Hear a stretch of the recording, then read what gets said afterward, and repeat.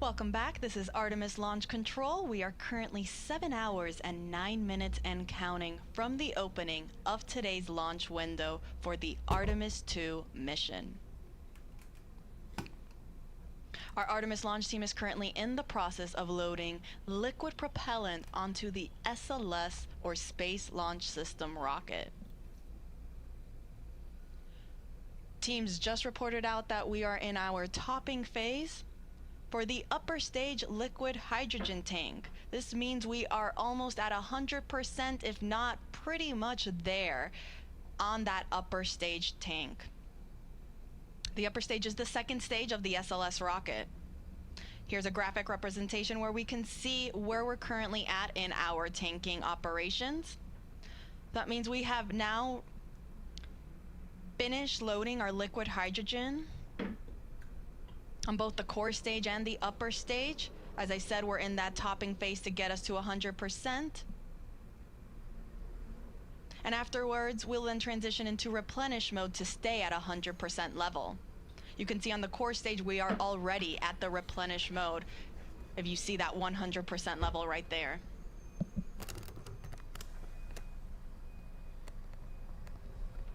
And we also just got confirmation that we are also in replenish for the upper stage liquid hydrogen tank. Now on the liquid oxygen side, we still have a little bit to go. We're almost there on the liquid oxygen tank for the core stage. You see roughly 92% of the way filled. And we haven't started our liquid oxygen propellant loading operations on the upper stage. Teams are getting ready to start chilling down that tank. Teams do this to make sure that all of the systems and lines are ready to receive these cryogenic temperatures. As you can see on your screen there, for hydrogen to stay in a liquid state, it must be negative 423 degrees Fahrenheit. Oxygen, meanwhile, is negative 297 degrees Fahrenheit. So these super cold temperatures, we want to make sure that the rocket is able to receive them without damaging any of the hardware on board. So we'll start with chilling down that liquid oxygen tank and lines before we actually start loading it onto the upper stage.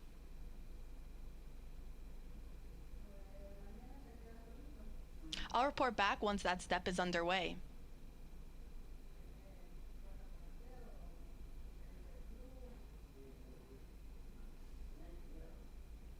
As a reminder, our launch window opens at 6:24 p.m. Eastern Time this evening.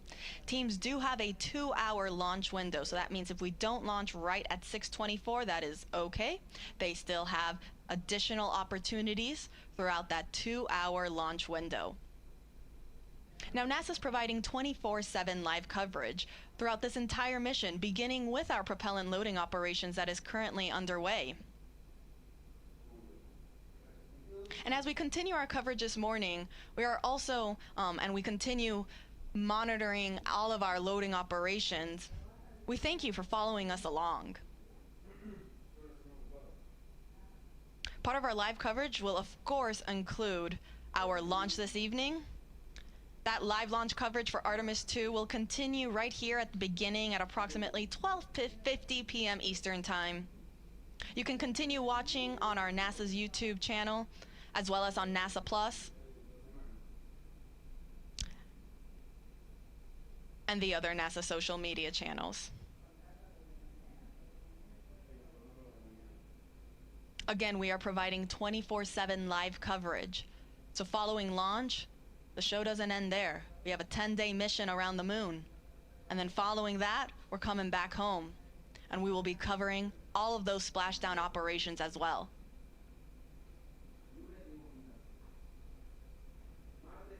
Artemis II is a test flight.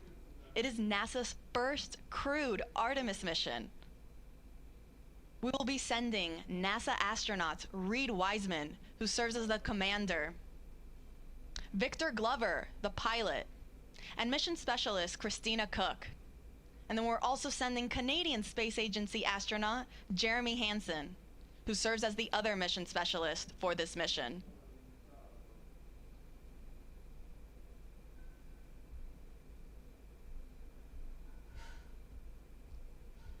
So to quickly recap, we are in replenish for both liquid hydrogen tanks on the core stage and the upper stage of our SLS or Space Launch System rocket. And we are getting very close to being almost all the way full on the liquid oxygen tank in the core stage.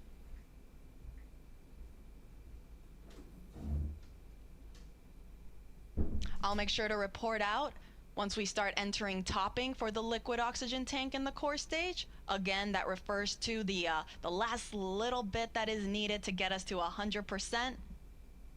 And I'll also make sure to let folks know when our chill down operations are in work on the upper stage liquid oxygen tank.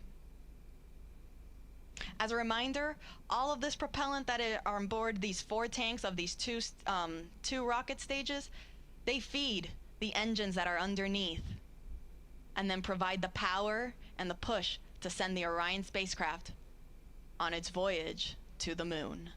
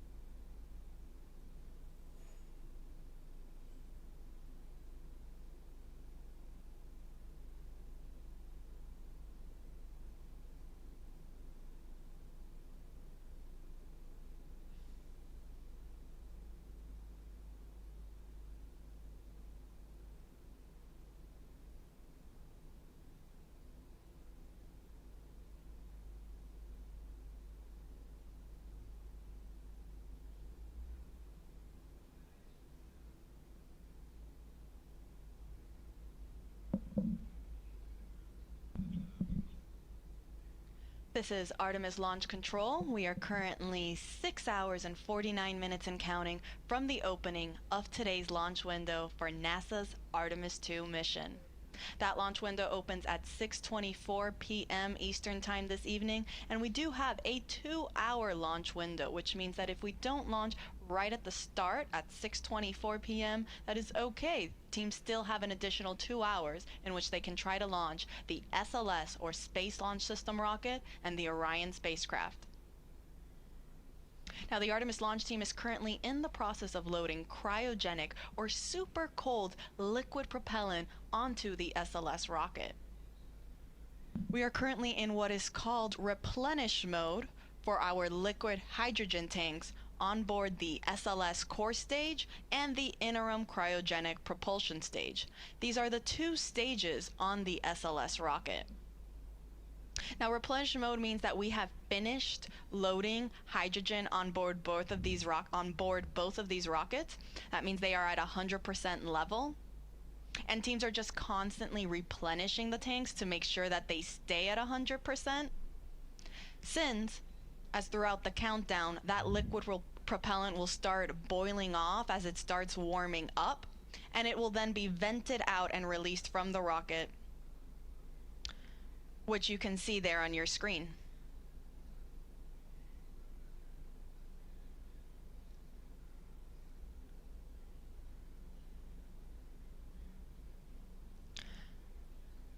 Now, on the liquid oxygen side, teams are now in topping phase for the core stage liquid oxygen tank. Topping is the in-between state of fast fill and replenish mode. Fast fill is where we spend the most of the time loading propellants. We load it at a much faster rate. Then once we reach a certain point, we will transition into topping to finish loading the tank to 100%. That is now where we are currently at in the core stage liquid oxygen tank. And following topping, we then transition into replenish. So we're in core stage liquid oxygen topping. We're in topping for the core stage liquid oxygen tank.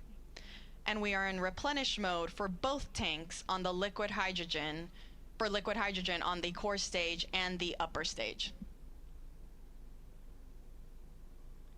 Now, meanwhile, on the liquid oxygen tank on the upper stage, teams just reported that they have now started chill down for that upper stage tank. This is the first step that is needed before we actually start flowing and loading that propellant on board. The reason this is done is to chill down the systems in line so they are ready to receive those super cold temperatures and not cause any potential damage to the hardware. For reference, oxygen needs to be negative 297 degrees Fahrenheit to be in a liquid state, and hydrogen, negative 423 degrees Fahrenheit. So very, very cold temperatures that the rocket is dealing with right now.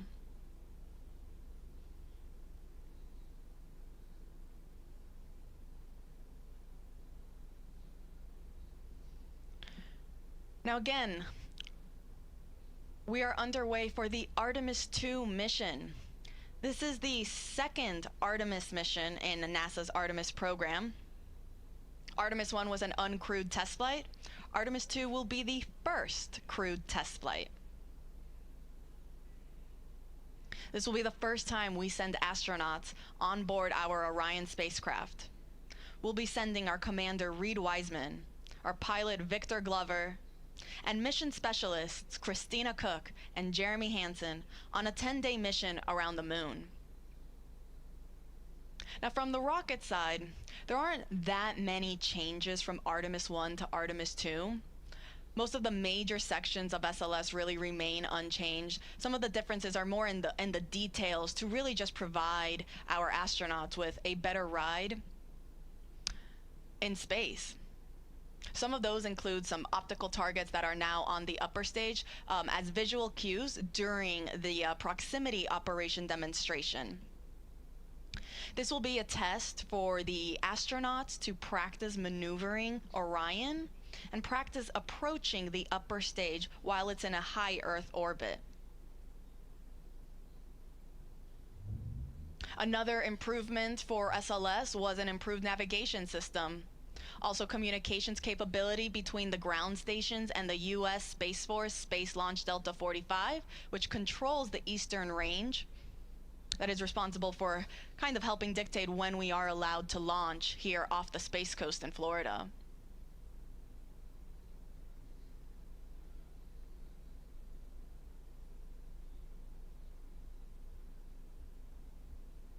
Now, all of the 4 tanks on the upper stage and the core stage, they feed the engines that are down below. At liftoff, the 4 RS-25 engines will operate for the first 8 minutes during flight. The 2 solid rocket boosters that are on either side, those operate for only 2 minutes, and they provide 75% of the power at liftoff.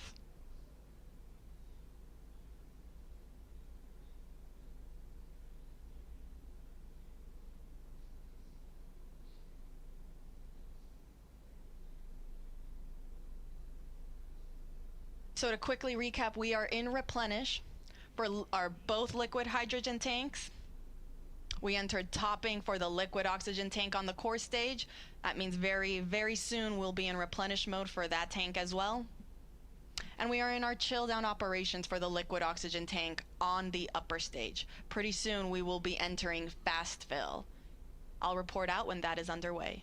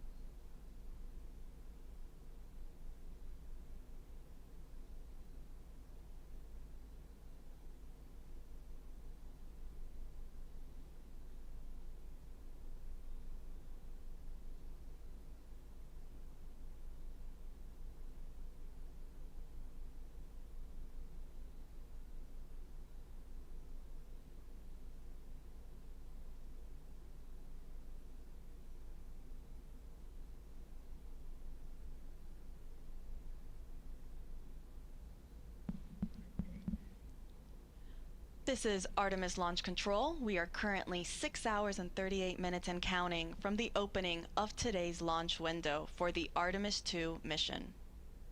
That launch window opens at 6:24 p.m. Eastern Time this evening, and teams do have a 2-hour launch window in which they can attempt to launch the SLS, or the Space Launch System rocket, and Orion spacecraft. The Artemis launch team is currently loading cryogenic or super cold liquid propellant onto SLS.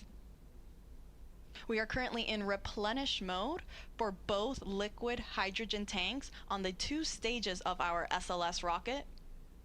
We're still in our topping phase on the core stage liquid oxygen tank. That means we're just finishing it up. You can see there it looks almost all the way full. And following that, it will enter into what is also into its replenish mode as well. The liquid oxygen tank on the upper stage, meanwhile, is now in fast fill. So that means all 4 tanks are now receiving propellant.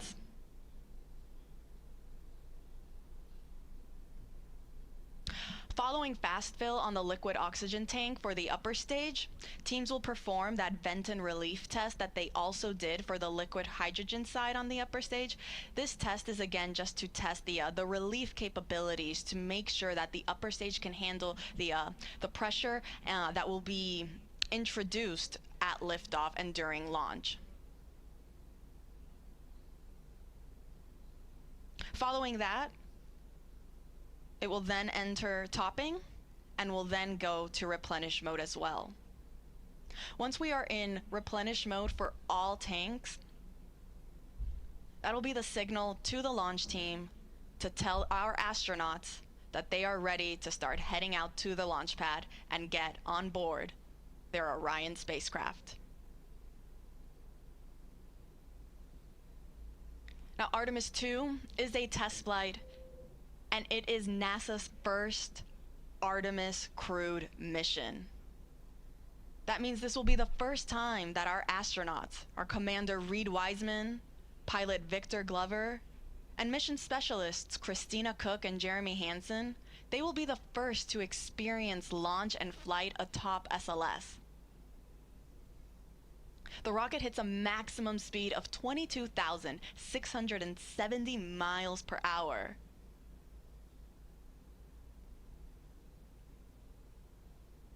And our astronauts will get to experience the entire ride.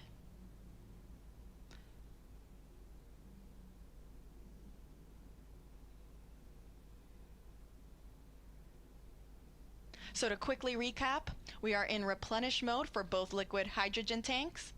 We are in topping, meaning we are finishing up loading liquid oxygen on the core stage. That is the first stage of the rocket.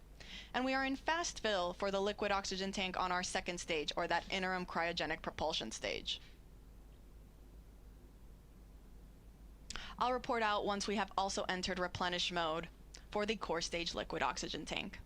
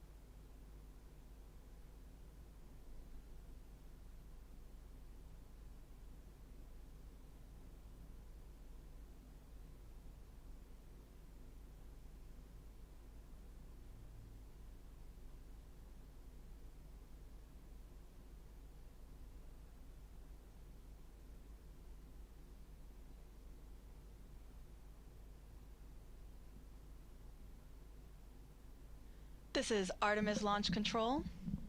We are currently 6 hours and 22 minutes and counting from the opening of today's launch window for the Artemis II mission. The launch team is currently in the process of loading cryogenic or super cold liquid propellant onto the SLS or the Space Launch System rocket. We're currently in replenish mode for both liquid hydrogen tanks on both the first stage and the second stage of the rocket. And then on the liquid oxygen side, we are in fast fill for the liquid oxygen tank on the upper stage. And then we are getting ready to get into our replenish mode for the liquid oxygen tank on the core stage. We are still in that topping phase, finishing loading the propellant tank to 100%, at which point then teams will transition into replenish mode as well, which just means that we are going to constantly be replenishing these tanks at 100% level. Now today's launch window opens at 6:24 p.m.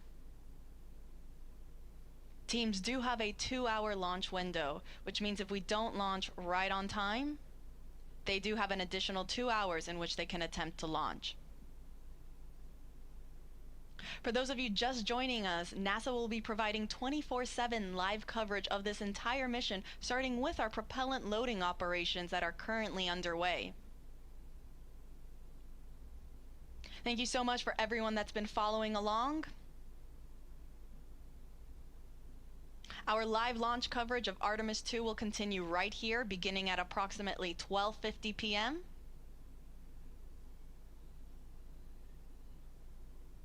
where the rest of my NASA commentators will be chiming in on how the rest of today's countdown goes. And we'll take you through the rest of the mission.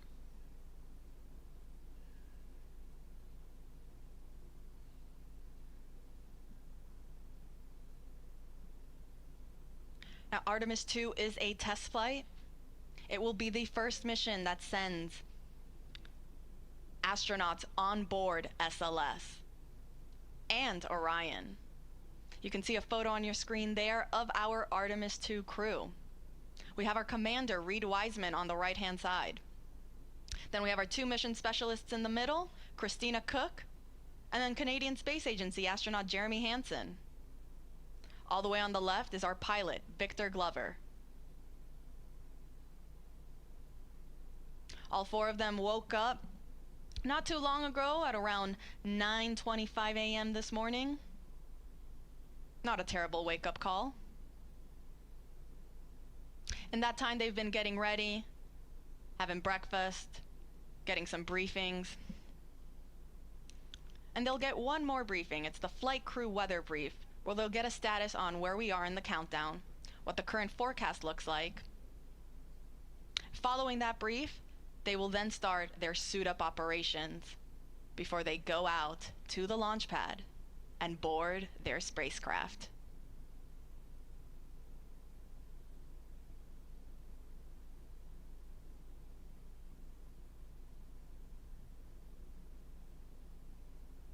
And teams did report that we have now entered replenish mode for the core stage liquid oxygen tank. So we are now in replenish for both liquid hydrogen tanks on the core stage and the upper stage. And we are also in replenish mode for the core stage liquid oxygen tank. On the upper stage liquid oxygen tank, meanwhile, we are still in fast fill. And I'll report out once then we transition from fast fill onto the next step, which will again be that vent and relief test. This is pressurizing the upper stage tanks with heliums to test the relief capabilities of the tank pressure to make sure that it can handle that capability during flight. Following that test, teams will then start topping on the liquid oxygen tank, and will then, after topping, will then transition into replenish mode as well.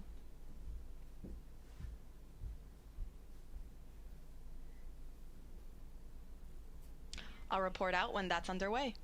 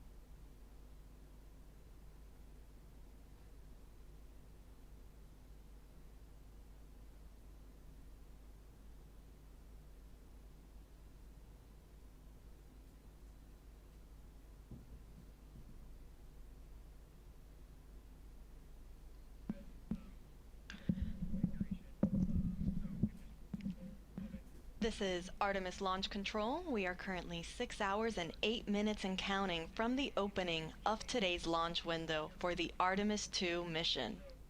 Now, the launch window opens at 6:24 p.m. Eastern Time this evening, and teams do have a 2-hour launch window, which means that they have 2 hours in which they can try to launch the SLS, or the Space Launch System rocket, and Orion spacecraft that will send NASA astronauts Reid Wiseman, Victor Glover, Christina Koch, and Canadian Space Agency astronaut Jeremy Hansen on a 10-day mission around the moon and back. Now, the launch team is currently in the process of loading cryogenic or super cold liquid propellant onto the SLS rocket. The propellants that are used to power SLS are liquid hydrogen and liquid oxygen. We are currently in our replenish phase for both liquid hydrogen tanks on the two stages of the rocket. That is both the core stage and the interim cryogenic propulsion stage. Replenish mode just basically means that now these tanks are at 100% level, and teams are going to constantly be replenishing them as they start to warm up and boil off. You can see some of that gas that's being vented off the rocket there. That's normal. Teams totally expect to see that, and because of that, we have then a replenish valve to constantly be replenishing the tank with that liquid propellant, so we make sure that we are 100% level and we're not losing any propellants in the tank. The reason that you see some of that venting happening is because as we get throughout the countdown and the temperatures start to rise, that liquid propellant will become a gas, and so it'll start boiling off and then it'll vent outside the rocket. Hence the need for a replenish valve. So we are in replenish for both liquid hydrogen tanks. We are also in replenish for the core stage liquid oxygen tank. And we are in fast fill for the upper stage, or that interim cryogenic propulsion stage, liquid oxygen tank. Now, fast fill is the main portion of our propellant loading operations, where teams are actively loading that propellant at a much faster rate. Now, following fast fill, teams transition into what is called topping. As the name suggests, it just means to top off the tanks. And then following topping, we enter what is replenish. So once we are at replenish for the liquid oxygen tank on the interim cryogenic propulsion stage, we're going to enter what is called all stages in replenish. This means that all 4 tanks on the SLS rocket are fully fueled, and our astronauts are ready then to go and head out to the launch pad when they get the go from our launch director, Charlie Blackwell Thompson.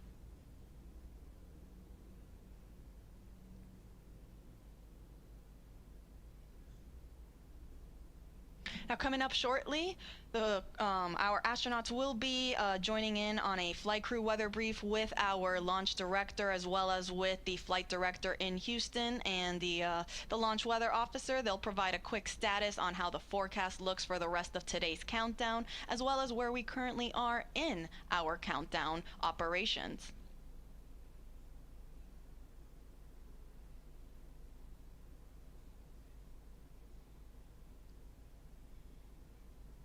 A little earlier, the launch weather officer did let our launch director know that we might get some showers in about 2 hours. However, there is no lightning threat, and they will plan on discussing this again during the flight crew weather brief. Currently, teams are forecasting 80% go for weather conditions during that 2-hour launch window.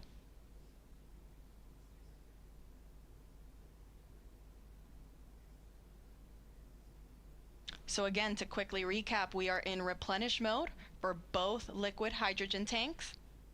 We are also in replenish mode on the liquid oxygen tank on the core stage. That is the first stage of the SLS rocket.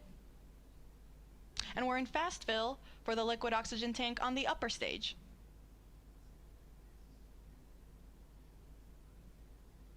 I'll report out when we have transitions from fast fill and onto topping.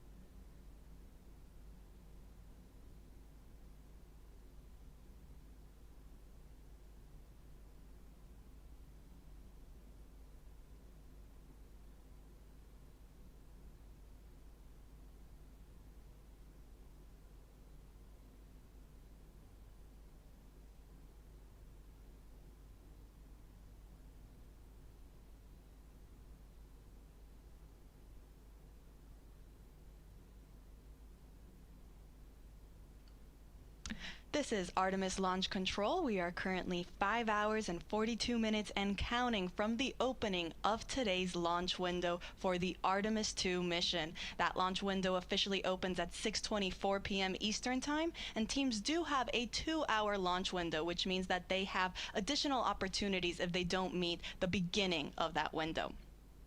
Now joining me is Artemis Launch Director Charlie Blackwell-Thompson. Charlie, thank you so much for taking the time to speak with us today. Oh, you're more than welcome. It's great to be here, Tony. It sure is. Now we know that you just conducted a flight crew weather brief with our astronauts as well as teams and mission control and our launch weather officer. Do you mind providing us kind of how that went and what we can expect? Yes, the weather brief went really well. What we do during that weather brief is we give the flight crew a summary of where we are in our tanking, what's left, and of course we have our core stage and our upper stage fully loaded with LH2, and we're in replenish, and we are just finishing up our LO2 or liquid oxygen load into the upper stage. We provided that status along with any non-conformances that the crew might be interested in, and then we went through the weather. And so our weather from our launch weather officer remains at a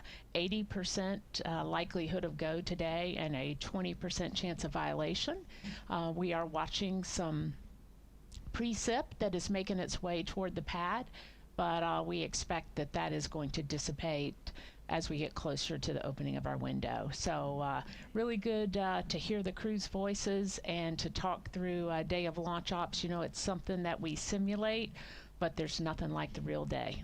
Absolutely, I can only imagine, and it's great news to hear that we are still 80% go. Those are very, very favorable conditions. Let's hope it stays that way. You mentioned we're getting closer to reaching what is called all stages in stable replenish.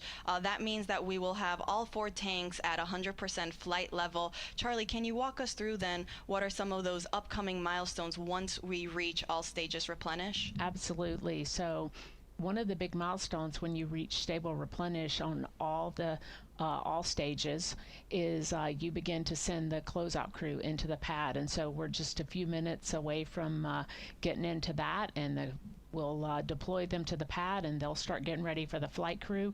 And then of course shortly after that is the exciting milestone of seeing the crew walk out of the operations and checkout building and make their way to the pad. And that's certainly something that we've been waiting a very long time to see. It's going to be very exciting, I think, certainly for our team. It'll be exciting for our country, and it'll be exciting for people all over the world who are watching our crew head to the pad, knowing that we are just about 5 hours or so from launch. You couldn't have said it any better. This is very exciting for the entire world. We cannot wait for that moment when we see our astronauts depart their crew quarters and head to the pad. Charlie, thank you so much for taking the chance to speak with us today. We are rooting for you. We're wishing you the best of luck in today's countdown, and we'll let you get back on console. All right. Thank you, Tony. Appreciate the opportunity to chat with you, and go Artemis. Go Artemis. All right, so to quickly recap, we are in replenish mode for both liquid hydrogen tanks, and we are getting ready to also hit replenish mode on the liquid oxygen tanks for both of those. We will report out when that is underway.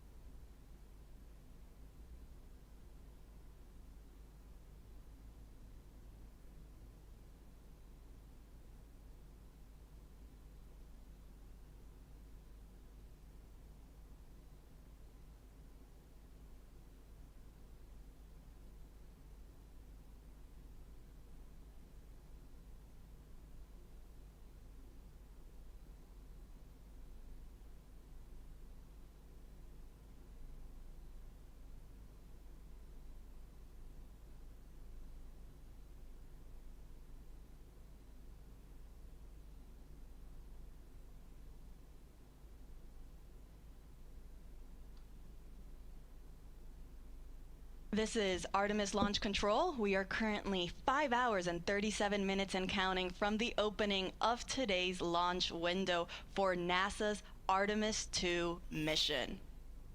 Now, the launch team is currently in the process of loading cryogenic or liquid propellant onto the SLS rocket. You see our launch team there in Firing Room 1, and you actually can see our NASA administrator, Reid Wiseman. He just joined the room to greet our launch director, Charlie Blackwell Thompson, and our assistant launch director, Jeremy Graver. Now, to quickly recap, we started our propellant loading operations at 8:35 a.m. Eastern Time. That was after we had chilled down the core stage systems lines, and after we had been given the go from our launch director to start our tanking operations. So after 8:35, we started again slow fill. A little bit after that, at 9:25, our astronauts got their scheduled wake-up call. Following slow fill on the core stage, we then transitioned into fast fill. Once we were in fast fill for the core stage, we then started our upper stage loading operations. We started first with hydrogen. Started chilling down the liquid hydrogen tank on the upper stage at roughly 9:36 a.m. and then we got into fast fill at 9:51 a.m. Following that, we entered then our topping phase on the core stage liquid hydrogen tank. Topping refers to finishing off that last little bit to get to 100%, and then we transitioned into replenish. We did the same thing for the core stage liquid oxygen tank, as well as for the liquid hydrogen tank on the upper stage. Now all that's left is to enter replenish mode for the liquid oxygen tank on our upper stage, and we will enter what is called all stages replenish. This means that now all 4 tanks will be at 100% level. Once we reach this stage, this will be the signal for our launch team to let our astronauts know that they have the clear to enter the launch pad and go and enter their spacecraft. As a reminder, NASA is providing 24/7 live coverage of this mission. We started this morning at 7:45 a.m. and ran you through our tanking loading operations, and we will continue to do so throughout the rest of today's launch countdown. We will be beginning our live coverage in just a few minutes for that launch, and the rest of our commentators will make sure to take you along through today's countdown. You can see on your screen there how to watch.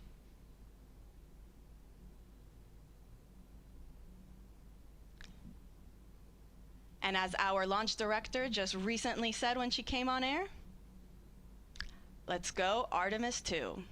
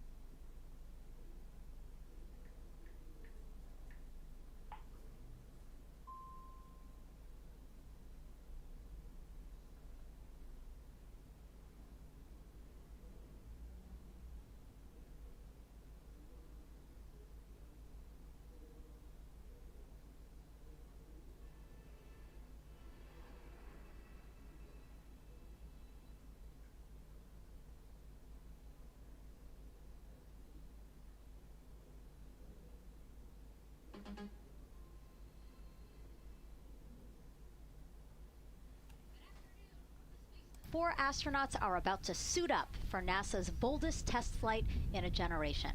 This crew could be the first humans to journey around the moon in more than half a century. The Artemis II mission is a test mission of the Orion space capsule. Artemis II will be the first time we put humans on this rocket. We're going back to the moon because it's the next step in our journey to Mars. We were always going to the moon. Pushing ourselves to explore is just core to who we are. That's a part of being a human. And liftoff. We shall return. Continuing to test out every bit of Orion. Coming back to Earth, 7 miles a second. When humanity sets big goals, we can bring together genius from around the world. You have the best people on planet Earth putting this vehicle together. That's what's up. To innovate for the benefit of humanity and to inspire the world through discovery. And here we go.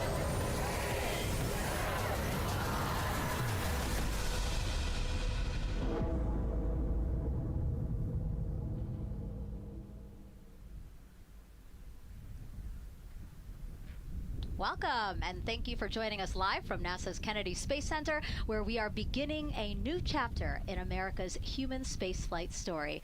We are so humbled to have thousands of people here in person to witness this, and the many more watching online from around the world. I'm NASA's Megan Cruz, and this is NASA astronaut Nicole Ayers. Thanks, Megan. What a historic day to be here. What a historic day to be here. Obviously, for what we see right behind us here, the SLS rocket and Orion spacecraft on launch pad 39B. Artemis II is a nearly 10-day flight test to prove NASA can safely fly astronauts around the moon before attempting to land on it in just 2 years, hopefully. Yes, like you said, it's a test flight, so we're going to put humans on this rocket for the first time ever, and we're going to test out the systems on board and hopefully get around the moon. And why does NASA want to return us to the moon? Man, we want to go back for scientific discovery, right? We want to create a permanent presence on the lunar surface. We want to be able to harness some of the volatiles or the resources on the moon in order to get us onto Mars later. So we're going to use the moon as a stepping stone to get to Mars, but also we're going to use the moon to learn so much about Earth and about the creation of the solar system. The moon is this untouched witness mark for the Earth and the solar system. And what I really love is all the things that we do to get us to explore our universe, all of that technology, all the jobs created to support that, it all benefits us here on Earth. Yes, definitely. I mean, getting this rocket into orbit takes, 8.8 million pounds of thrust, right? And it's the people on Earth who do that and who create that, the engineers, the scientists. There are so many people who make this mission happen.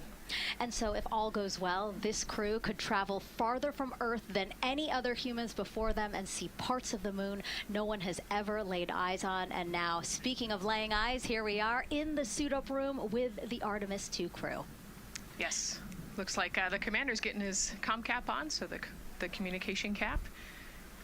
Looks like Victor's already got his on and the helmet going. He's just stretching out his wrist a little bit, right? Yes. And in charge of liftoff today is Launch Director Charlie Blackwell-Thompson. She and her team are just across the street from us inside of the Launch Control Center. They kicked off continuous around-the-clock operations just before 5 p.m. on Monday and started fueling the rocket about 4 hours ago. They have a 2-hour launch window that opens at 6:24 p.m. Eastern Time, which our clock in the upper left-hand corner is counting down to. And, we just heard from Charlie Blackwell-Thompson in our tanking coverage, which was the broadcast just before this one kicked off. And basically, she said weather is 80% go. Yes, 80%, we will take that. It's a little windy. There's some clouds building, but we're going to keep an eye on it, and 80% is a good number to keep moving today. Yeah, and what she said was a wave of showers are moving west, but they should be well past the pad by the time we launch again. Hopefully at 6:24 p.m. today. Hopefully. All right, so again, let's head back into that suit-up room. We see Reid Wiseman. He is the commander of the Artemis II crew, and Nicole, he is putting on what you guys are calling the communications cap, the comm cap. Yes, so it's a little bit for protection of his, of his head there, but also you can see the mic booms, and he's got ear cups there so he can hear, the rocket's loud. So you're going to wear hearing protection, but then we also want to be able to talk to Earth and talk to each other. So they're getting that settled, and then he will put the helmet on over that comm cap. That comm cap will also connect into the suit, which then eventually connects into the capsule. through an umbilical there. So there's a lot of cords and wires. You can see them tuck in that cord under his chin right now. And so the suits they're wearing, they're called the Orion Crew Survival Suits, or OX suits.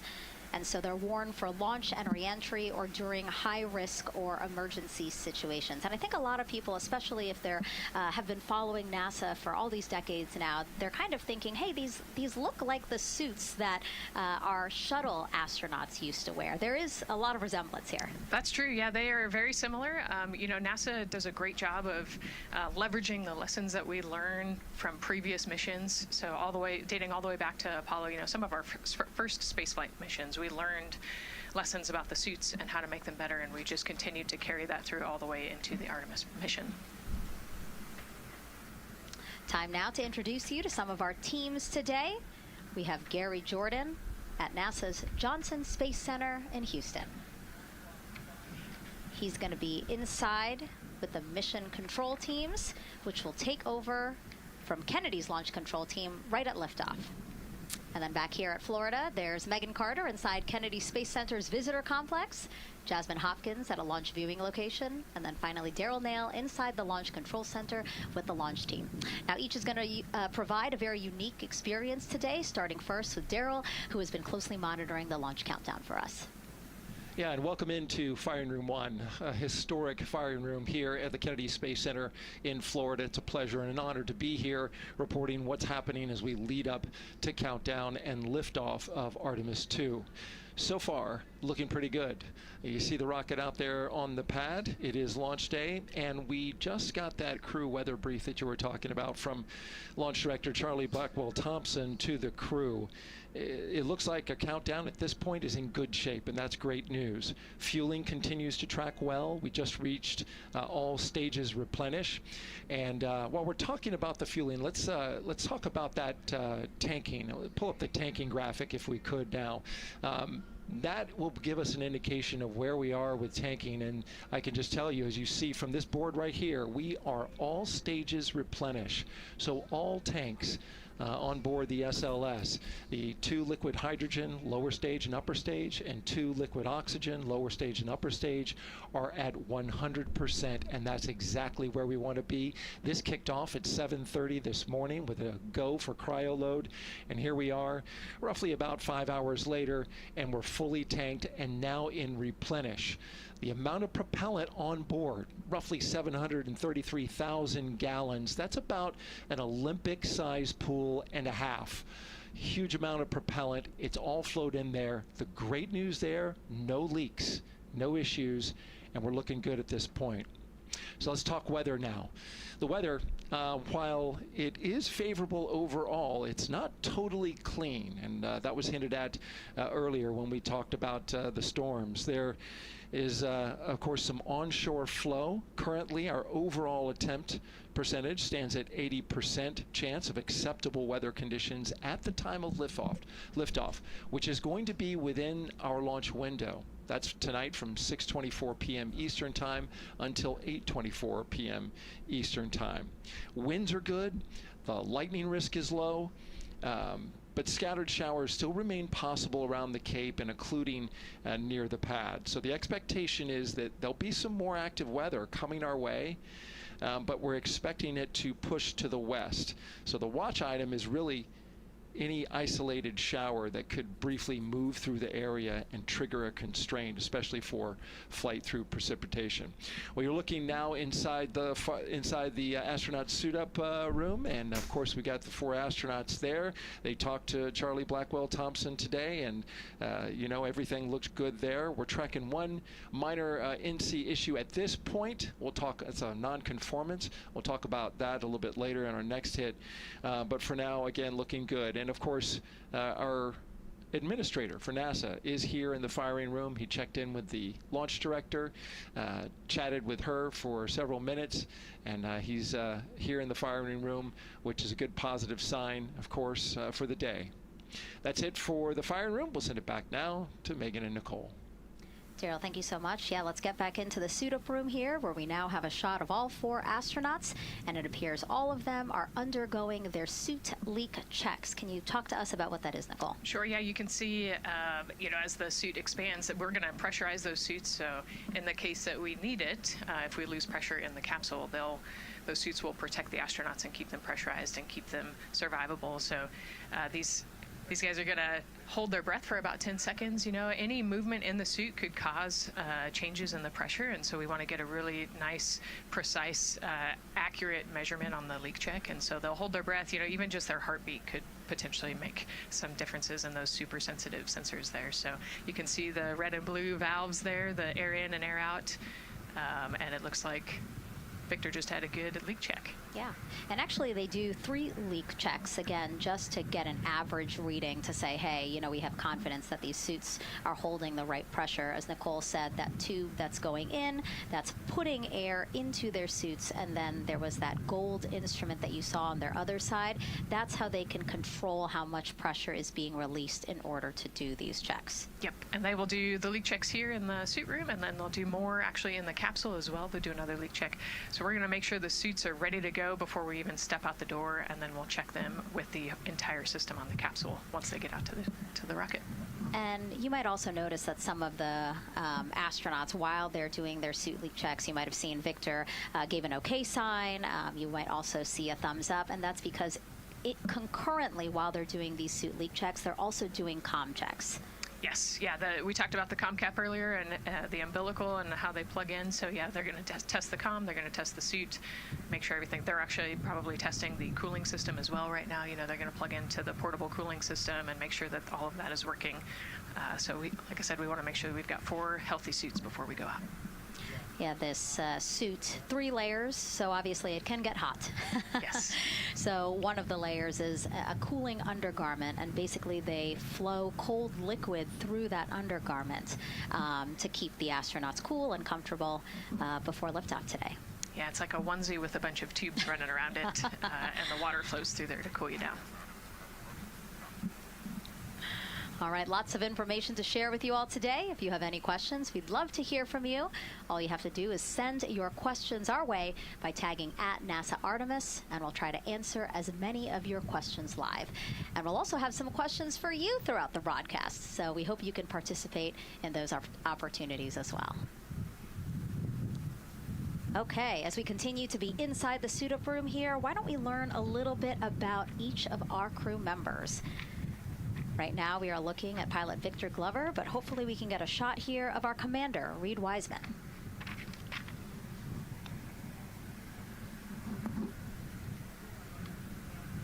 Now, Reid Wiseman is a Baltimore native. He's been in space once before as flight engineer for Expedition 41 aboard the International Space Station from May through November 2014.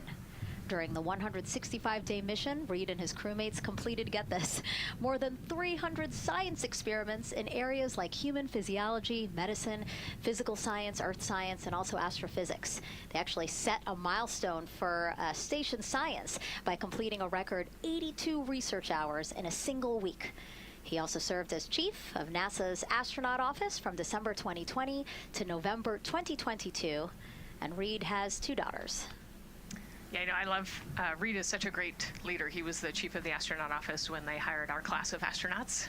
And so, I think I have to publicly thank him for my job here today. But yeah, he's a family man, he's a good leader, and he's a great pick for the commander of this mission. Yeah, I think, in talking through some of his other accomplishments, obviously he has leadership qualities that makes him prepared for commander of Artemis II.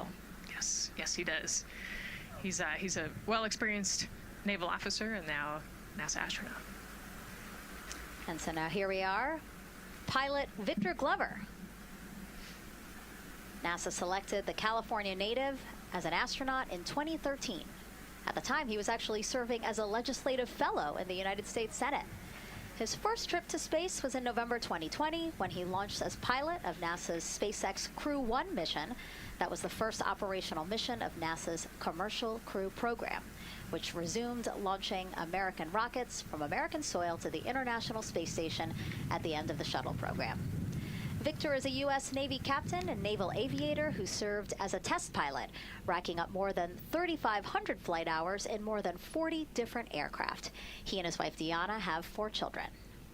Yeah, 4 children, a lot of energy, but that checks, right? Because when I think of Victor Glover, I think of a lot of energy, smart guy who's always excited and ready to go. And there you go, he's smiling in the suit room this morning. Oh yeah, he's a great guy. All of them are. This whole entire crew. They're just a good group of human beings, of leaders, of friends, family. You know, I have never heard anybody say anything bad about any of these 4. They're all so well accomplished, and they're also deserving of this opportunity to return to the moon. Yeah, and they're also humble, right? They're just standard humans going to the moon, but you would never know that when you talk to them in a normal conversation. And so it looks like Christina here has completed her suit leak checks as well, her communication checks too. Yep, they've already got her gloves off. They're getting ready to kind of hang out and relax a little bit, I think, before they walk out. She is a mission specialist for this mission, native of Grand Rapids, Michigan. Was selected to the astronaut corps in 2013, so actually same class as Victor. She served as flight engineer on the International Space Station from March 2019 to February 2020. And during that time, Koch set a record for the longest single space flight by a woman with a total of 328 consecutive days in space. She also participated in the first ever all-female spacewalk. And before becoming an astronaut, Christina helped build space science instruments and led scientific field work in some of the most remote environments on the planet. Her hobbies include surfing, rock climbing, community service, yoga, travel, and photography. Again, so much. When does she find the time? That's a great question. You know, one of the things I love about Christina is that she's broken records and she's achieved all these milestones. But one of the things that she talks about is, you know, she just wants people to set goals and go work hard and do something that's meaningful to you. And she really hopes that her records are broken as soon as possible. She does it for her family, and she'll talk about all of her nieces and nephews quite a bit. So just, again, another example of just a humble human who's got a great support system in her family and excited for the mission. Yeah, she's always saying that she just wants the opportunity to push people farther, to push humanity farther, see what we can accomplish together. So, yeah. Again, all 4 of them say that. They're really in tune on what they think or what they feel like their role is in this mission. Yeah, I think their legacy is going to be, you know, providing the shoulders for others to climb on. Mm-hmm. And last but not least, first-time flyer, Canadian Space Agency astronaut Jeremy Hansen will fly to the moon as a mission specialist on the Artemis II mission. The London, Ontario native was selected as an astronaut in 2009. After that, he worked as Capcom at NASA's Mission Control Center in Houston. Capcom stands for Capsule Communicator, and that's the sole direct voice communicating with astronauts in space. He also participated in training exercises such as living on the ocean floor off the coast of Florida to simulate deep space exploration for 7 days. In 2017, he became the first Canadian to lead a NASA astronaut class. He also enjoys getting out on a sailboat, rock climbing, and mountain biking. Jeremy and his wife Catherine have 3 children, and he actually got to hang out with them over the weekend. So the crew arrived here for launch at Kennedy Space Center on Friday, and then their family members arrived Saturday. Yes, yeah. They, as long as their family can quarantine with them, then they will stay, you know, quarantined in Houston, and then they all fly down to Kennedy Space Center, and then you get to spend the last few days with your close family and friends. We actually do a behind-the-glass visit with some of those other maybe extended family members that couldn't quarantine with you. But yeah, it's a quaint time here once you get to Kennedy Space Center. A great sign here, all 4 astronauts have removed their helmets, and that indicates again that all 4 have completed suit leak checks. And so, Nicole, what they're doing now is they have these pockets on their forearms. That's just somewhere where they can put personal items that they might want, right? Yeah, just kind of stowage pockets. You know, there's always something that you might need or want while you're in the capsule, and then also last-minute personal items if you want to put a couple things in there. So everybody kind of has their own unique stash in their pockets. And then another pocket has emergency equipment that they might need, right? Like a signaling mirror, things like that. Right, yeah, the suit is basically all in one. You know, it's got the oxygen bottles there on their right legs. You'll see in a different shot, they've got pockets with survival gear in it, and that is to keep them safe. So if they had to egress the capsule, either from the launch pad or from the water, then they will have all of the survival gear with them. They'll have about 10 minutes of oxygen as well from that bottle so that they can get to safety quickly and safely. We are now 5 hours, 3 minutes and counting from the opening of our 2-hour launch window, and we have our first questions from social media.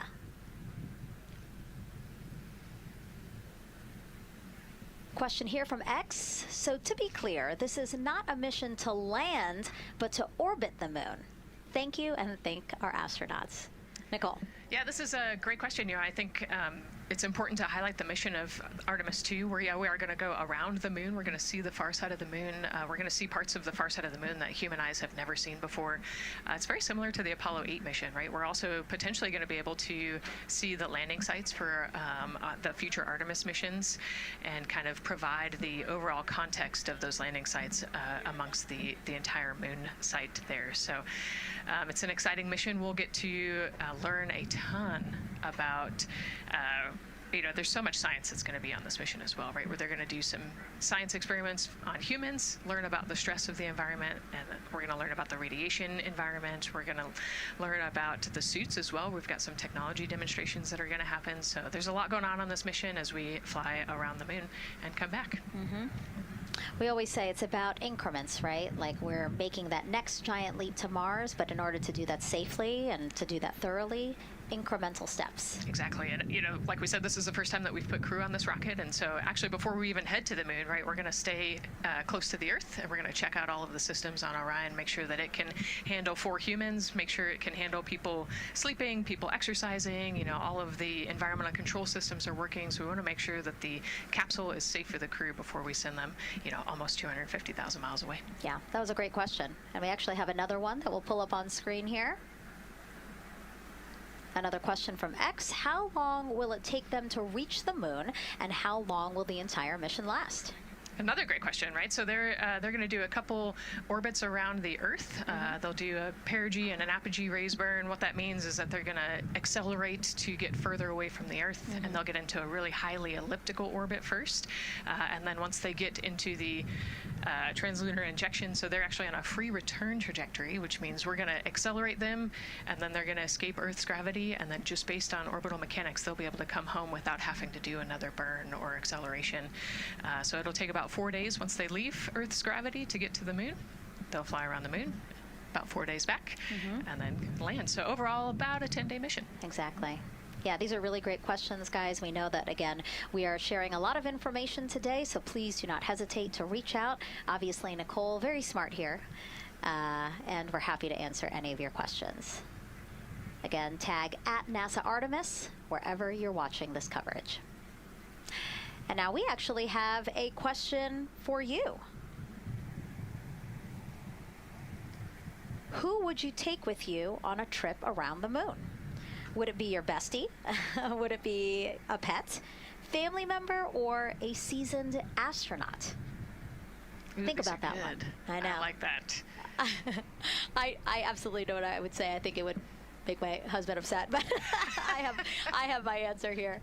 But we'd love for you to go to NASA's Instagram or Twitch accounts to vote. Again, who would you take to the moon with you? Bestie, pet, family, or seasoned astronaut? Try to go vote, and then we will share your answers soon.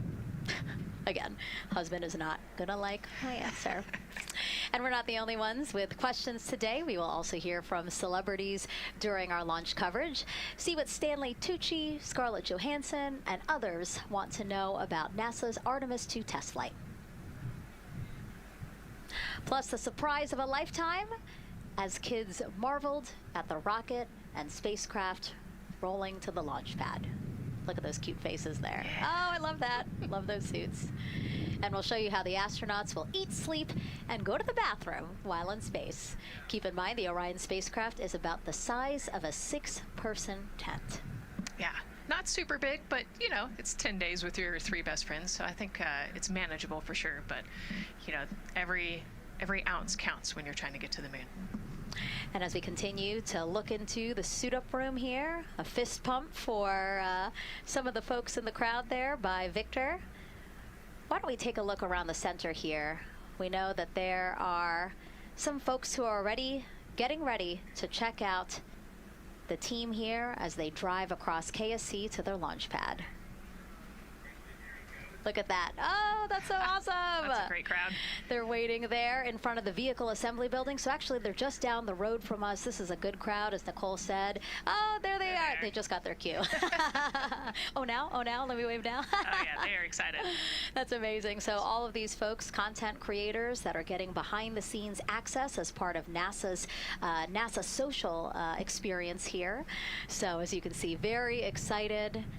The crew will get into their convoy and drive past them here pretty shortly. Yeah, what an amazing way to share the Artemis story, right? By inviting these social media experts out to share the story as they drive by. All right, again, let's take a look at the clock. 4 hours, 58 minutes and counting from the opening of today's 2-hour launch window. So why don't we check back in with Daryl with the launch team. Megan and Nicole, and inside Fire Room 1, I'm listening to Launch Director Charlie Blackwell Thompson greet the Ascent crew who just came on console over there at Johnson Space Center. So good to have the mission control team jumping on with us. So far, the launch team here in the firing room has had a really good morning. Really smooth tanking that kicked off at 7:30 a.m. this morning. They got to all stages replenish just before 1:00 p.m. Eastern time, and it was an incredibly smooth tanking.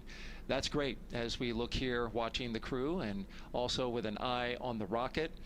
Weather, of course, we've talked a little bit about that. It's favorable overall, 80% go for our 2-hour window between 6:24 p.m. and 8:24 p.m. We don't have an exact T0 right now because that's going to come to us closer when we get closer to launch, roughly about 20 minutes before liftoff. But it's going to be within that window and towards the beginning, provided everything continues to go smoothly along the timeline. And so far, that's been the case. I mentioned that there was a small issue in my previous live hit. That actually was incorrect. There was no issue. I've gotten the good data now that I'm on the headset and listening into the loops.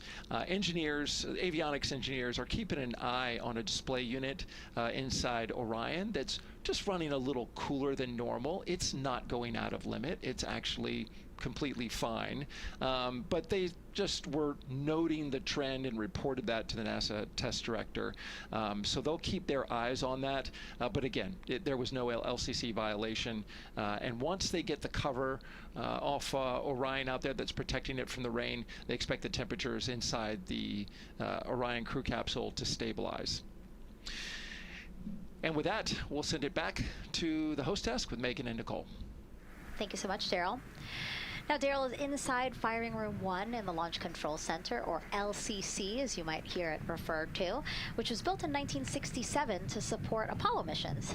In fact, Apollo 11, the mission that landed on the moon in 1969, that was called from the exact same firing room. NASA then upgraded the LCC to support shuttle missions, and now Artemis. You can see there a shot from when we supported shuttle. Now with Artemis, the primary launch team for today is in Firing Room 1, but there is actually support staff in Firing Room 2 as well. And together they will propel this ambitious test flight off Earth.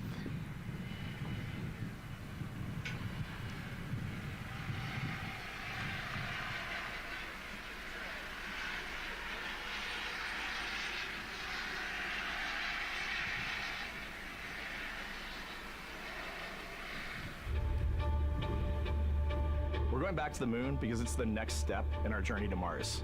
We need to go explore the moon. There's vast regions of unexplored areas with the coldest, darkest places in our solar system.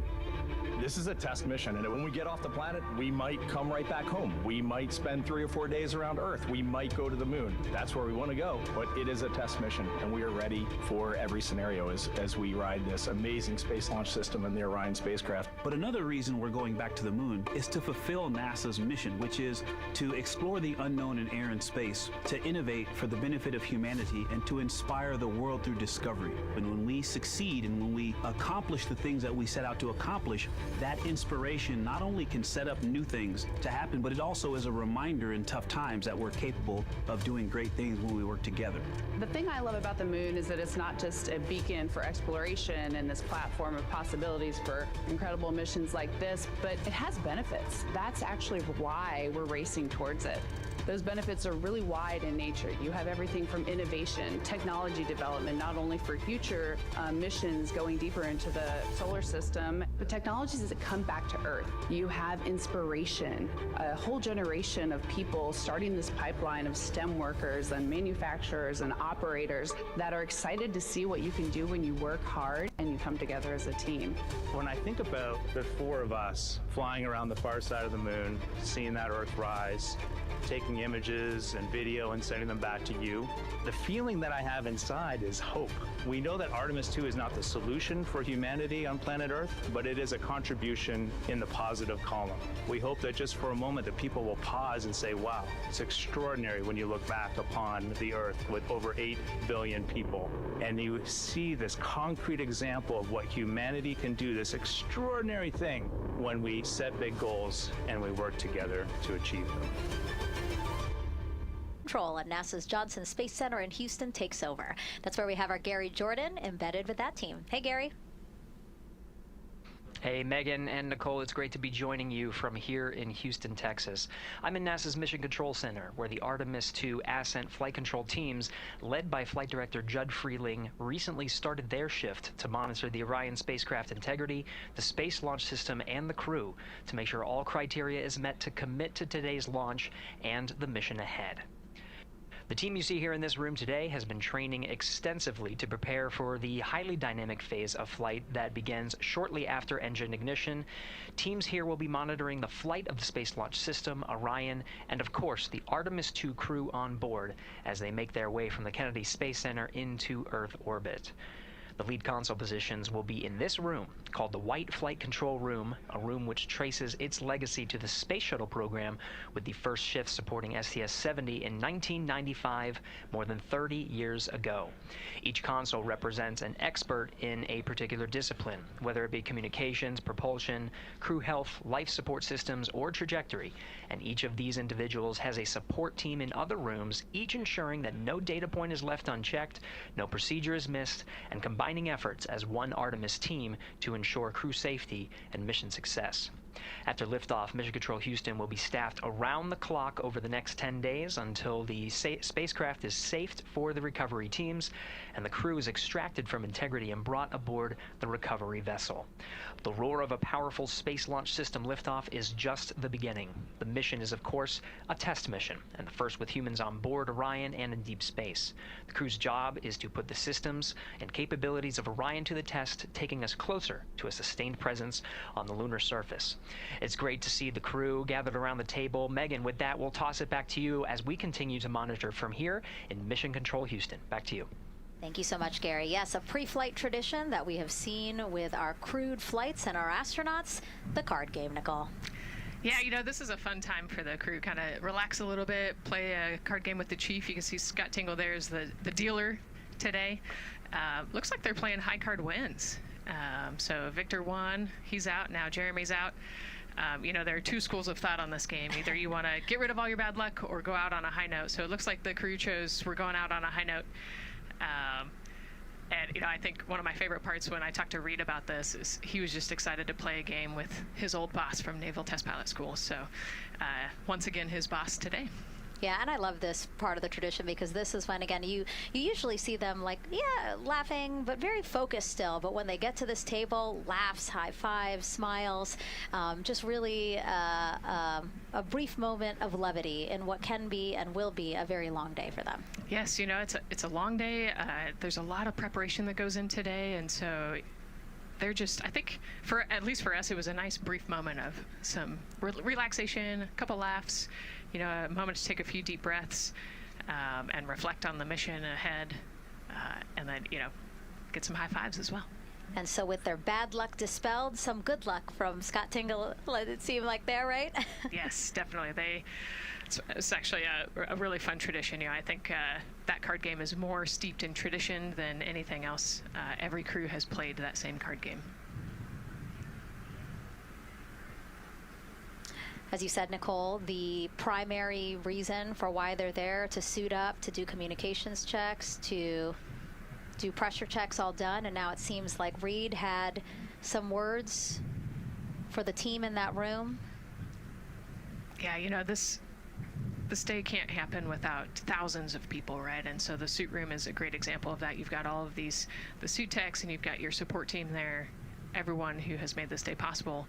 You know, they've been working with the suit team for years at this point, getting ready. So some fist bumps to the group. Again, the suit team are the folks dressed up in those white, very snazzy outfits.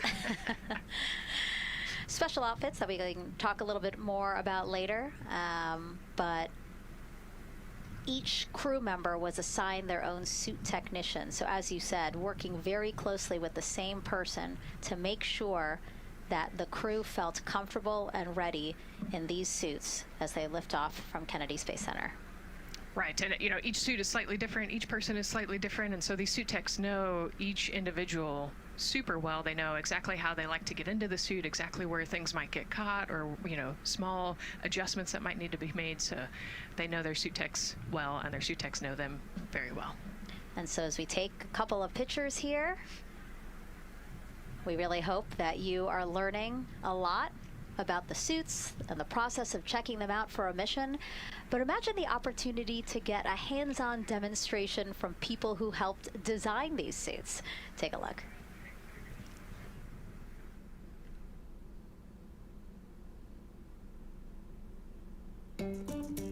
Anyone want to try on one of the gloves? I love showing the kids the suit. I love how excited they get about space. Oh! So that would be... It just goes in there? We got to bring some stuff for them to actually put their hands in, and some of them were very excited because they want to be astronauts when they grow up. I would love to be an astronaut. That would be incredible. I'd like to be like an engineer that like maybe designs the suits. Whether it's the palm, the orange color, every aspect has an important function for our astronauts in space. It's going to be amazing seeing astronauts up close to the moon again. And that was a special event at Johnson Space Center. What we just saw there, obviously a big part of why this mission is so important to NASA, really just an opportunity to inspire everyone, especially kids, right, Nicole, to dream big and be curious. Oh man, yeah, the kids are so important, right? I love talking to kids. You know, they are the future of spaceflight. They are the Artemis generation. And, you know, if we could just inspire even one of them to go on to be a scientist or an engineer or maybe even an astronaut someday, that's a win. And now let's turn our focus to the rocket for a little bit. Powering liftoff will be, again, NASA's Space Launch System rocket right behind us. And to learn more about SLS, let's go to Megan Carter, who's at Kennedy Space Center's Visitor Complex at an exhibit dedicated to Artemis and the future of spaceflight. That's right, Megan. I am so excited to be over here at the Visitor Center, but not just because of launch. I get to introduce you to the moon board. This is obviously a very complex mission, lots of moving parts and pieces, so the moon board is going to allow me to break some of those things down for you just a little bit more in depth, starting with that SLS rocket. Now, the SLS, or the Space Launch System, very big, very powerful. It is going to be producing 8.8 million pounds of thrust at launch, and like I mentioned, very large. As you can see here, going to stand about 322 feet tall with Orion there on top, just a little bit taller than the Statue of Liberty. Now, there are many components that make up this rocket, so I'm going to point out just a handful that you're going to hear about a lot throughout this broadcast, starting with our boosters. These two twin solid rocket boosters are going to be very powerful. They are going to burn for the first 2.5 minutes of flight, and each one is going to stand 17 stories tall. They weigh in at about 1.6 million pounds each. Now, I am going to jump back out and I'm going to show you a little bit about our core stage. That's going to be known as the backbone, essentially, of our rocket, and it is made up of around 5 components, starting with this engine section down here. This engine section is where our 2 propellants are going to be funneled down through our pipelines, and they are going to be mixed at 2 different temperatures, very complex processing, and they are then going to go on to feed that fuel to our 4 very powerful RS-25 engines. These are going to produce about 500,000 pounds of thrust each at launch, and they will burn for 8 minutes. All right, now jumping up here, we are going to take a look, because I just mentioned those propellants. Obviously, we do need fuel, and that is why we have around 535,000 gallons of that liquid hydrogen. That's approximately about the same amount that you could fill an Olympic-sized pool, just to give you an idea. And then we're also going to have that liquid oxygen, and like I mentioned, there's going to be about 200,000 gallons for that one, and they are going to be funneled down through those lines that you see here on the side. All right, jumping up real quick, this is going to be our upper stage. That is where our core avionics are going to be stored, essentially the brains of the spacecraft. And then jumping out super quick, let's see if we can zoom in here, and we can. Those propellants I talked about are going to be stored at cryogenic temperatures. That means thousands of degrees below Fahrenheit, so they have to be kept very cold. And that, all those bumps and ridges there that you see, those are actually going to be an insulation spray that's going to help keep that rocket nice and cool, keep the propellants ready to go, and get us set up for success. Now, obviously, that was a very quick overview of our rocket. I have so much more to show you here on our moon board, but for now, I'm going to turn it back over to you, Megan. Thank you, Megan. A very impressive demo of the moon board, but also an impressive system, obviously. She mentioned 4 RS-25 engines on the core stage, and actually we have one right behind us here, used during the shuttle program, and I got to get a closer look at it with Space Launch Systems Engines Deputy Manager Philip Benefield. Okay, so Philip, in terms of size, shape, and function, what we see here behind us, exactly what we see on the pad. Absolutely, Megan, absolutely. So this is the RS-25 engine. Impressive. We have 4 of these on the bottom of the SLS rocket to propel the SLS rocket in Orion into low Earth orbit. And we've been seeing views of the pad throughout this broadcast, but you mostly only see the bell here. What's happening over here? Right, so this is generally what we call the power head section of the engine. So the purpose here is that it takes in the propellants from the vehicle tanks, the liquid oxygen minus 297 degrees, super cold stuff. The liquid hydrogen even colder, minus 423 Fahrenheit. There's 4 turbo pumps on the engine that pressurize that propellant up to 9,000 psi in areas. It is all directed into the main combustion chamber, where it is burned into hot gas that then is accelerated out the nozzle to produce thrust. When you say hot gas, what are we talking about? We're talking 6,000 degrees Fahrenheit gas. Wow, so we're talking really cold as liquids coming in to the combustion chamber, and then it comes out as really, really hot gas. How do you design, how do you engineer something to control both extremes? Absolutely, it's very technically challenging. One of the main things here with the nozzle is that since you have the 6,000 degree Fahrenheit gas coming out, you have to cool that nozzle so it doesn't melt. And so the way the nozzle is constructed with these 1,080 coolant tubes. And so each of these coolant tubes flows a small amount of hydrogen.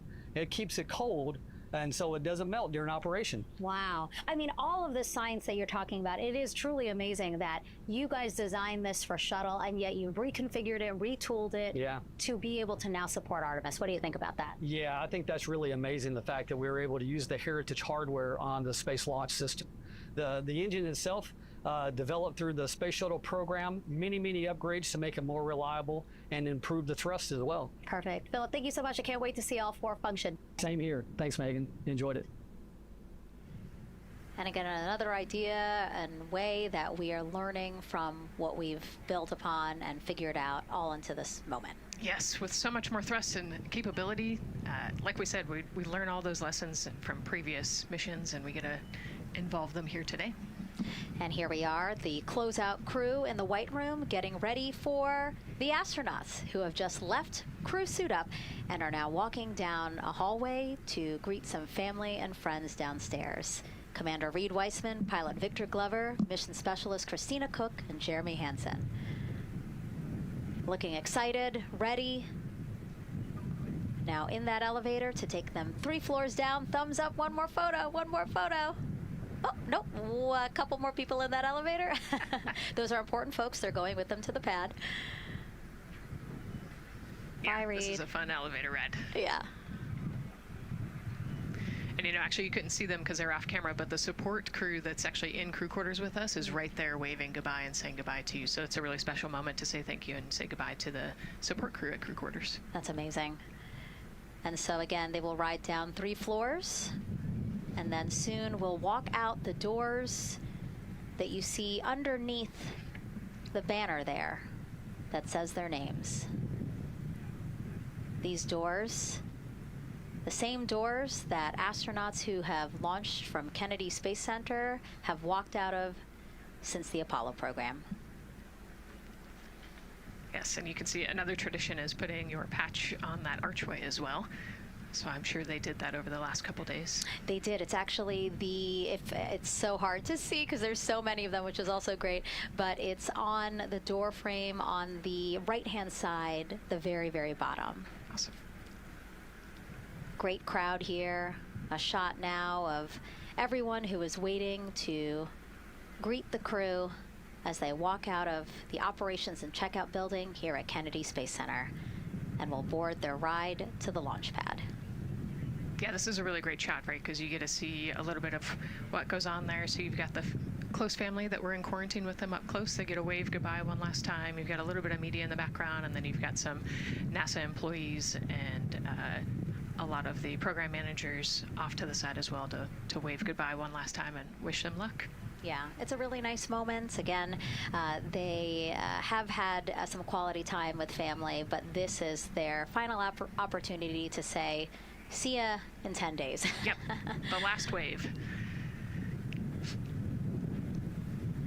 And so there are different pens of people, again, as Nicole was alluding to, specific to the quarantine rules that you followed in order to be able to have that access, have that closeness with the crew. And then on the bottom left-hand side of your screen, the Astrovan. And that is going to be the crew's ride out to the launch pad. This modified Airstream motorhome can seat up to 8 people inside. It has a TV and sound system, and we know they plan to watch a video during their trip out, right, Nicole? Yes. So I think Top Gun is on the menu, yes. And then also Point Break, because you know Christina surfs, so I think they've got a pretty decent entertainment planned. So I love that. It gets them in the headspace, the right headspace, to really just enjoy the ride to space. NASA's history with Airstream dates back to the 60s when the company created a crew quarantine vehicle for when astronauts returned from the moon. This picture here, President Nixon talking to the Apollo 11 astronauts inside said quarantine vehicle. Then during the shuttle program, Airstream created the first generation Astrovan, a 27-foot motorhome that transported astronauts across KSC to their launch pad. And again, that is what we're going to see today. A very similar picture. Again, the orange suits, the Astrovan, very reminiscent of what we have done before and how we got to where we are now. Yeah, and it's a pretty cool ride. You know, you get about 20 minutes to get out to the launch pad and watch a movie, listen to some music. It's kind of an interesting, you know, and then along the whole way here at KSC, all of the employees from Kennedy Space Center come out. You can see in the background of the shot you're looking at right now, all of those employees and everybody lining the streets, waving and wishing them luck. I think this is an emotional moment for a lot of people because this is the last time where a lot of people will be with the crew, because once they get to the pad, there's only a handful of folks with them before launch. Yeah, definitely. This can be emotional for the crew, can be emotional for the families, of course. I mean, you know, I got to wave goodbye one last time to my sister, and when we walked out those doors, and yeah, it's surreal. You know, it starts to become much more real the closer and closer you get to the launch pad. 20 seconds now from when we expect the crew to walk out those doors. It must be really hard for them to patiently wait for these very specific milestones. You've got a whole group back there that's telling jokes and keeping it light. So.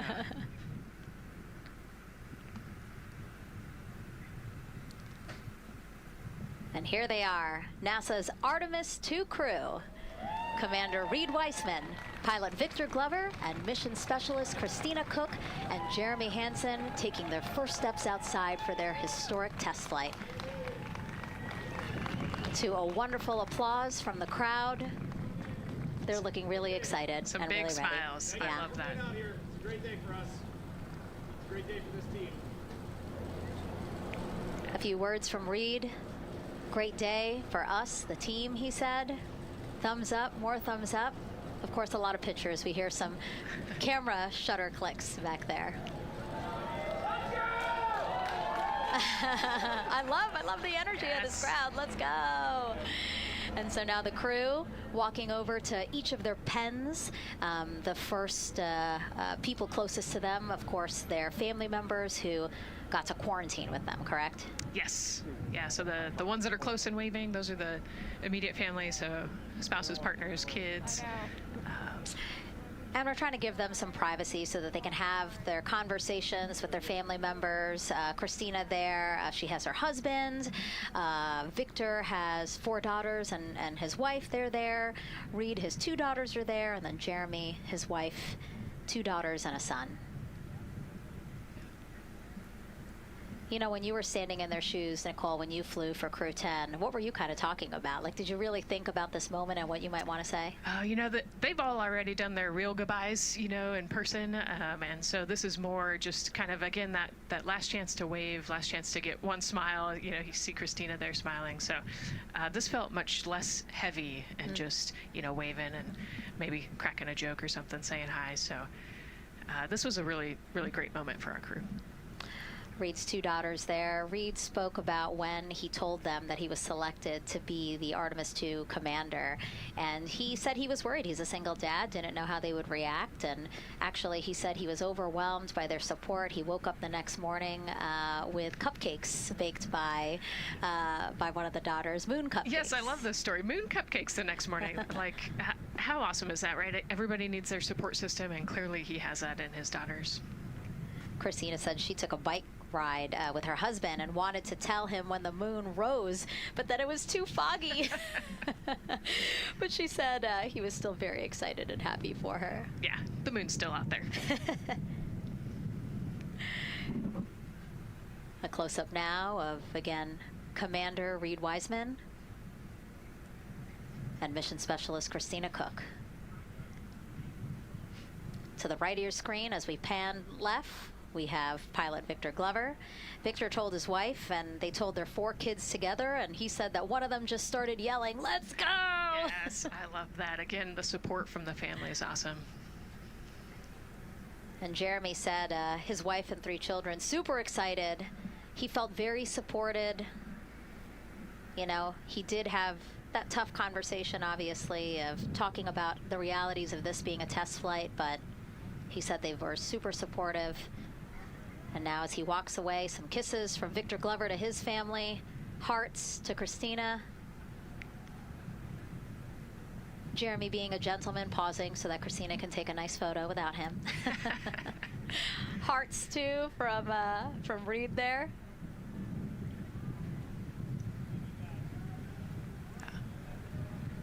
Hearing Victor saying, "Love you guys," saying that to some of his crew members there. Woody.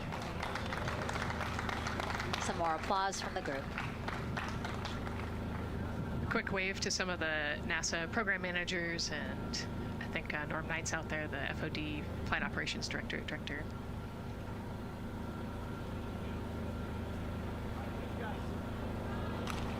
You heard Reid there saying, "Thank you guys," as the crowd picks up again with their applause, and the 4 of them step into their Astrovan. Looking at the clock, very on schedule right now. Again, according to the very detailed timeline of launch today, they are expected to drive off in about 20 seconds.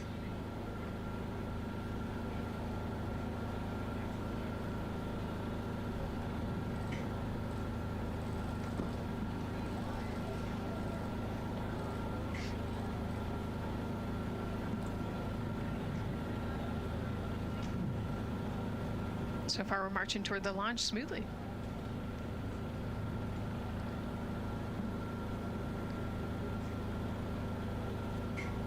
Do you think they're queuing up the video?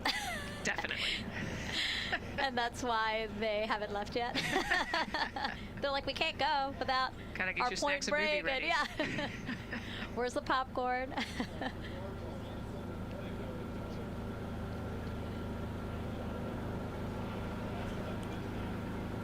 Again, good on the timeline. Of course, they do have these very specific milestones, but this is not one that has to be completely stuck to the second and the minute. Yeah, we will make up that time easily. They will get a full security escorted ride out to the launch pad. It's a quick trip, 15, 20 minutes.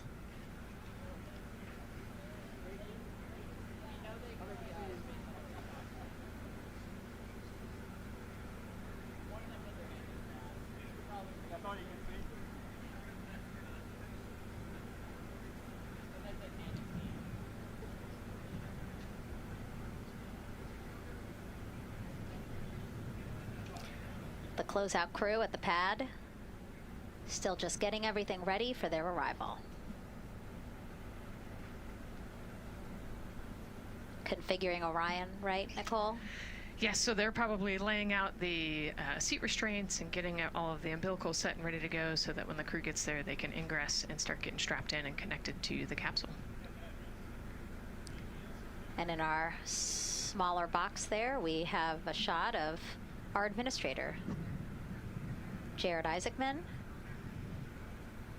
bouncing around quite a lot today. Was in the firing room right after the crew weather brief, saying to the crew that they are good for them to start suiting up, and now here to wish them well as they drive out to the pad. Yes, he's so invested in this mission. I love it. You know, he's been an active participant today, and exciting to see him there at the walkout.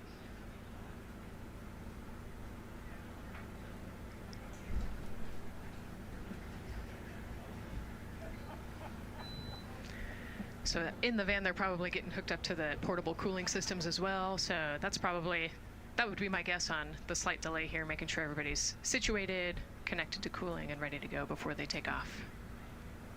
Right, because the orange boxes, we didn't talk about it when we were in the suit-up room, but if anybody noticed, there are these orange boxes, and that's what provides the cooling to those thermal garments. And so those boxes have been staged inside of the Astrovan so that once they got there, they can connect up again so that they're cool and comfortable on the way out. Right, so they were off cooling from the walkout, you know, said hello to their families in the 80-degree weather here in Florida today. So it can get really warm in the suit quickly if you're not careful. So we want to make sure everybody's comfortable before we drive off. And then when they get to the pad, of course, and strapped into Orion, then they don't have any need for those cooling boxes anymore. They will get that cooling through Orion, through the different lines and umbilicals that they'll be connecting to there. Yep, that's exactly right. The Orion capsule and its environmental control system will take over once they're connected to the umbilical.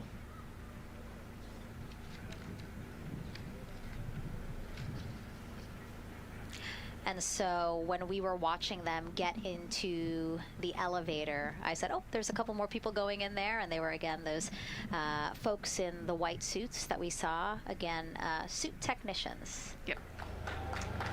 And there they go.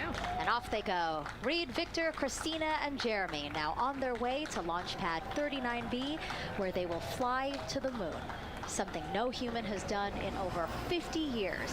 They may also set a new record as the farthest humans have ever been from Earth, a record set by the Apollo 13 crew almost 56 years ago today. We still hear cheers as they drive away from the operations and checkout building here at Kennedy Space Center.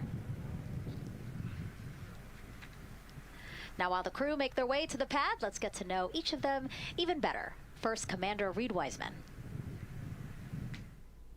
The moon, to me, it's the thing that connects me together with all the other humans in my life. I remember being a little kid lying in bed at night and just looking out at the moon in whatever phase it was in, and I was thinking, man, My friends that live like 20 miles away, they can probably look out and see that same exact moon. And then when I was in the Navy and I would look out at the moon and I'd be halfway around the planet, I would think, man, my brother can see that moon where he is and he's halfway around the planet from where I am. To me, it's a connection of life on Earth. We can all look up and see that moon, and it's always changing. The moon is never the same 2 days in a row. I love that.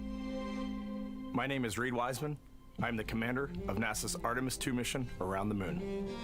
I grew up in a little town just north of Baltimore, Maryland, about 20 miles north of the city. There was a National Guard base nearby my house, and there were A-10 aircraft that would fly over every now and then. I just would look up at them and be like, man, I want to be up there. I want to go do that. And then my brother went to the Naval Academy, and I would go every year and watch the Blue Angels fly during commencement, and that just started to grow and grow and grow. For a while, I wanted to join the Air Force, and then I realized Navy flies as well, and they fly from ships in the middle of the ocean, and that was it. Like, done deal for me. That is exactly what I wanted to do for my career. Flying is freedom to me, especially when you're in a jet aircraft coming off of an aircraft carrier in the middle of the Pacific Ocean. Nearest land is over 1,500 miles away. So when you come off of that aircraft carrier, you are truly just alone with yourself out there. It is a magical experience to be out there all by yourself in an aircraft over the Pacific. Just it's free. I think anybody who accomplishes something that they set their mind out to, there's no one thing that does it for them. It's a combination of everything. I mean, the way my parents raised me, the way my brother and I, the way our relationship developed over time, my friends, being in the marching band, going to college, setting my own course, learning how to live on my own, being mentored along the way, being, kept on the path to success, but being given the freedom to, make excursions and fail every now and then and regroup and carry on. I think all those things come together in the end to get you where you are. I've had to overcome, I'm a human being. I've had to overcome a lot of fears. I'm pretty scared of heights. I joked about that on the International Space Station, but it turns out I'm only scared like at the edge of a building. When you're up on the International Space Station, even though you're 250 miles up, I never had that feeling of falling or that I was, at risk up there. I just kind of loved the feeling of floating and looking down at Earth.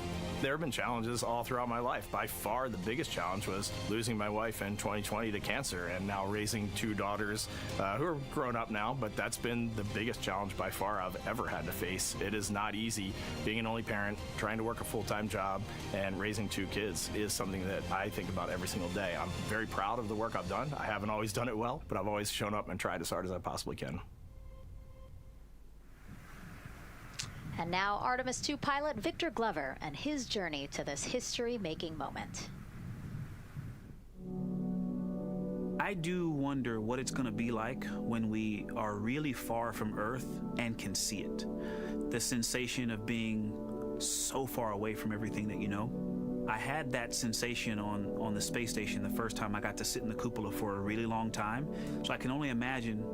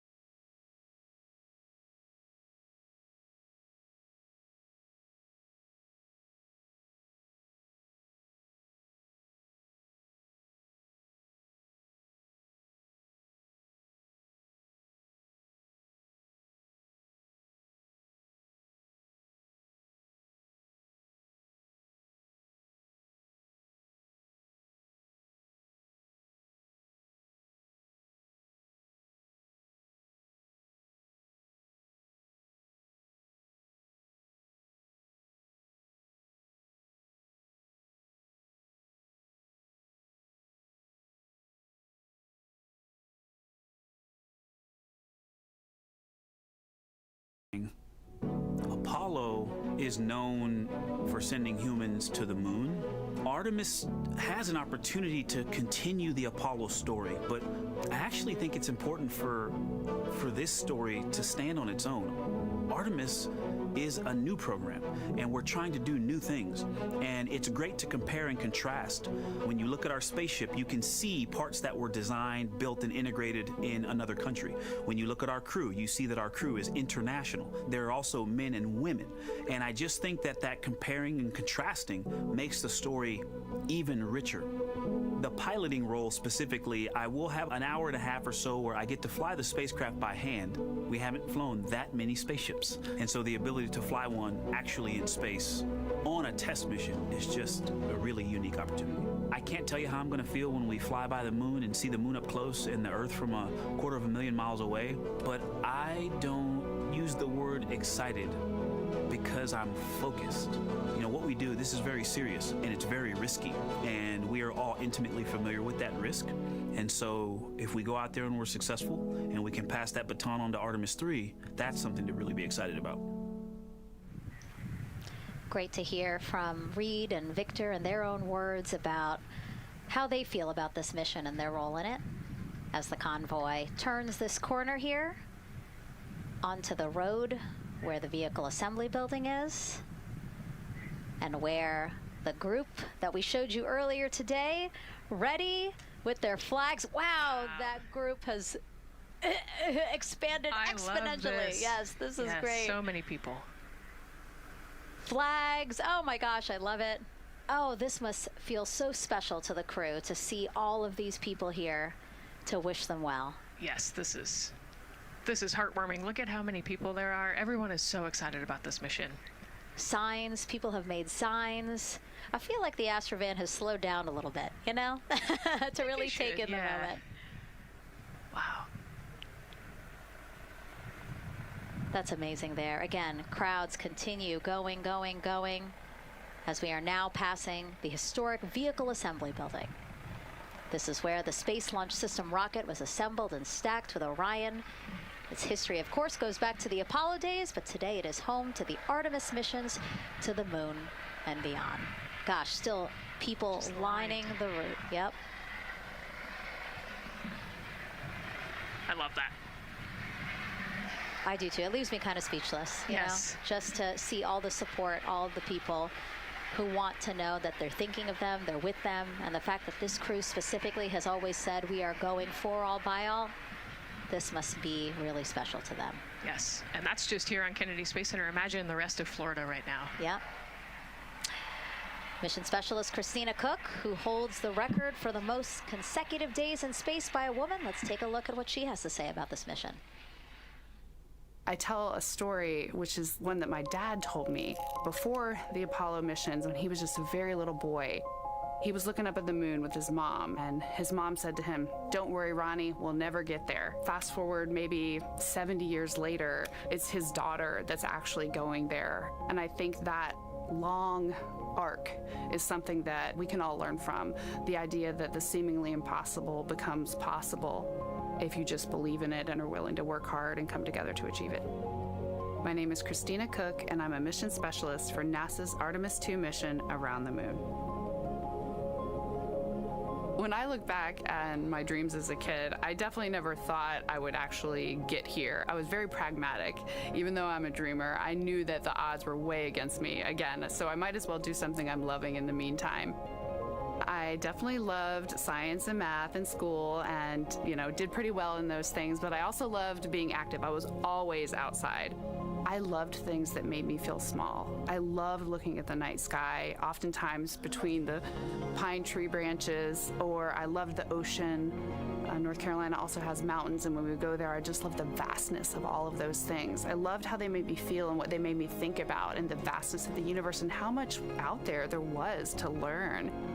I'm drawn to exploring. I'm drawn to challenges that involve both mental and physical, and I'd much rather be solving problems wearing a whole lot of equipment and in a harsh environment, and that's just something I've carried with me ever since I was a kid.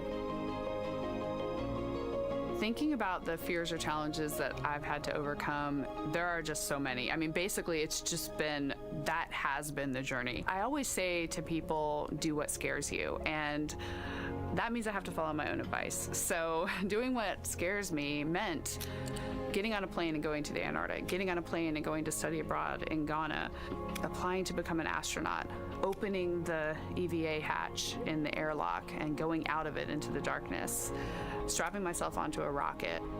And so for me, I think that no matter what the challenge, recognizing that if people believe in you and you believe they believe in you, the challenges seem always a little bit easier.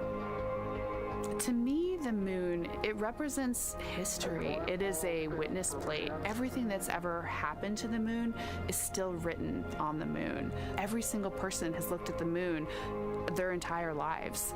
We see the same moon. That's something really special. It's just the epitome of a symbol of something that's in each of our hearts, but that's also represents exploration and reaching.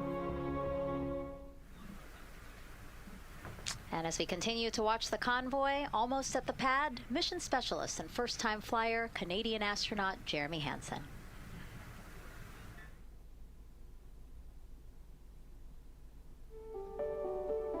I have this very distinct memory of seeing an image of an astronaut standing on the moon. It's burnt in my brain because I went back to it so many times in my childhood, and I would look at that image, and I know it had a huge impact on me that humans had walked on the moon.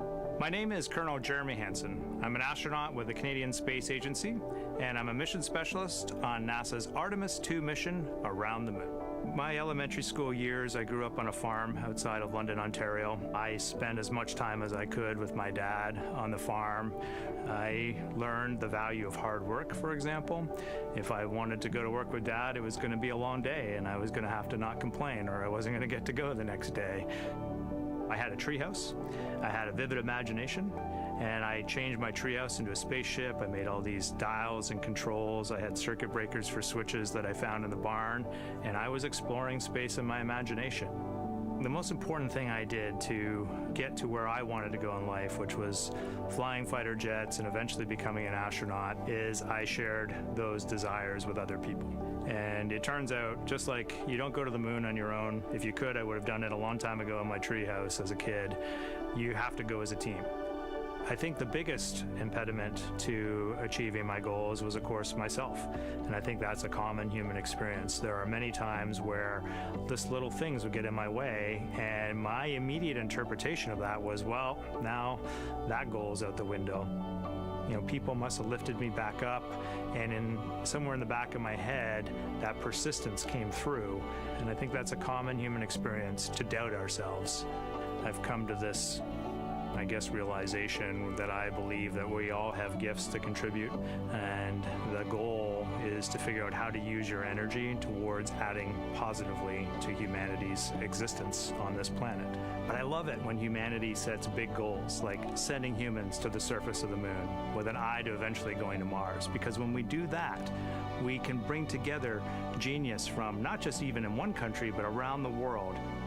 I've also learned from my indigenous mentors that they refer to the moon as Grandmother Moon. So you've probably heard of Mother Earth. They use Grandmother Moon because Grandmother Moon is responsible for the water in their community, just like the moon moves the water around the planet, affects the tides. And I think that's a really beautiful thing for us as we go back to the moon, to think about all the different cultures around the world and how they view the moon differently. And that's really neat because we all share that same moon in the night sky. What's really neat too was that drive to the launch pad, that point of view to see what the crew is seeing as well, as their astrovan rides up the pad slope and are now on the surface, about to walk up to their vehicle. Yeah, you know, we talked about how tall this rocket is earlier. Wow. Look at that. Yeah, look at that point of view, yeah.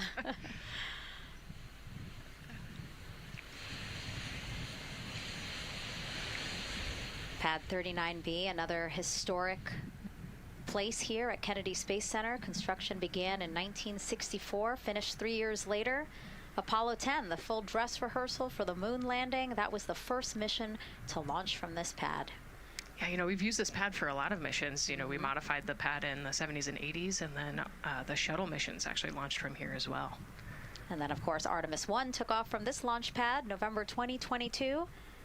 And now here we are about to see the Artemis II crew get out of the Astrovan and make their way up the mobile launcher to the 274-foot level, where they will embark on their first crewed test flight of the Artemis program. You know, I think that button in the elevator actually says space when you hit it. It does? Yeah. Really? At least on 39 Alpha it does. So I imagine it says something similar here. Again, let's take a look at the clock as we wait for the crew to get out. 4 hours, 10 minutes and counting until the top of our 2-hour launch window today. Let's head back across the street to Daryl, who's following the launch team every step of the way. All right, thank you, Megan and Nicole. And here inside Firing Room 1, we had a nice moment.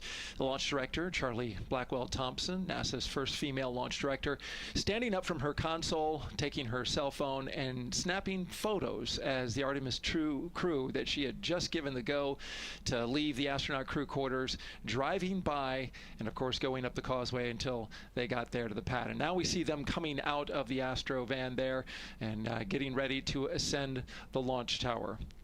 Well, we got a weather brief before they went out to the pad, and of course LWO gave a go.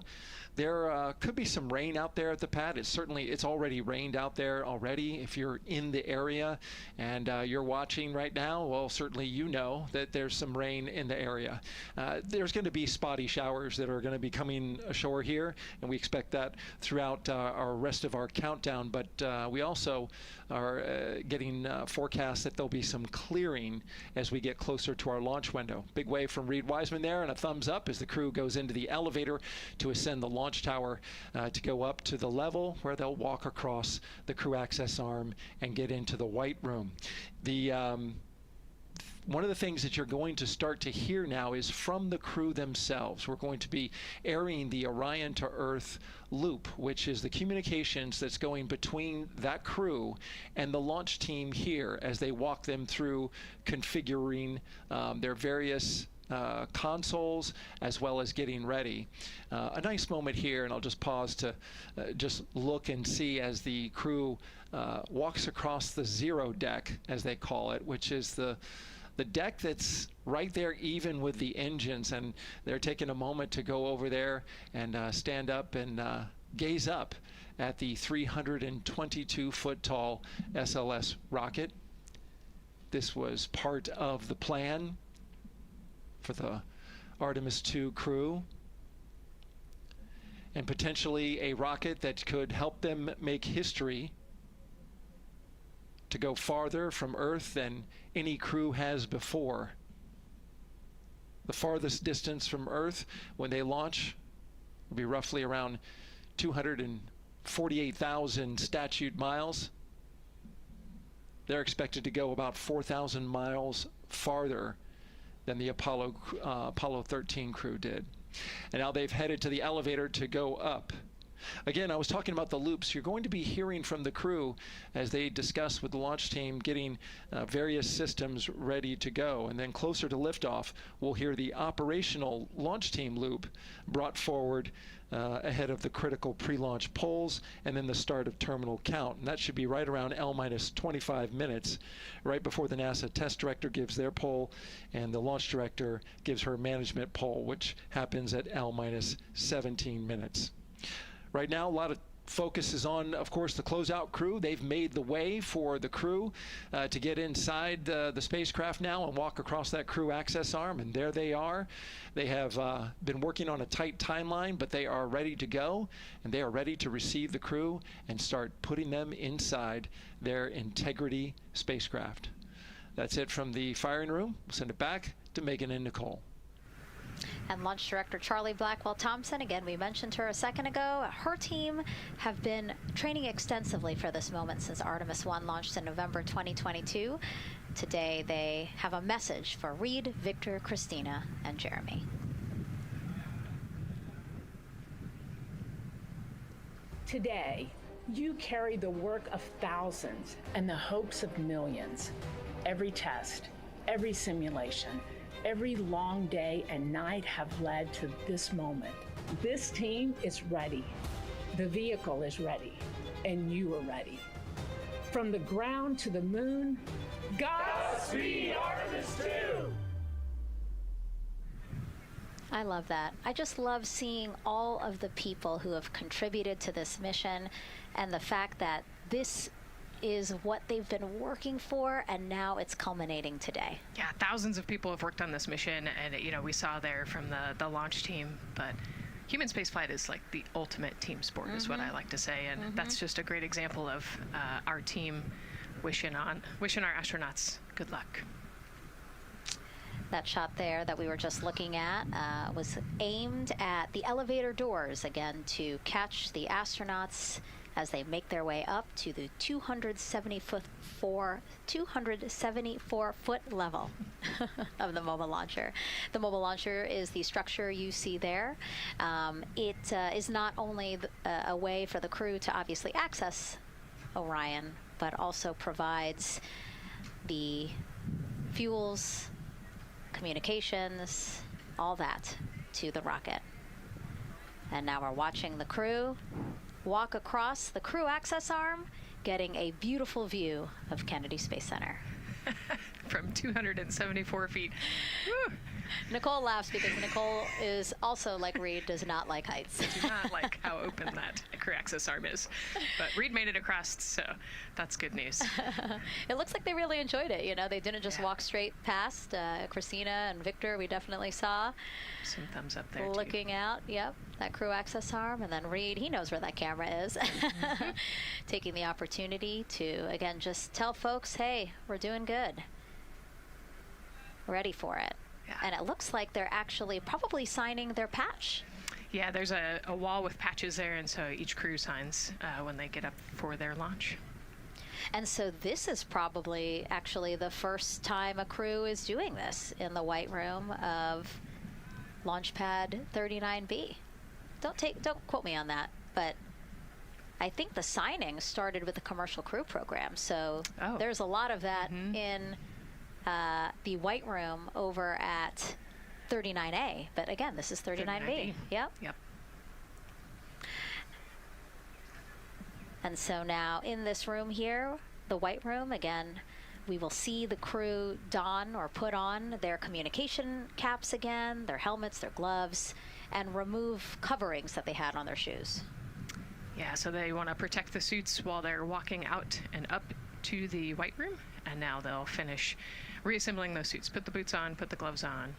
You can see they're working their comm caps now, and they'll work the helmets eventually as well. And so as we watch this process unfold, why don't we take a couple of questions from you guys? What is the most difficult thing about preparing for a flight? Nicole, that question's obviously for you.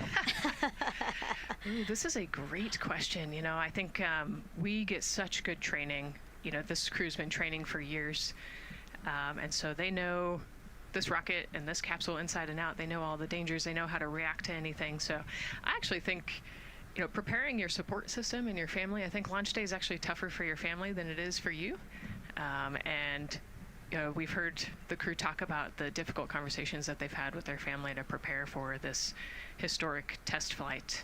And so I think, you know, the closer and closer you get to the rocket, the fewer and fewer things from Earth you keep. You know, they left their suitcases at crew quarters this morning.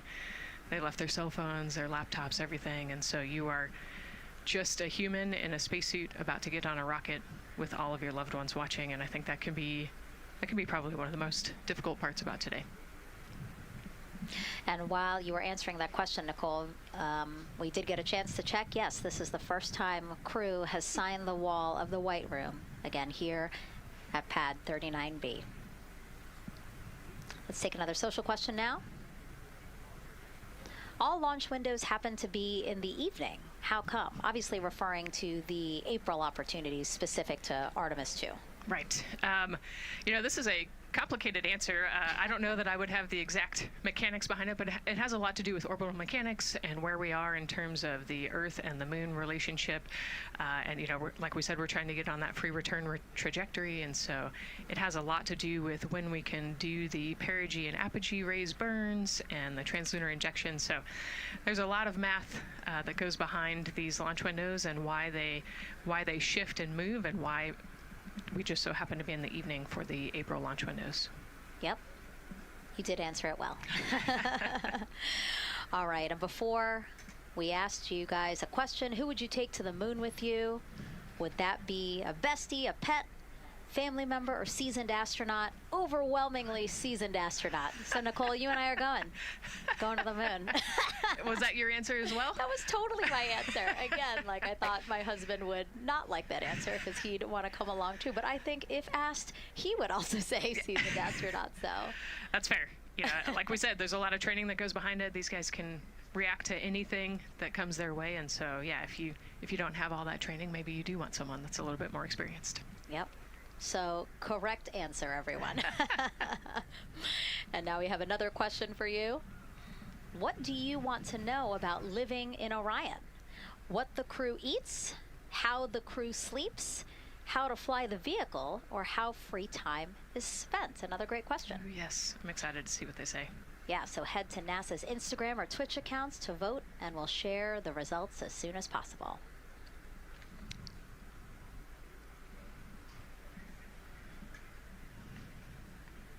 And while you're doing that, remember to also sign up to be a virtual guest for this mission. Just go to the link we'll pull up on your screen. As a virtual guest, you will get mission-specific information, notifications of any schedule changes, and curated resources straight to your inbox. You will also receive commemorative stamps for your virtual passport after launch and splashdown. Again, we really, really want you guys to engage with us, engage with this mission, come along with us for the ride. So yeah, take advantage of these opportunities to be a part of it. Yes, it's a mission for all. And so back in the suit, no, not the suit-up room, the white room. Well, they're suiting up. You can see why I might have slipped that up. So they are continuing to put on gloves. Reid and Jeremy look like they've been checked. Again, they've put on their gloves, their helmets. They've taken off those coverings on their shoes now that they're about to get into Orion. And then suit technicians are also helping Christina and Victor. And they're in this particular order, actually, because this is the order in which they're going to ingress into Orion. Again, we have Reid, Jeremy, then Victor, last Christina. Yeah, and that just has to do, like you said, with the seat orientation. So as the astronauts sit down and lay back in the capsule, the left side will be Reid, and then below him will be Jeremy. So that's why they're going to get in first, to create space for then Victor and Christina to get in. And let's talk a little bit now about the closeout team. We saw a few of these folks also in the suit-up room. Suit technicians were in there, again, to make sure that they get into the suits properly. And then a couple of them came out to the pad here to, again, do the same thing. Hey, are you comfortable in these suits? Is everything is as you expected? And then these folks here will help them get into Orion, buckle up. And so we were talking a little bit about their attire, specially made for what they're doing right now. Yeah, so these, they almost look like, the equivalent of a flight suit, right? They're fire resistant. They've got the straps on the back for emergencies that mimic the same straps that the astronauts have on their suits, so that you can use the same exact equipment in an emergency egress from the pad, for example. So we can use the same equipment to get everybody safely away from the pad as required or if needed. Yeah, always thinking about those contingencies, how to very quickly, if there were an emergency, get everyone out, not just the astronauts, but also the closeout crew if an emergency was happening while they were still at the pad. And so those suits, flame retardant. Also, when we see them crawl into Orion, you will notice that they are on their knees quite a bit, so built-in knee pads. Really a thoughtful design for the purpose that they're serving today. Yeah, they're functional, which is exactly what we want, but also they're pretty classy looking, so we did a good job with the design. I was going to say, they actually look like, the outfits that car racers wear, right? Yeah. And then when I said that to the lead of the closeout crew, he's number one if we do see him, Taylor Hose, he said, well, actually, we are kind of like a pit crew, like they're very quickly moving through the operations so that not a lot of time, not more time is spent at the pad than is needed, because this is a fully fueled rocket, Nicole. Right, yeah, we want to minimize the time that we have more humans up in the white room, but also safely and efficiently get the astronauts ingressed into the capsule, and so that's their main job. That's so yeah, I like the pit crew analogy, works great.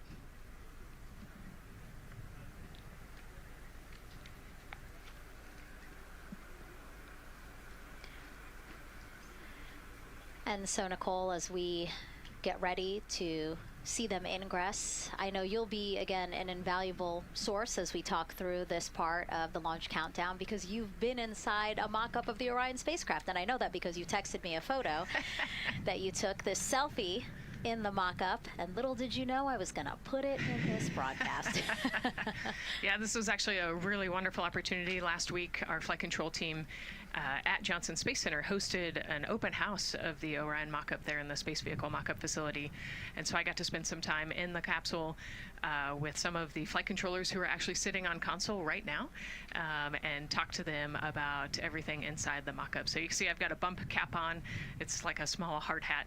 There are a lot of, metal corners and things, and we are still squishy humans at the end of the day. And so they want you to be careful while you're moving around in there. But I got to see, how the crew will ingress. I got to look at the umbilical and the seat straps, and I got to see, the emergency equipment and the stowage and the toilet. I got to see it all. Got to talk about everything. It was pretty cool. It was a really great time. Michael and Bruce were great with me. They answered all of my questions. Yeah, because it's really good to be able to give that perspective, because, and as you guys will see, yes, we do have cameras inside Orion, and we'll of course take you in, but it doesn't give you a true feeling or idea of how big the space is, how things are configured. Again, like when we see them go in, they're actually on their backs. Yep. So again, it's just hard to really get a sense of the inside there, but Nicole is going to really help walk us through that. Yeah, you said they're on their backs, and you have to somehow get there, and so they're actually going to almost barrel roll onto their shoulder to get onto their backs, and their feet up on those leg rests that actually Andre's holding onto right there. You can see Andre number 2's inside getting everything ready for them. And actually those leg rests for the pilot and commander seat will come off once they get into orbit to create some more space for them. And it looks like we're getting ready to ingress here. Yep, thumbs up from Reid. Everybody configured with their suits, and so in we go. They actually get inside by walking backwards. That's the easiest way to get in, right, Nicole? Yeah, so he will step down right over the flywheel or the exercise equipment that they've got in there. We'll talk to that in a second. And then you actually step down right on top of the toilet area backwards. You can see him going now. Oh, and he's already turned around and walking in. You can see Dre's protecting his helmet and his visor there from all that metal. Yeah. It's a tight squeeze, but they've done this a lot, so Reid's already all the way across the capsule. Yeah, that was fast. Impressive, Reid. Impressive. That's why you're the commander. Oh, a heart there from Jeremy again. Yep, Canada. Yeah. Canada is about to get into Orion. And so you mentioned Dre. Why don't we talk a little bit about him? So that was NASA astronaut Andre Douglas. And he is actually one of the backup crew members for the Artemis II mission. He trained alongside the primary crew and will step in if any of the 3 astronauts are unable to fly. Yeah, Dre's actually a classmate of mine, so fellow fly. Oh, yeah. Yeah, so we've worked very closely together. It's exciting to see him in this role.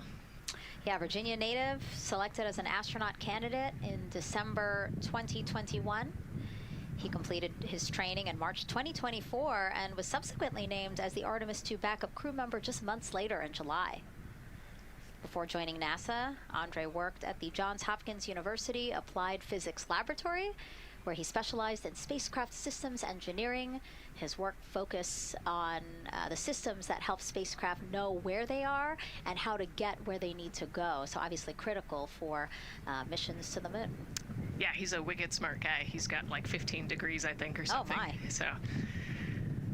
And so now here we are back inside Orion, where the closeout crew, each one with either Reid or Jeremy. So it looks like Andre is with Reid.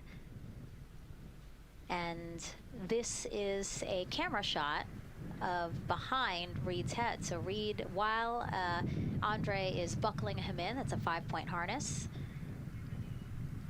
Reid was configuring his control panel. Yeah, the displays. We're getting the displays ready so that they can monitor all of the systems and monitor the launch as they go. Christina there signing the wall.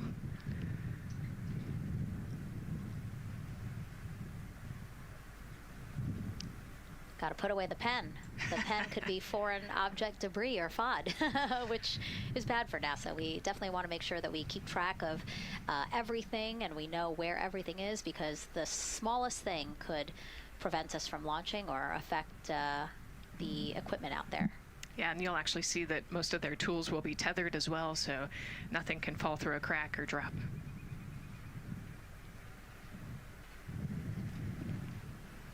And so as soon as Jeremy and Reid are good to go in their seats and connected to their communication umbilicals, as Daryl had said before, we will start hearing the loops, the audio mission loops, specifically Orion to Earth 1, which is the communication loop that the crew communicate on to the different teams supporting launch today.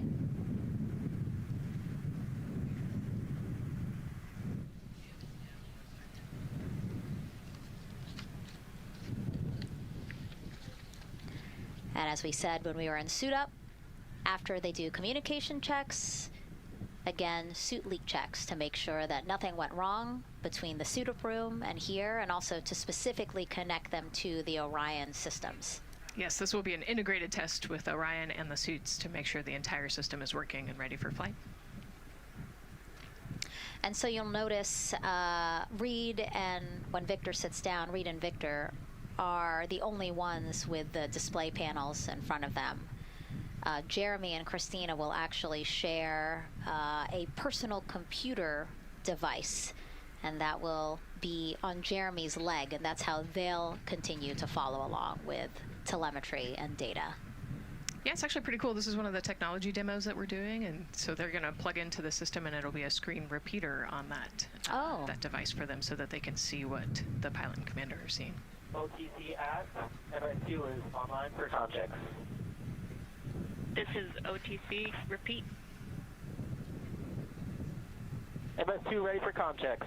The MS2 ready for com checks. MS2, OTC, Orion to Earth 1, com check.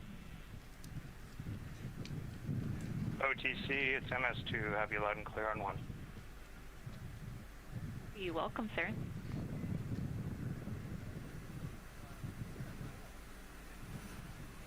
And so that was the Orion test conductor speaking with Jeremy Hansen, again, mission specialist 2 for this mission. So his communication check over, you heard him say 1, Orion to Earth 1, has been completed, a successful test.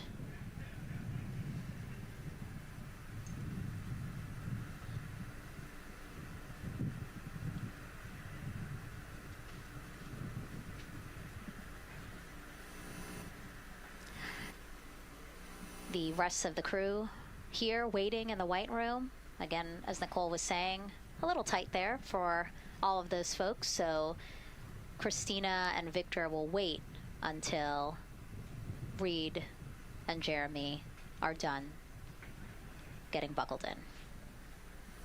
Yeah, I think 4 astronauts and 4 suit techs would be a tight fit in that capsule. Yeah, I mean, take a look at Bill. He's number 3 there, that the suit technician there. He is kneeling where Christina will be in order to get Jeremy situated.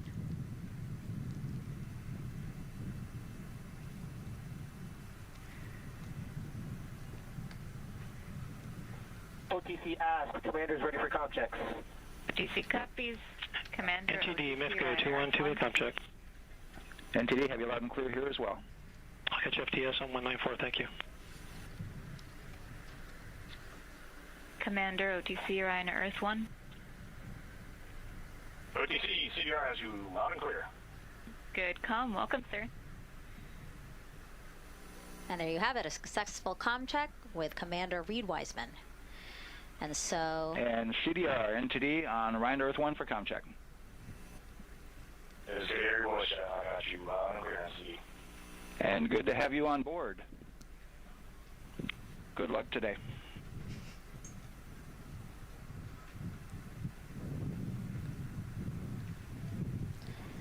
And so now these 2 closeout crew members will finish up what they're doing here.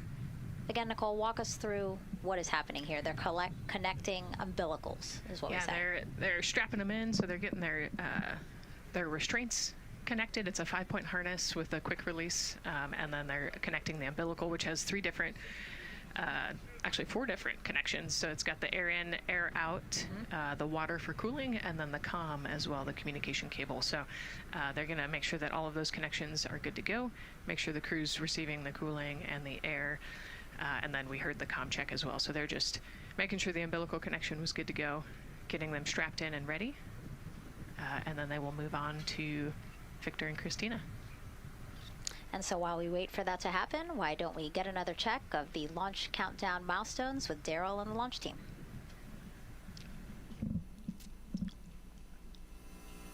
All right, welcome back into the firing room 1 here, where some of the launch team is having some pizza that was brought by the administrator. That was nice of Administrator Jared Isaacman to bring that by for the launch team to enjoy.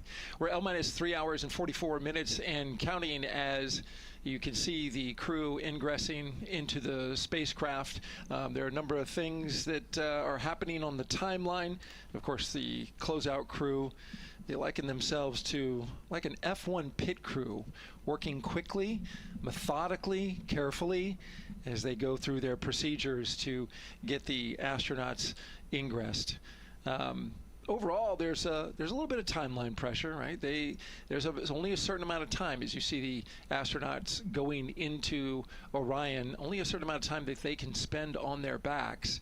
They will be there for a few hours, right? So we're sitting at 2:40 p.m. Eastern time, and the window opens at 6:24 p.m. Eastern time and runs until 8:24 p.m. Eastern time. So 4 or 5 hours or more on their backs, and then they'll hopefully lift off for a launch. So of course the crew is mindful at the time. They don't want to slip into the window if they don't have to, and so they're keeping a tight lock on the margin, the amount of time that they're working there. And there's a heart from Christina Koch. Great to see that as she gets ready to get into the Orion spacecraft, one that they named Integrity. It certainly fits this crew from what I've observed. Now, right now, the rocket's tanks, they're in what's called replenish mode. So another factor for this closeout crew is, and the crew themselves, this is a fully tanked, almost ready to go rocket. It's got all the propellant it needs to go to the moon. It's just a matter of getting the astronauts in, getting them configured, and getting all the systems, the high energy systems, bringing them all online in order to launch this rocket. As they sit there, there is propellant boil off that's happening. All tanks are at 100%, but the propellant, which is liquid oxygen and liquid hydrogen, those two propellants are minus 423 for hydrogen and minus 297 for the liquid oxygen. They are boiling right now. They've been boiling the entire time that they've been in the tank. And that is vented out, as you can see.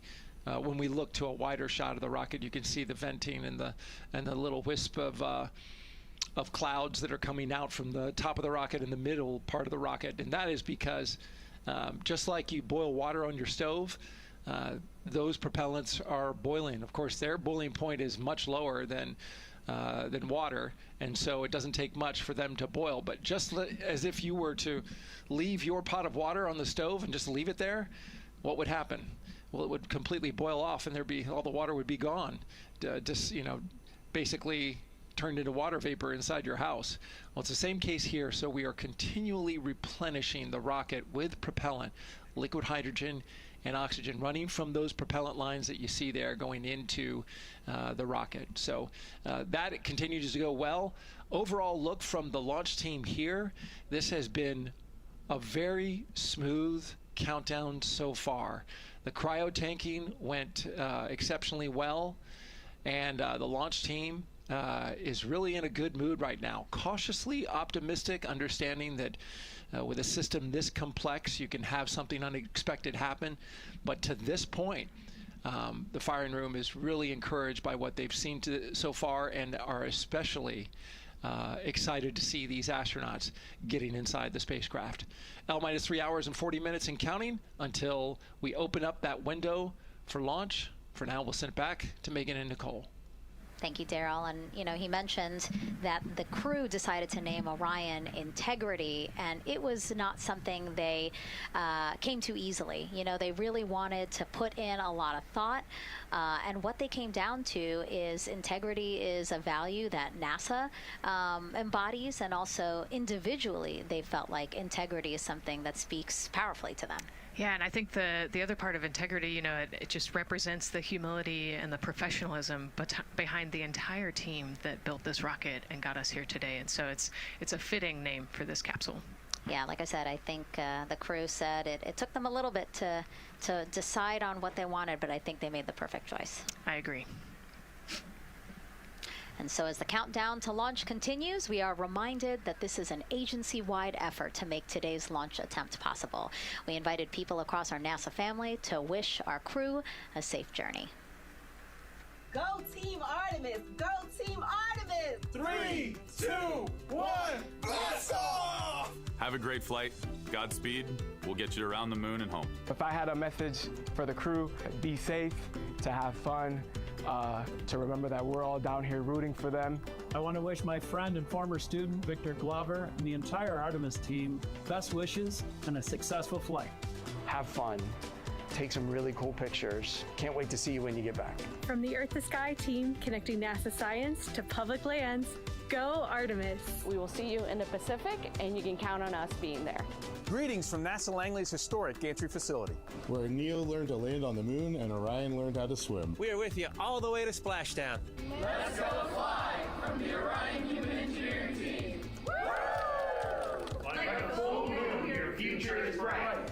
Have a safe journey from the multimedia team in Cleveland, Ohio. We hope to see you guys back safely in San Diego, maybe singing some karaoke. Yeah, right, maybe. He knows exactly what he wants to do. After he's like, yep, karaoke. I love that people submitted videos. You know, this is something that we actually asked as part of the broadcast. We were like, you know what, I think it'll be really fun. And the overwhelming amount of people who wanted to record something for the crew was really heartwarming. Yeah, you know, this is the first time in over half a century that we're sending people back to the moon, and everybody is excited about it. You know, kindergarten to congressmen and all over the world, everyone is ready for today and excited to see this launch. And so here we are again, still inside Orion with the closeout team, putting some final touches on, it looks like Victor's configuration there. Again, making sure that his harness is set and that he's connected to cooling, he's connected to communications, and he's connected to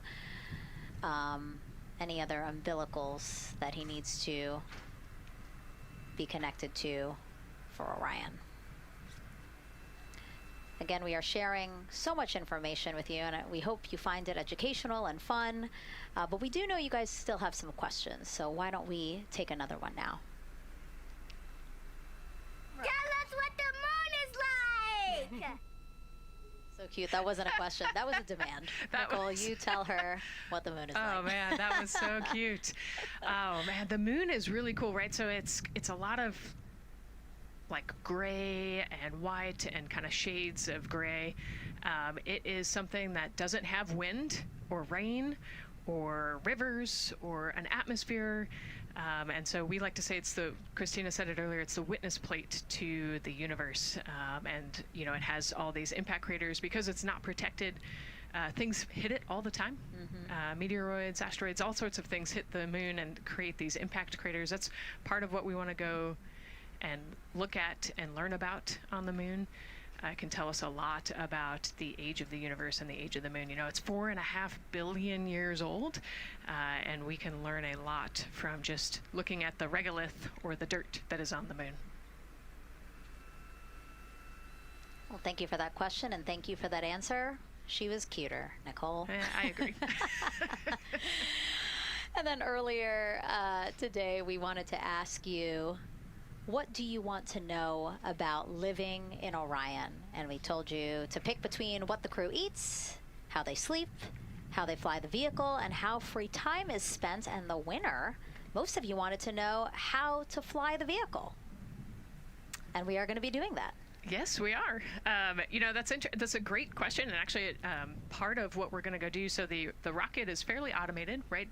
There's a countdown, and the whole system knows when it needs to ignite the engines. But we are going to do some manual piloting throughout this mission. Once they launch and they separate from the ICPS, they're actually going to do a rendezvous and proximity operations demonstration. So what does that mean? They're going to take that portion of the rocket and they're going to try to fly closely to it, and so they will actually take manual control of the Orion spacecraft and try to get nice and close to the other portion of the rocket that had just separated. And so you can see actually a little bit in the view that you have right now. So for Reid, the left-hand person, his right hand, there's a kind of a joystick, if you will, on the right side, and then on the left side there's something similar. And so they've got, you know, translational and rotational hand controllers in order to command the rocket in different axes. Yeah, it's really exciting. I mean, Victor said it himself, like one thing that he's really looking forward to is piloting Orion manually, so we'll get to see that during our continuous coverage. Again, we are covering this entire mission. We started with tanking, and we will go all the way through splashdown, so you will see what Nicole was just talking about, that proximity ops demonstration, where the crew will pilot Orion manually. And so, speaking of their 10-day mission, why don't we take a closer look at the crew's home away from home for the next 10 days. Here's Megan Carter again from the KSC Visitor Complex. All right, thanks, Megan. Yeah, it's getting real out there, so I am going to bring you back to the moon board so I can show you just a few things about the Orion. Obviously, it is going to be very compact, sitting up there on top of the SLS rocket. Very compact, like I mentioned, over 355,000 pieces. So let me show you a couple key components, starting with these three fairing panels right there. When the rocket blasts off, obviously it is going to get very fast. MS1, it's going to NTD get on Orion Earth 1 for ComCheck. windy, and so we have these three fairing panels in place to help protect our astronauts. I am also going to take you into a little bit closer look and talk about the LAS, or the Launch Abort System. This is the one piece that is going to be in place to protect the astronauts should something happen to go wrong in the first few minutes of launch. They can actually hit those abort motors, and these can activate within milliseconds, basically faster than you can even blink, and that is going to pull the crew and the crew capsule away from any danger. Now, obviously, we hope that those are not needed, and if that is the case, then about 3.5 minutes into flight, the LAS and those fairing panels will actually activate and jettison away. They'll fall away from the rocket, because at that point, the crew can actually abort the spacecraft safely by themselves. Now, we've talked a lot about the crew capsule right here. This is where they are going to spend the duration of their flight. We're going to talk a lot more about that one in just a little bit, but for now, let me jump down here to the service module. This is the one, we're going to think of this as the powerhouse for the spacecraft. It's pretty much going to provide them with almost everything that they need for the entire mission. Temperature control, removing the carbon dioxide, providing them with oxygen, so much more. You can also do course corrections and things like that. So, super quick breakdown, but as you can see, all of these components together are going to make the spacecraft one that is built not just to fly, but to protect, sustain, and bring those astronauts home. All right, lots more to come, but let's see where we are with the crew. Back over to you, Megan. Hey, thanks so much, Megan. A lot of useful information there, and we did want to point out that you did hear over and the PLT NTD on Orion Earth 1 for ComCheck. NTD PLT, I have you loud and clear on OE1. And I have you the same. Welcome aboard. And so, again, we are now hearing mission audio loops, specifically the Orion to Earth 1 loop, the communication channel for the crew. Successful comm checks by both Victor and Christina. CDR, OTC Orion to Earth 1. CDR. Yes, sir. Configure ARS to shoot mode per EPROC 10.1.1. Crew ingress and vehicle pre-launch config, step 1. 10.1.1 crew ingress and vehicle pre-launch config, step 1. Going in work now. And so see, now we are privy to some of the countdown procedures that the team is asking for the crew to do. Yeah, so they're going to work through some of these procedures and finish the ingress portion, as you heard in that procedure. So this is where the crew is going to start building their nest, if you will, running some procedures, getting the capsule ready for humans to be on board. And now look at the clock, 3 hours, 30 minutes and counting until the opening of our 2-hour launch window, and we are pretty good on time. We are as we are expecting in terms of when ingress will be wrapping up soon. And so now let's bring Gary Jordan, again, our commentator inside of Mission Control at Houston. Gary, let's check in with you about mission preparations. Hey, Megan, thank you. Yes, we're following along here in Mission Control Houston. OTC copies. And we'll stand by for those comm checks.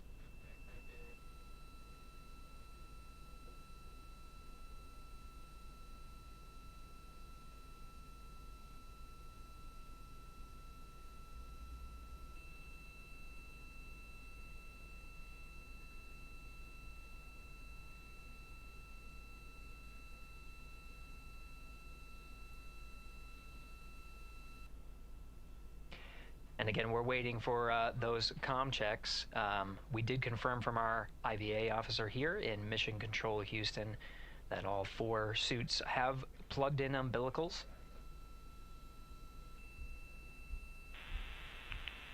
And CDR, NTD. Go ahead, NTD. Yeah, Reid, we're ready to proceed with the voice checks if you and everyone else is.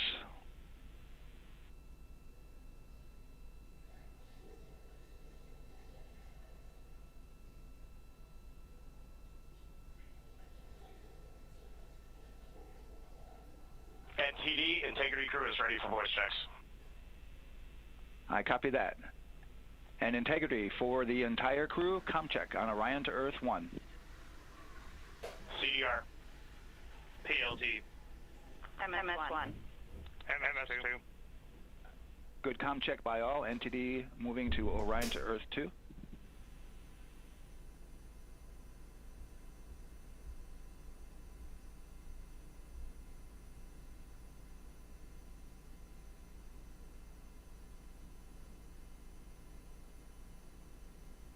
CDR. PLT. MS1. MS2.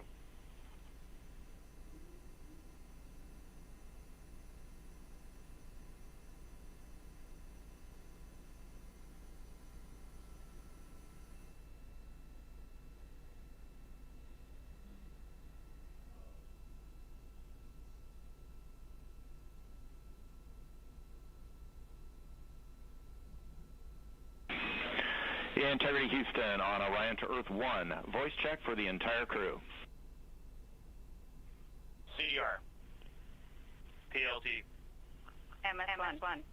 MS2. Houston has all 4 crew loud and clear on OE1. Stand by for 2.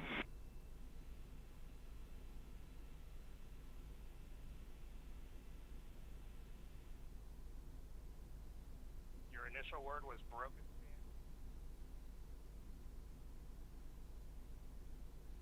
MS1. MS2. 4 crew loud and clear on OE2. We'll use 1 for the default. Houston out.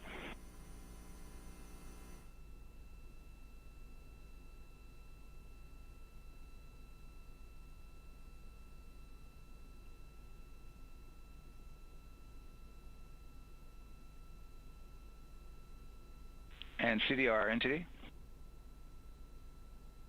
CDR.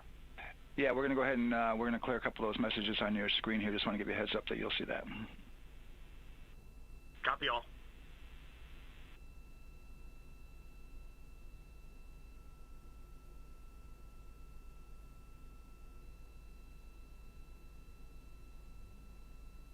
CDR, OTC, Orion to Earth 1. CDR. Yes, sir. Perform crew suit leak checks per 10.1.1. crew ingress and vehicle pre-launch config steps 2 through 4. Annunciation of LCC O-ARS-001 will occur. 10.1.1 crew ingress and vehicle pre-launch config steps 2 through 4. Going in work now.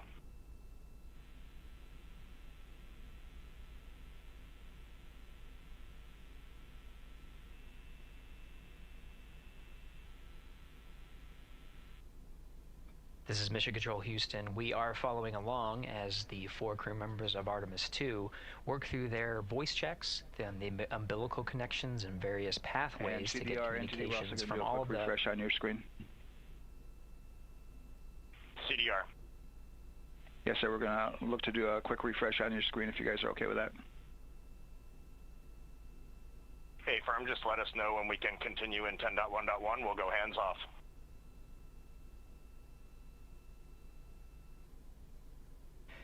10.1.1 referring to the procedures that they have through the various phases of ingress and some of the checkouts needed to prepare for today's launch. Here in Mission Control Houston, the IVA or Intravehicular Activity Officer will be confirming the leak check status and watching as the suits pressurize to once again confirm that the suits are in a good configuration ahead of launch. Of course, for the teams here in Houston, launch is just the beginning. The first flight day is jam-packed with activities. Shortly after main engine cutoff, Integrity will enter into a coast phase while still attached to the interim cryogenic propulsion stage, or ICPS, and prepare to deploy the solar arrays. With power being generated, Integrity prepares... Go ahead, MTD. With that refresh, and you got to go to proceed with your 10.1.1. Picking up 10.1.1, step 2.3 through 4.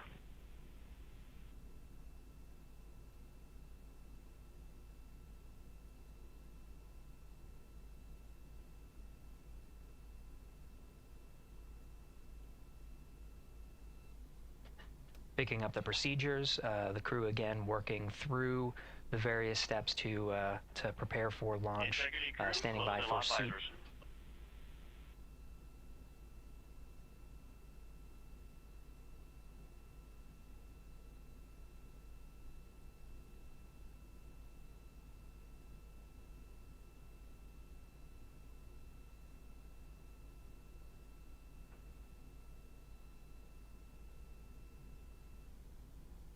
This is Mission Control Houston. With visors closed, the pressurization tests can commence.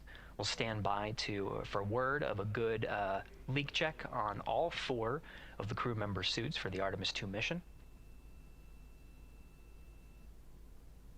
Again, this is the very beginning of a very busy flight day for our 4 crew members. After launch, they have a series of burns to prepare for. The first major burn being the perigee raise maneuver that allows them to continue in low Earth orbit, and the next being the apogee raise burn that puts them in a high Earth orbit. This is an orbit that takes them around the Earth for nearly a day, 23.5 hours to be precise, and allows the teams, including the astronauts and the flight control teams, to check out critical systems ahead of committing to the next day's translunar injection. But before they even call it a day, Integrity will separate from the ICPS, and the crew will command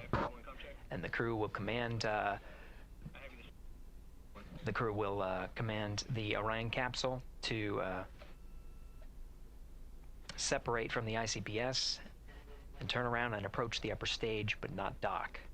This is to test Orion's in-space maneuvering capabilities and provide further confidence in docking to another lunar space vehicle like the Human Landing System that will be part of the Artemis III mission ahead of future moon landings.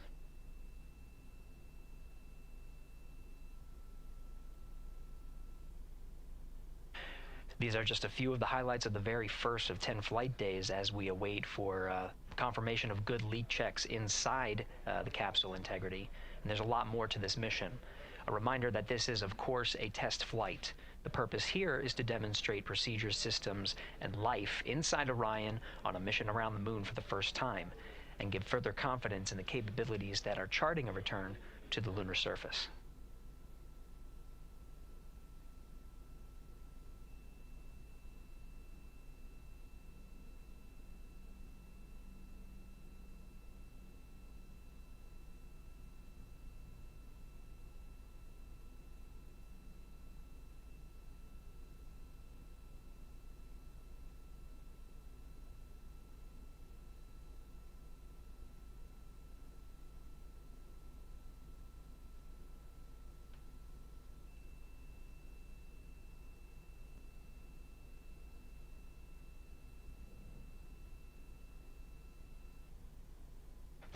may be able to see from this view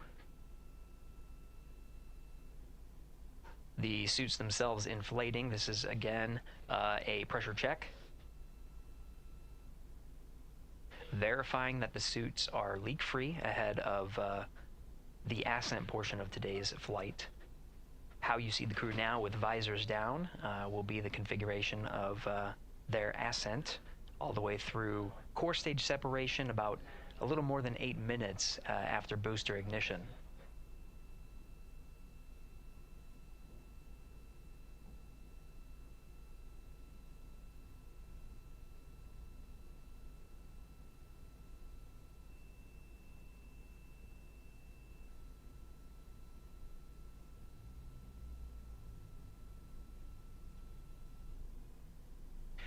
All right, here in Mission Control Houston, we are continuing to follow along, standing by for confirmation of good leak checks. In the meantime, there are no showstoppers here in Mission Control Houston.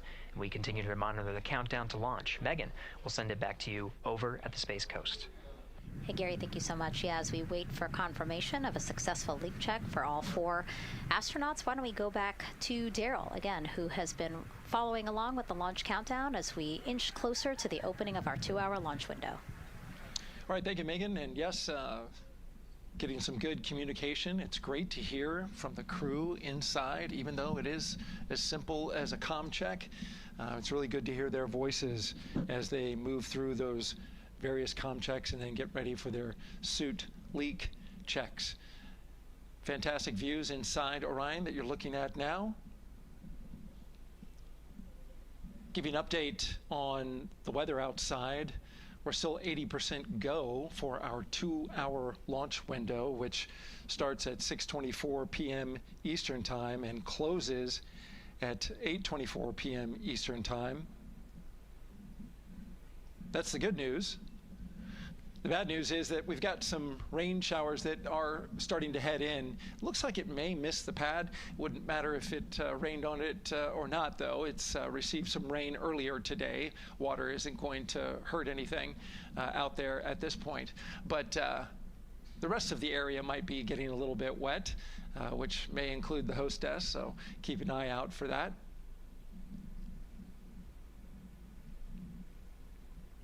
As we're watching with the astronauts inside the Orion Integrity spacecraft, you'll be hearing more and more from them, especially Christina Koch, who is Mission Specialist number 1.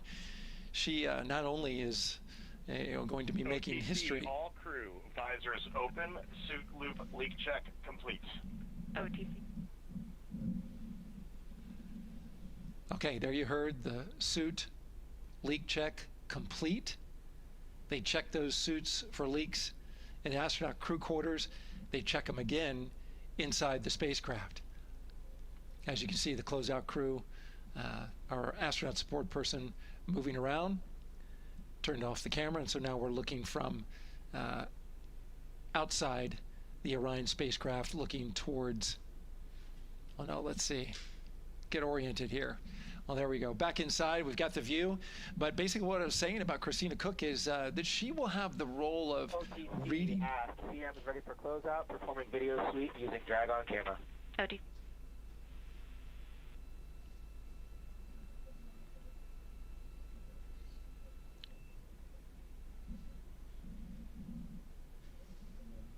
She will have the role of reading out a pressure reading that tells the team that and CDR or NTD?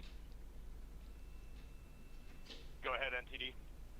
Yeah, we're going to do another cleanup on those suit leak check messages that we got from since we're done with that now.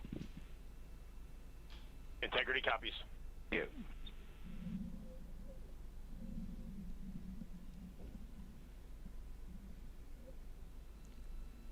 And that's communication going between Orion Commander Reid Wiseman and NASA Test Director Jeff Spaulding. As I was saying, Christina Koch will be reading measurements from the counterbalance assist arm. So you're going to hear her be asked by the NASA Test Director to read that. That CBA, counterbalance assist arm, it's mechanically latched by the closeout crew using tools, but there's a hydraulic assist It's pneumatically opened and closed rather with a pressure assist that helps open it up. Not only that hatch, but also the last hatch. There's 2 hatches there that we'll see that will be closed, but this is in case of an emergency out there at the pad. If the crew for some reason needed to exit quickly, then they would exit the spacecraft by pulling that lever, which would open both hatches. Those hatches are heavy. The Orion hatch is hundreds of pounds. ATC cameras 1 and 2 both set to record. OTC copies.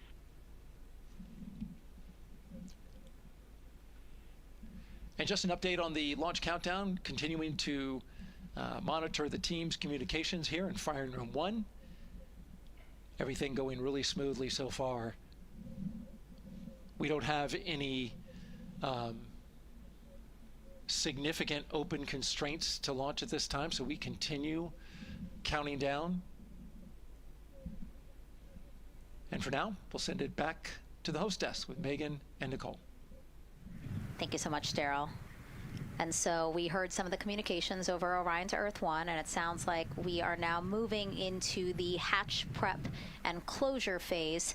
We will now start to see the closeout crew getting out of Orion soon, so that they can start getting ready to, again, close up Orion, close the 2 hatches, and then get out of the pad. Yeah, the closeout team will take the hatch seals off, and they'll inspect the seals, make sure everything's ready to go, and then do a few last-minute configurations before they close that hatch. And then, like Daryl talked about, then Christina will have a role in looking at the CBA there. So. Yeah, you might have heard them say over the loops again that drag-on camera. So basically, it's a camera that they can move around, and you might have seen it in a couple of our shots already. But they will take that camera and literally go and inspect the seal that. There's 2 seals, actually, 2 seals that go around the entire area of the hatch, just to make sure that everything looks good. And that camera feed is being directly shown to NASA teams who need to monitor that. Yeah, they want to make sure there's not a single hair or piece of dust on those, make sure that there's no damage and everything's ready to go, so that the seal, they will do a leak check on this hatch seal as well. Make sure it passes. Yeah, and we'll know they're doing that because we will actually see one of the closeout crew members with a hand pump, and they will pressurize, again, just the seals, and they have to see if it will hold pressure for just a minute. And if it does, then they will go ahead to pressurize the entire Orion spacecraft, and then that again is to make sure that the spacecraft is holding the right amount of pressure. And that one's a lot longer. It'll take them like 8 minutes. Like it takes time to pressurize it, then they have to hold pressure, and then it takes time to depressurize it. Right, and they want to measure the difference in pressures at the beginning and end of that, and make sure that it holds the right amount of pressure, so that when they get to the vacuum of space, obviously the capsule holds its pressure. Yep. Okay. Well, again, as we continue to watch operations that are happening at the pad inside of Orion, why don't we go over to Banana Creek? It's one of our viewing locations here at Kennedy Space Center. They will have a spectacular view, and we actually have NASA's Leah Martin there chatting with a big group of people surrounded by a lot of folks on bleachers there. Hey Megan, yeah, tons of people out here today, thousands of people gathering at Banana Creek to enjoy NASA's next big mission and humanity's next great leap today. It's a gorgeous day, and I'm joined here actually by some people who are probably the only people on center who are a little bit more excited than me to see this rocket lift off. Where are you from, and why are you here? So we're from the University of Tennessee, Knoxville. We're a group of 7 aerospace senior engineering students traveling here with Josh Dobbs, former quarterback of the University of Tennessee, with his extraordinary Dobbs Foundation. Now, you were actually telling me a little bit earlier, you're here local, you're from Orlando. What's it like being an aerospace engineer and then having the opportunity to come back here to the Space Coast and see this mission lift off today? It is absolutely amazing. I feel like the little 9-year-old girl inside me is so excited. Like, I'm from around here. I grew up watching launches in my backyard, and so this seems like such a full circle happy moment for me. Now, you are an aerospace engineer looking hopefully to join the workforce in the future. How does it feel to be here and see firsthand what that work does? It's just so cool to see what I've been working for the last 4 years and then 12 years before that just actually be physically happening in front of me. It's something I never dreamed of as a kid. And I'm actually joined here by the astronaut himself, Mr. Josh Dobbs. Now, you have a history with NASA as well. You did an externship here. And how did that kind of play into your passion for aerospace and then the foundation that actually provided this opportunity for these students today? 100%. So I spent a month here around the Artemis I mission, which was a tremendous opportunity to learn about the space program and also what's next. And so to be back here for Artemis II, and unfortunately, Artemis 1 went in the middle of the season, so it's surreal to be here for Artemis 2. And with my foundation, like, the goal is to be able to take advantage of the opportunities that I've had and pass them along to the future of the industry and give them the opportunity to see what all their hard work can accumulate into. So it's an honor to be here. We're really appreciative of all the engineers and all the hard work that's gone into this moment, and we're excited to watch history happen today. Absolutely. And as a group, I think if you guys had one well wish for the team today, what would you say? I think we can all join together, maybe say go Artemis. Go Artemis.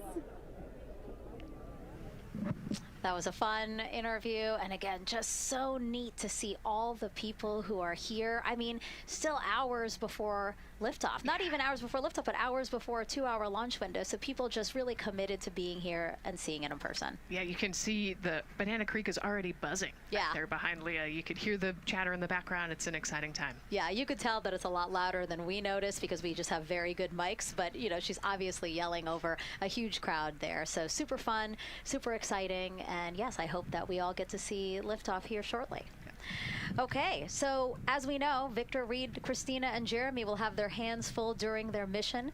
So for some of their test flight objectives, let's go back to Megan Carter at the moon board. All right, as we have seen from those camera views, their capsule is very compact, obviously. So let me show you a few cool things about this piece. The Orion capsule is going to only be about 16.8 feet in diameter and a whopping 10.5 in height. Think of it about the same cubic feet as 2 minivans. So obviously every piece of that capsule has been planned with purpose.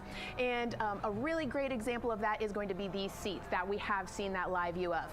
Now, these seats are going to be out for launch, re-entry, and splashdown, but in between, they are stored in between to give them more room for daily activities and things like that.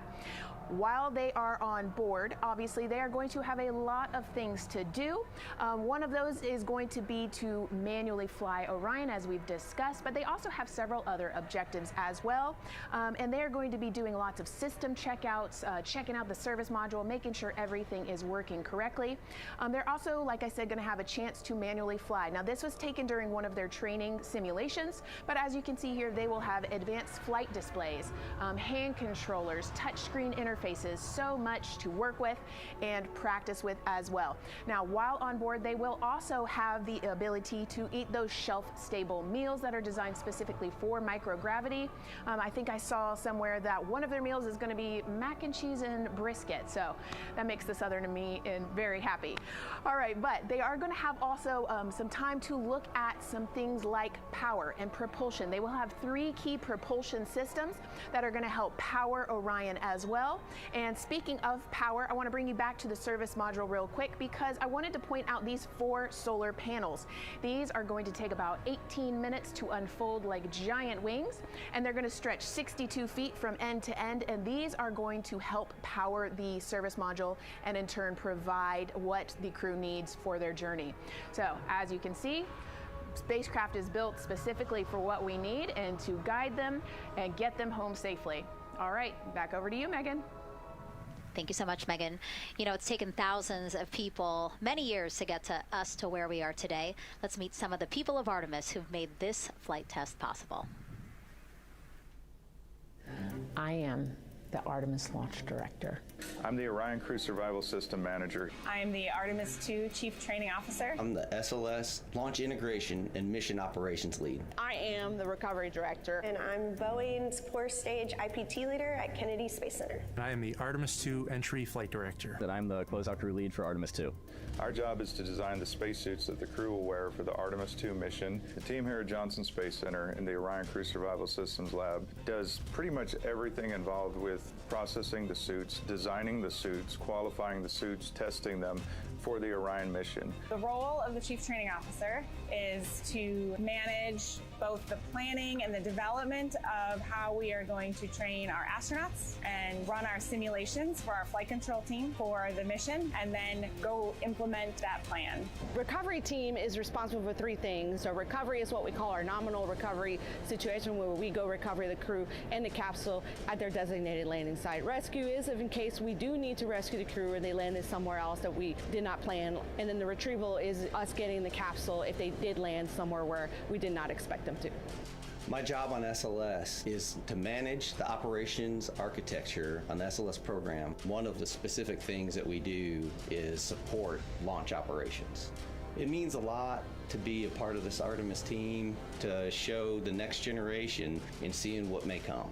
I am responsible for our core stage processing at Kennedy Space Center. My team is responsible for that core stage, and it's our responsibility to make sure that core stage is safe, built correctly, and there's going to be 4 of our astronauts, and it's going to get them to their ride around the moon. I've been a flight director for over 10 years now.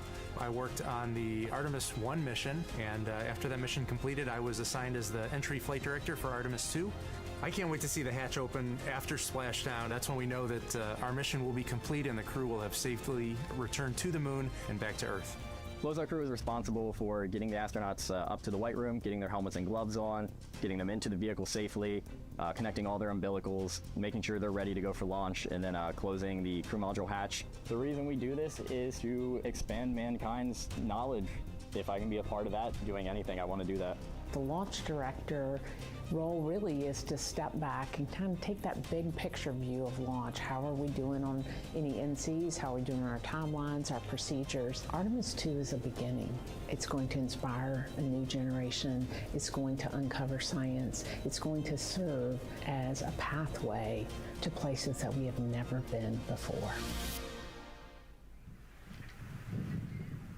And to meet more people of Artemis, you can head to the link we're going to put up on your screen there. Just, again, really nice to see all the faces that have put in the work, the time, the hours, the dedication to get us to today. Yeah, so many professionals that worked so hard on this mission.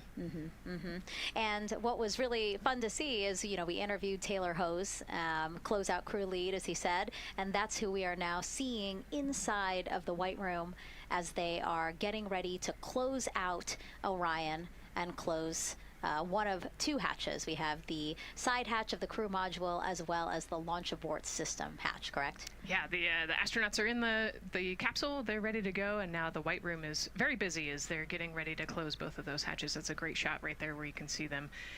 Almost looks like they're doing that hatch seal inspection that we talked about.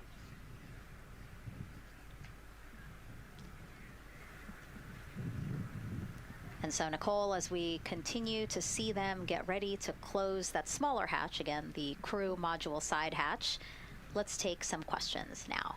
Sounds good. A lot has changed since Apollo, and I have a few questions about what's next. What part of the moon are we exploring through Artemis, and what are some of the key points that NASA needs to consider when planning missions like this? Were you expecting to see Scarlett Johansson? I think that took you. Yeah, I mean, took you aback. We've talked about this, but everybody has an interest in this mission. You know, it's humanity trying to explore and go back to the moon. And I love this question. You know, what part of the moon are we going to? You know, eventually we want to get to the polar regions, the South Pole specifically. We think that there are volatiles there, so water ice, something that can be harnessed as a resource as we create the permanent base on the moon and then try to get onto Mars. But getting to the moon is a tricky mission. You know, we're going further than we have in a long time. And, you know, on the International Space Station, we're 250 miles from the Earth, and so we're pretty close. We resupply that spacecraft pretty often with cargo missions, but the further and further you get away from Earth, the more you have to think about the lack of cargo, the comm delay. You know, there's a communication delay the further away you get, and so there are different and unique problems as we continue to explore further and further out into the solar system. And there is so much to learn about the moon, so it's no surprise that, yes, even though our goal is to have a moon base at the lunar South Pole, the lunar South Pole is not the main focus of this lunar flyby. So instead, the crew is going to be focused on observing the far side of the moon. So this is actually an animation of what teams expect the moon to look like if the crew launches today. So this is, of course, the side that faces the moon, and this is the far side of the moon, which when, again, the crew does their lunar flyby on flight day 6, we are expecting this will be their view. What an amazing view and an opportunity. Yeah, you know, there's so much to learn from this particular mission, because obviously we're not landing with this mission, and so they actually potentially could see the South Pole and kind of scope out what our landing regions look like in the context of the entire moon. But also they're going to see parts of the lunar surface that have never been seen before by the human eye, and so they're going to take these detailed notes. They're going to record themselves talking about what they see. You know, we do a ton of geology training as astronauts, especially this Artemis II crew. They did a ton of geology training working with scientists to learn how to pick out the unique portions that we want to go study. You know, what is the context of the moon? What parts of the moon look interesting and look different? You know, the impact craters that we talked about earlier. So really trying to take all the pictures, take all the observations, write down, talk about their observations, and record as much data as we possibly can for the researchers back here on Earth. Yeah, it's so important to, yes, we're all talking about what they hope to do during this 10-day mission, but you really do have to think about all the training that goes into this. I mean, you have 4 crew members who won't, you know, have the support the way that they've been having this. I mean, they'll be talking through communications, but you know what I mean? It's just them and the moon, right? So they need to be fully aware and equipped with everything that they'll need to do to be able to accomplish the objectives that we hope to accomplish during this mission. Right, and their specific flyby around the moon, you know, the lighting will be different and the path will be different depending on when we launch. If we launch today, it would be different from tomorrow. And so, you know, they actually had to learn the geography of the moon so that they can orient themselves when they're on the backside of the moon, because they're not going to have communication. You know, they're just going to have a, I think, 45+ minute comm blackout while they're while they're on the far side of the moon. And so they themselves have to know what things look like on the moon, how to orient themselves, and how to get the data that we're looking for. Yeah, really ambitious mission. Excited to be here at the start of it. All right, so another check of the clock, 2 hours, 57 minutes and counting to the opening of our 2-hour launch window for Artemis II. This pivotal test flight comes 250 years after America began its journey as a nation. As we celebrate that milestone, a special live performance now of our national anthem by singer Ann Wilson.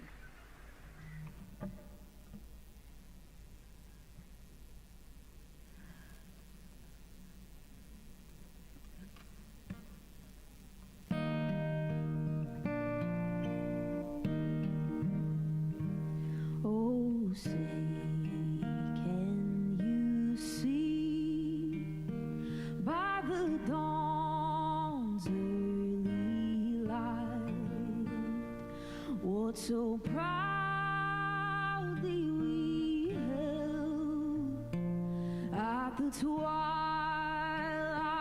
last gleaming, whose broad stripes and bright stars through the perilous fight, o'er the ramparts we watched, were so gallantly streaming, and the rocket's red glare, the bombs bursting in air, gave proof through the night that our flag was still there. Oh, say does that star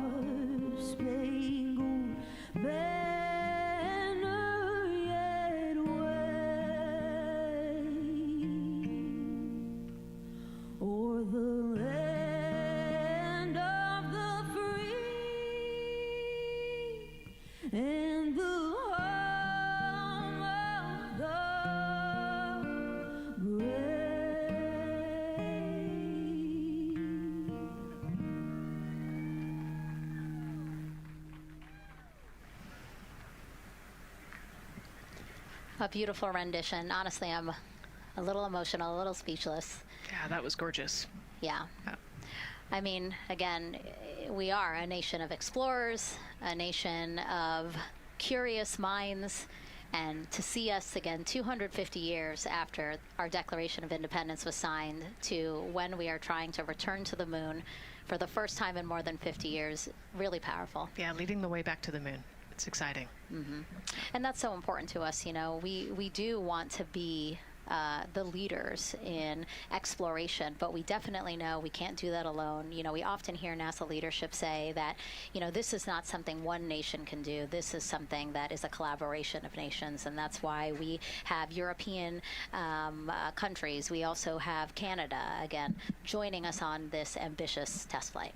Yeah, of course, you know, it goes back to the old proverb, if you want to go fast, you go alone. If you want to go far, you go together. And we want to go far. We want to get onto Mars eventually, and so we're going to get to the moon first, and you can't do that alone. So thank you again, singer Ann Wilson, for that beautiful rendition, again reminding us of what it is we are trying to accomplish for all, by all. We are now back inside the White Room with the closeout crew. Again, backup astronaut Andre Douglas, number 2 there, just outside in the White Room, which is right outside Orion there, with the crew seated comfortably inside. As you can see, they've dimmed the lights a little bit. The crew has the opportunity to set the ambiance, if you will. They were given the opportunity to adjust the lighting as they see fit, again, just so that they can get comfortable. It's kind of like when we are on a plane and you get the opportunity to... Sure, yeah, you don't want the bright lights in your eyes. Also, you want to be able to see the screens well, or see the, you know, the tablet on Jeremy's knee well, so they're going to adjust the lighting to what makes sense for the mission. And we saw in that very quick shot there, our best camera view of the 2 hatches is actually that drag-on camera, like we were saying, that kind of moves around. So sometimes it's hard to show that. So there you have it. You can see that the closeout crew has closed the side hatch. And so right now, that's a panel that they have to close out in order to then close the next hatch, which is the launch abort system hatch. And so, Nicole, can you just quickly, again, talk to people about the 2 hatches, again, crew module first, and then the launch abort system hatch? Yeah, so the crew module hatch is the one they're working on right now. They just got closed. You can see he's torquing those bolts down. And that is the hatch that completes the Orion capsule. And then you have the launch abort system, which actually is kind of almost a shell that goes around the capsule and holds onto the capsule during launch. And it has its own separate engines that can pull the capsule away from the rocket safely in the case of an off-nominal data point. So it's actually looking at roll rates and attitude and thrust and all sorts of different data in order to make sure the launch is safe. And if it's not, then the launch abort system will pull the crew module away and get them into a splashdown zone safely.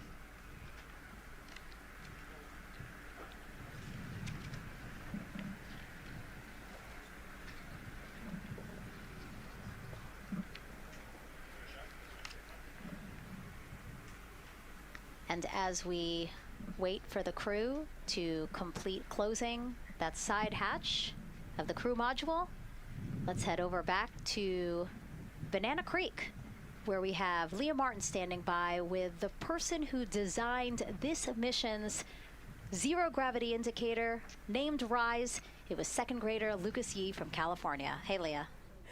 Hey, Megan. Yes, of the many special guests we have with us today, I think one of our most exciting guests is Lucas, who's joining us, like you said, all the way from California. He and his family actually worked this as a group project to design the zero gravity indicator. Lucas, can you tell us a little bit about your design? Yeah. So you named him RISE. Can you tell me why you picked that name?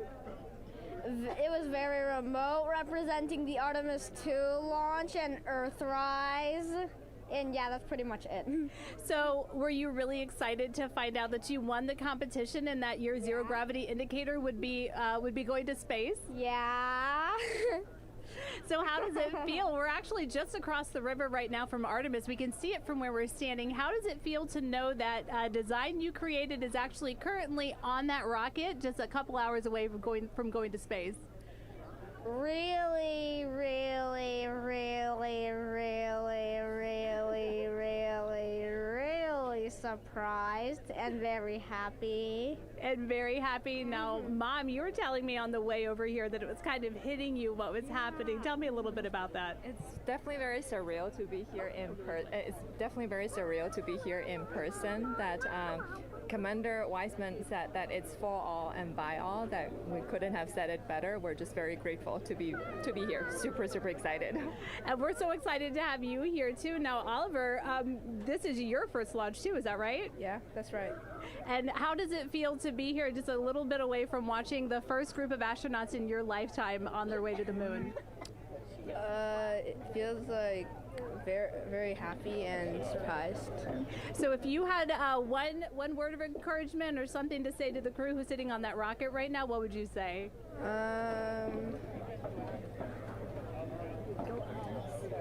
What? Go Artemis. Go Artemis. Go Artemis. Thanks so much, Megan. I would say have a nice trip. Yeah. You would say have a nice trip? I did hear that answer. I would say have a nice trip. You know, Leah, that was a hard question. You know, it's really hard to come up with a spot what to say to the crew who's about to make history today. Yeah. And so the Artemis II crew, again, ZGI, Zero Gravity Indicator. It's a plushie, a soft toy that is brought in to the spacecraft with astronauts so that it can be a visual indicator for when we have reached the weightlessness of space, right? Yeah, you saw a little replica there that Lucas had, and then in some of the views in the cabin view, you could see it swinging and hanging earlier. So I think actually Jenny was the one who installed it into the capsule. Oh, really? Yesterday, yeah. So. Oh, we have to unpack a lot here. We got to talk about Jenny, who we will get to here in a second. But then, yes, we will also go back into the capsule so that we can show you where the ZGI is now. But the ZGI was chosen by the crew after a contest where the crew asked for submissions. They got submissions from around the world to, again, design their ZGI that is going with them to the moon. It's kind of like any other road trip. You need clothes, food, a map, your favorite toy. Really. Except this toy has a job to do up there because this is a zero gravity indicator. While not a scientific instrument, this safe and soft object tells the strapped-in astronauts that they've reached weightlessness. For Artemis II, the crew wanted a one-of-a-kind ZGI, so we asked you to come up with it.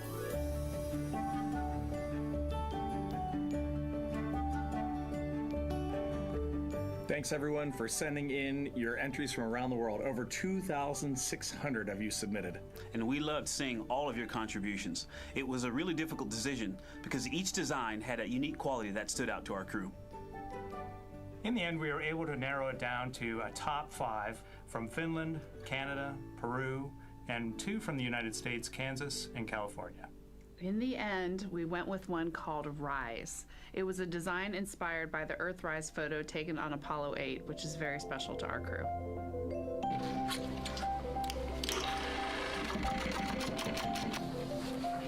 With the winner chosen, next came the task of bringing it to life here in the Thermal Blanket Lab at NASA's Goddard Space Flight Center.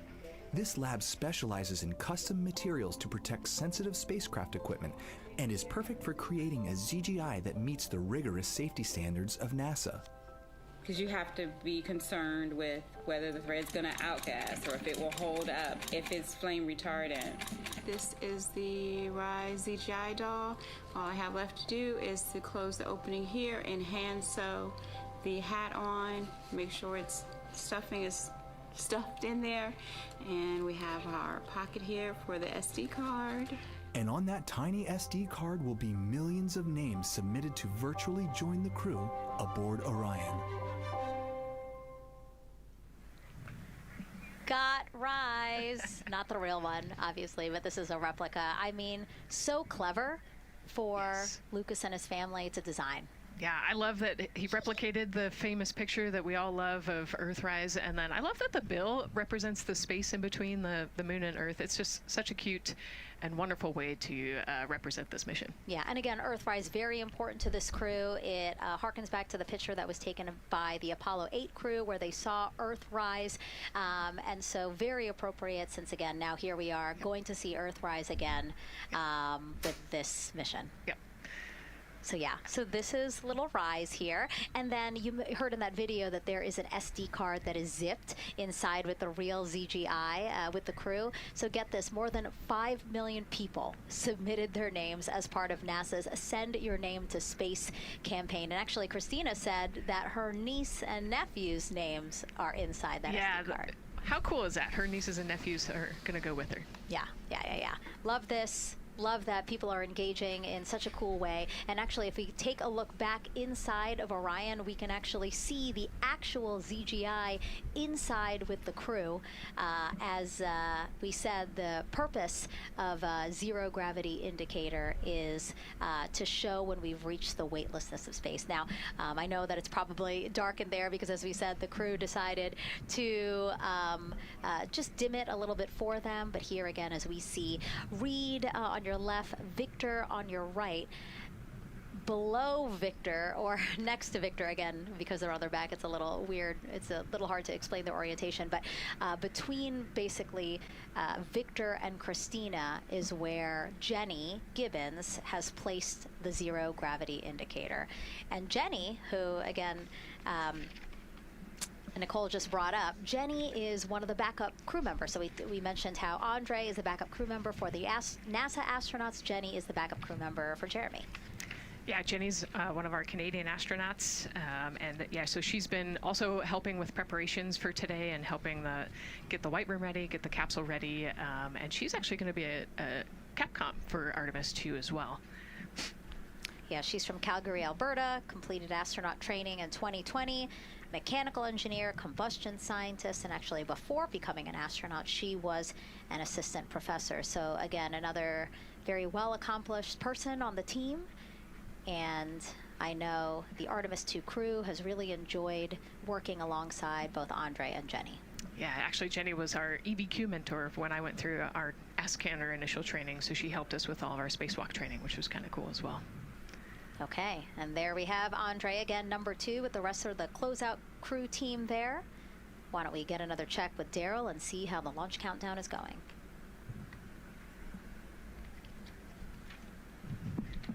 Still going quite smoothly here from Firing Room 1 here at the Kennedy Space Center. Launch team working no major constraints to launch, which is great news. We did get an update on a weather balloon that the launch weather officer and his team released. This is an important weather balloon released right around the 3-hour mark, and what it told us is that winds are around 10 to 11 knots in the upper parts of the atmosphere. That's important information for the launch abort system should the astronauts need the LAS.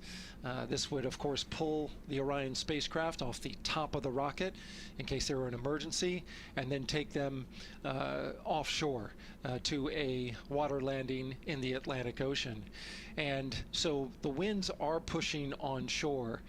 And because they're pushing onshore, the launch weather officer is keeping a close eye on the strength of those winds, because if the Orion were to come off the top, and it's powered by 3 rocket motors which can propel it or pull it especially fast off the top of the rocket, it would go up into the air thousands of feet and then splash down in the water. And if you've got wind pushing against it, you don't want that spacecraft to come back and land on land.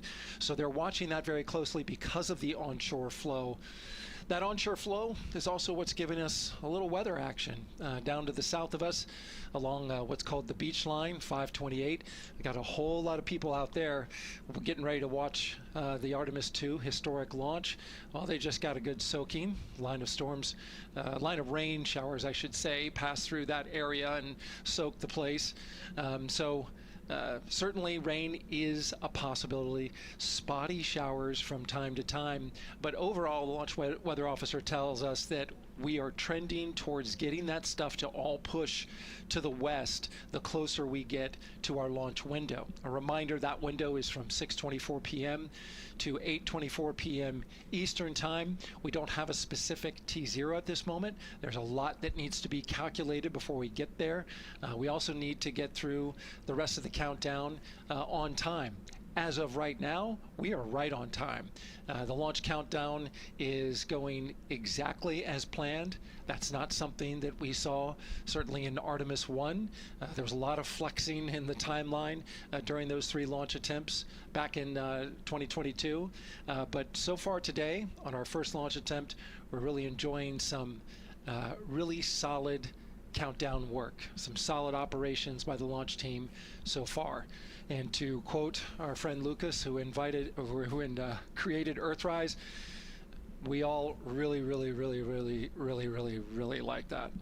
We'll send it back to the host desk. Thanks so much, Daryl. Yes, we really like that, and we really like Rise and Lucas. So thank you for that. That was really cute. Okay, so again, here we are in the big box here. We have our full view of the rocket, looking glorious on there with, again, some clouds, but still weather is good for launch today. And then we have the closeout team continuing to do work in the White Room. We got confirmation that they have successfully completed pressurizing the counterbalance pressurization. Basically, as Daryl explained it before, the side hatch for the crew module is very heavy. So in order to open it, there needs to be pressure applied to it, and that's what we just completed, right? Right, that's exactly it. So the CBA, that counterbalance assembly that we're talking about, has to be pressurized. It's a pneumatic system to help. So in the case of an egress, you know, Christina's the one that has to open that hatch. So once she gets it unlatched and unlocked, then that pneumatic system will help move the hatch. It weighs a lot, and so the average human cannot open that hatch by themselves. And so that's why we want to make sure that the system is pressurized, that it's not going to leak, and that it is ready to go in case they need to open the hatch. So that is complete, and now what is happening are the seal leak checks. So that is in progress. Again, 2 seals go through the entirety of the hatch, and we will take the seals to pressure, hold it for about a minute, and just make sure that it is holding pressure. Again, we want to make sure that the crew has a safe, pressurized environment in any sort of situation while they're in Orion. Yep, that's right. So we're going to take a look at it. We're going to take a look at the starting pressure, and then after a certain amount of time, we'll take a look at the ending pressure, and then there are certain tolerances that we will accept for flight. 2 hours, 37 minutes and counting from the opening of our 2-hour launch window today at 6:24 p.m. Eastern Time. After liftoff, it takes less than 10 minutes to reach Earth's orbit. Let's learn more about today's ascent profile with Gary in Mission Control. Hey, Megan. We are monitoring here in Mission Control Houston. Flight controllers are looking at data from integrity in the Space Launch System during the countdown. We're looking at some of the events happening in the White Room now and just making sure that all criteria is met to commit to launch and ascent today. It's the team you see in this room that would be looking after ascent, which is a very dynamic phase of flight. And after solid rocket booster ignition of the Space Launch System, it's this team that takes over control of the mission. There are voices you'll hear upon ascent, calls being relayed between Stan Love, the Capcom you see here in this shot in Mission Control Houston, that's the voice from this room, and the Artemis II crew on a communications channel aptly named Orion to Earth. Here are the calls you may hear during this part of the mission. Capcom Stan Love, his first call after responding to the crew's successful roll pitch maneuver at 30 seconds is AMT high. This notes that should we lose just one of the main engines, an alternate mission in low Earth orbit can still be achieved. At 1 minute 25 seconds, you'll hear max Q on PDL. This notes that reaching the moment of maximum dynamic pressure on the spacecraft.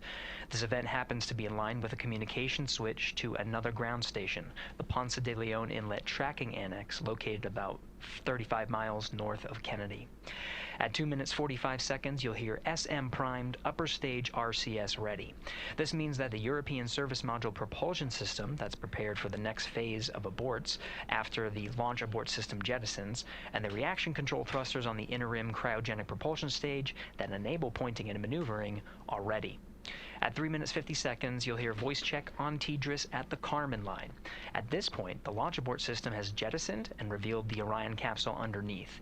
This check verifies that the now exposed Orion antennas have a good signal over the tracking and data relay tracking and data relay satellites, which is part of a geosynchronous satellite network and the same assets that are used aboard the International Space Station.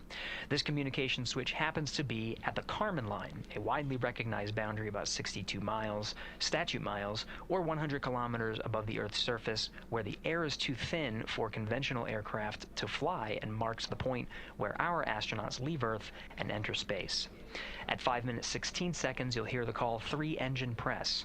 This notes that if one of the 4 main engines on the SLS core stage were to fail, 3 engines can carry the crew to a nominal main engine cutoff and proceed with the expected mission timeline. This is an important call that gives more assurance of continuing today's moon mission. At 7 minutes, you'll hear expect nominal shutdown. You'll hear this call should the main engine performance be as expected up to this point. Shutdown plans can vary and may impact G-forces experienced by the crew or future burn plans, but a nominal shutdown is more indicative of continuing the mission on the expected timeline. At 7 minutes 30 seconds, you'll hear AOA open. This notes crossing into a new abort profile. At this point, an abort would use Orion engines to escape the core stage, and the altitude and velocity are enough to make it 1 lap around the Earth and aim for a splashdown in the Pacific Ocean instead of the Atlantic. And then, of course, shortly after 8 minutes, you'll hear nominal MECO. You won't hear MECO right away. Teams here wait until the core stage has separated and the trajectory is confirmed as expected before that call to the crew. Now, this ascent profile is approximate, as there may be calls that move a few seconds depending on the trajectory, and of course these are the calls and times for a nominal trajectory. Teams in this room have been training extensively to prepare for any and all scenarios, and they are confident and ready to take this crew into space today. In today's pre-brief, the flight director, Judd Freeling, expressed his confidence to the team, citing the hundreds of simulations to prepare for this very moment. These are the calls you'll hear during ascent less than 3 hours from now, but now we'll turn our attention to the countdown to launch and send it back to you, Megan, at the Space Coast. Thanks so much, Gary. Now, one of today's 4 astronauts, of course, Canadian Space Agency astronaut Jeremy Hansen. Let's go now to Jasmine with her next guest. So much, Megan. Yeah, we're joining you live now from the Operations Support Building here at Kennedy, where crowds are starting to gather, and we're honored to have Lisa Campbell of the Canadian Space Agency joining us. Lisa, Jeremy Hansen is about to make history as the first Canadian to venture to the moon. What does that milestone mean for your agency? Thanks so much, Jasmine. It's wonderful to be here. It's such a special moment, both for our astronaut colleague Jeremy Hansen, but also for Canada. We're here because of decades of public investment in space robotics, in space collaboration, and so for our country, we're very proud. He's so ready. He's been waiting for this his whole life, preparing, training, and he's a wonderful example of Canada. Yeah, and that's a perfect way to capture Jeremy. He really has been prepping for this his whole life. This will be his first space flight. So what has it been like watching him become part of this Artemis II crew? Well, as I mentioned to you, I've known Jeremy since 2020, and he's a colonel, a fighter pilot, a father, and he really is a very dedicated, passionate human being. So both for him to realize this goal of being an astronaut and flying, he also is hopeful that witnessing that will raise awareness about the value of a space program, of the benefits here on Earth, of exploring the universe and our place in it.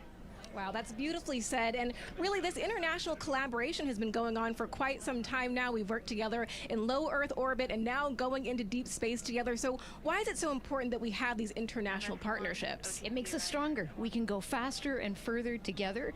Canada is one of the original signatories of the Artemis Accords, and Canada and the United States have been partnered for more than 60 years in space. Wow, that is phenomenal, Lisa. And this really is a team effort in many ways. We also have Jenny Gibbons. Yes. She'll be listening in on Capcom. What is her role going to be like? So Dr. Jenny Gibbons has been training all along as the Canadian backup with the Prime crew. Last night, she was in the Orion capsule checking out all of the communications, making sure all of the systems test out and work perfectly. And then she will be among the first lunar Capcom, helping the astronauts navigate during their mission. Wow, Lisa, that is so exciting. Any final words for the nation of Canada before today's mission? Just, we are so proud, so excited, and we can't wait to welcome Jeremy home. Fantastic. Lisa Campbell, thank you so much for being here today. Thank you, Jasmine. Of course. And with that, let's get back to NASA's Megan Cruz.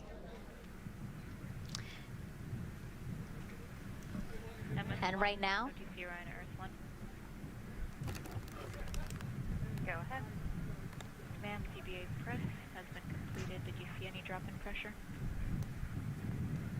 At MS1, we saw just a little bit. It is just over 2,600 now. Copy. Thank you, ma'am.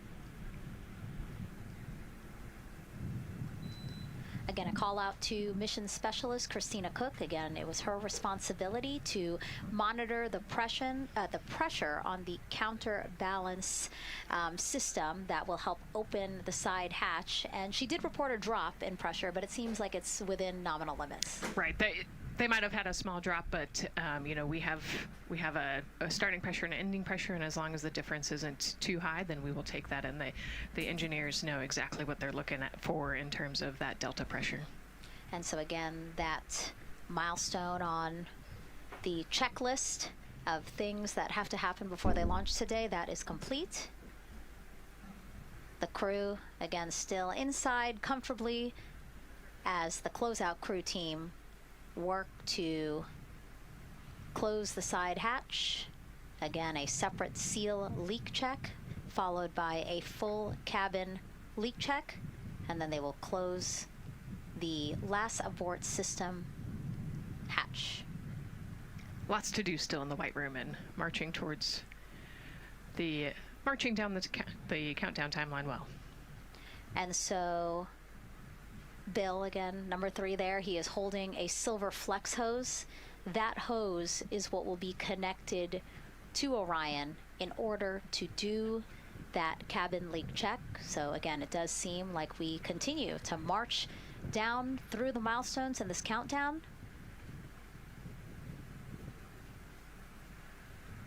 Hopefully lifting off today within our 2-hour launch window that opens at 6:24 p.m. Now, right now, people inside the Kennedy Space Center Visitors Complex are learning about this mission. There are great exhibits there about the rocket and Orion, and of course, our Megan Carter with the moon board.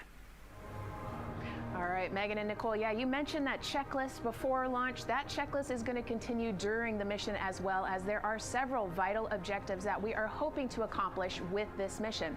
So we've talked about the rocket. We've talked a little bit about Orion. Obviously, during Artemis I, we had that test flight, and there were no humans on board. That is our one big difference for this one, and we are going to have that crew this time. So what are they going to be up to during this mission? Let me tell you just a little bit. Now, for Artemis I, like I mentioned, we were really focused on the SLS, making sure it had the power and capabilities that we needed. We were also checking out the Orion spacecraft in deep space environments, making sure that it was good to go. Now for Artemis II, we are going to be taking the testing for Orion to the next level by adding that human component. So those test objectives are going to start even before launch. Like you mentioned, they are out there making their way through that checklist. But these objectives are going to start now, and that includes safety. So one really great example of safety is going to be something called the egress baskets. They're out there in the spacecraft, obviously, and should a situation happen to come up, they are going to have something called the egress baskets they can get in, and those are going to zip line them essentially down to the ground within seconds to safety. Another great example of those safety procedures are going to be the LAS, or the launch abort system that I mentioned earlier. Just a reminder, that's the one that can pull the crew and capsule away from any danger within a few minutes of into the launch. Now, those are just a couple quick examples, but our recovery teams have been training extensively, quite a lot, to make sure that they are ready and prepared for any challenging situation that could possibly arise. All right. Several other objectives that we are going to be looking at are also going to be communication checkouts. That is going to be vital. I know we talked a little bit earlier about all the maneuvering that they're going to be able to do, but we want to make sure that they have full communication ability from space to ground so that we can fully support them here. We are also going to be checking out those life support systems. Obviously, we've talked a lot about the service module and what it is going to do for the crew, but we want to make sure that those life support systems are fully functioning, obviously, before we send them farther into deep space. That's going to be critical for them. So on top of being able to maneuver the spacecraft and check everything out, we are also going to be making sure that everything is fully functioning. So as you can see, big part of this mission is to make sure that the spacecraft, the hardware, and all the operations are working and that the data is going to make sense. And speaking of recovery, we are also going to have the opportunity at splashdown to recover that launch or that flight data, and we're going to be able to take that back, analyze it, and make sure if there are any enhancements we need or changes we need to make before our next missions, we'll be able to do so. So lots to do. They're going to stay very busy, obviously. And with that, I will turn it back over to you, Megan. 2 hours, 25 minutes and counting, and the crowd, check it out, continues to grow at our Banana Creek viewing location. They will have a great view of launch, and we will go back now to Leah Martin, who's standing with her next guests. Hey, Megan, yeah, we're surrounded by thousands of people, some here local from the Space Coast, but we actually have quite a few people who have traveled a pretty far distance to be with us today. I'm actually joined here by a group from the International Space Station Ambassadors Program who have come from all over the globe. Saku, you're here from Japan, you've come Val from Mexico, and then we have brother and sister Cosma and Jesko here who are visiting from Germany. You actually told me that you participated in the NASA Rover Challenge in Huntsville. How was that experience, and how is it kind of participating there in Alabama and then being here today? So it is an amazing experience because you meet so many young people with visions, with dreams, with ideas which inspire you and motivate you. And it's even better to be here now to see the SLS launch because we are going back to the moon, and that's what we're working for. Absolutely. And, you know, the Artemis missions, we talked a lot about the Artemis Accords and this being an international effort. You were actually telling me, Saku, that you're interested in becoming an astronaut with JAXA, pursuing your PhD to be able to do that. Tell me a little bit about that. Yes, actually, I applied for the Japanese Aerospace Agency, the astronaut selection like 2 years ago, and then I didn't make it all the way, but I'm still working on it, and hopefully I can be at the launch pad sometime, and then I hope to go back to the moon and Mars, and yeah, I'm working on it. Absolutely incredible. And Val, you're here from Mexico. We were talking a little bit about women in space. This is a team who, you know, is predominantly made up of women. What is it like knowing that Christina is on that rocket right now, about to be the first woman to travel around the moon? I think that's such an amazing news. It's just so inspiring that we are taking the first black person and also the first woman to the moon. It's just the first step in humanity and a big step in equality as well. Megan, a lot of excitement here, not just in Florida, but from around the globe, and we're keeping our eye on that rocket, and we're ready to see it lift off.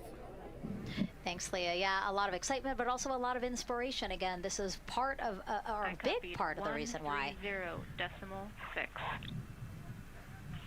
Good readback. Ops 1 voltage, 131.3. I copy 131.3. Again, those numbers you hear, they're referring to specific steps in the launch countdown that the crew have to step through in order to get us to launch today. And so we were saying, yes, inspiration, a big part of why NASA does what it does. We want to go together, and we want to explore together to learn more about ourselves and here on Earth. Yeah, humans, I think, naturally want to explore, and so going together, like Lisa said earlier, we're going to go farther and faster than we possibly can alone. And, you know, what a way to celebrate that today. Yeah. Going back to the moon in the first time in over half a century.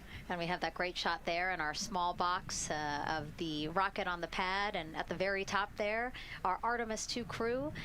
Right now, we know that the crew has begun the closeout crew has begun doing that cabin leak check. So they are currently pressurizing the cabin, and it sounded like it would take about 6 to 8 minutes for them to get to pressure, and then they have to hold that pressure for 5 minutes, right? Yes, that's correct. Yeah, so there's quite a bit of volume. You know, we talked about it being a 6-person tent. I think it's 330 cubic feet. Don't quote me on that number, but you know, they have to, like we talked about, take that initial pressure, wait 5 minutes, and take the second pressure. Yeah, and then it takes about 6 to 8 minutes again to depressurize the cabin. So this process will take a few minutes. Ascent switch configuration complete. OTC copies. Thank you.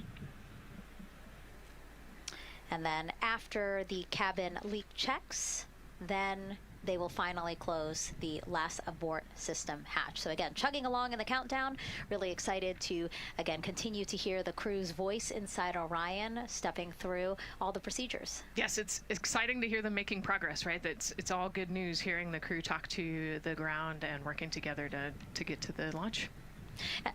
And what I think is really cool is that this is the first time NASA is going to have astronauts in low Earth orbit, but also in deep space at the moon. So here's a message from some of the crew aboard the International Space Station right now. Hello, Megan, and a big hello to everyone around the world counting down together to the launch of this historic flight test. If we weren't in microgravity, we would also be on the edge of our seats. Here on the International Space Station, all of us are honored to have the chance to wish our fellow explorers Godspeed. Throughout human history, the moon has sparked our imagination, curiosity, and wonder. With our return to the moon, we're not only going to be learning about its history, the history of our solar system and of our planet, but also about our place in the cosmos. We are so proud of the Artemis team and so excited for what you will see and learn on behalf of all of humanity during your trip around the moon. As we push the boundaries of exploration and expand our knowledge with scientific discovery, we advance our collective civilization together as one. Test flights are crucial to the mission of exploration. We all learn in test flight schools that the more challenging the missions are, the more incremental the tests should be. This Artemis II mission is one more increment on the way to further exploration. Thank you to the crew, our friends, for your dedication. And from the entire Expedition 74 crew, thank you to all of the teams that had a hand in getting the Artemis II mission to where it is today. Back to you, Megan, as the countdown continues. Oh, I love that so much. I just love seeing them there. And again, you have to remember the International Space Station is an orbiting lab. We learn so much there, and we're going to learn so much more from Artemis II, because this isn't just a test flight. It's an opportunity to learn more about the moon, deep space, and how humans can live and work so far from home. So here are some of the science objectives that NASA hopes to accomplish with Artemis II. Artemis II is our return of humans to the moon, flying around the moon on board Orion. But along with that, we're doing a lot of great science. One of the exciting things about the Artemis missions to the moon is that science is actually a fundamental pillar of why we explore, why we're going, what we're doing in Artemis. I think it's incredibly exciting that not only are we testing the vehicle, but we're testing science on board. Science where the astronauts are conducting experiments, science riding along with the astronauts. We have astronauts looking outside the window and really observing the lunar surface. It will help us understand the deep space environment. It will help us understand how that environment affects our astronauts, our systems, and life in general. So deep space is a challenge for us because you have to leave Earth's protective magnetic field. Here in low Earth orbit, the crew members are protected from some of the harmful radiation. Going to the moon, they'll no longer be protected, so they'll have a higher radiation exposure. Much like Artemis I, we have so many radiation sensors and detectors that are inside the capsule so that we can fully understand and appreciate the radiation environment for protecting our astronauts. In my hand here, I'm holding a tissue chip model. This is the exact design that's going to be flying alongside the astronauts.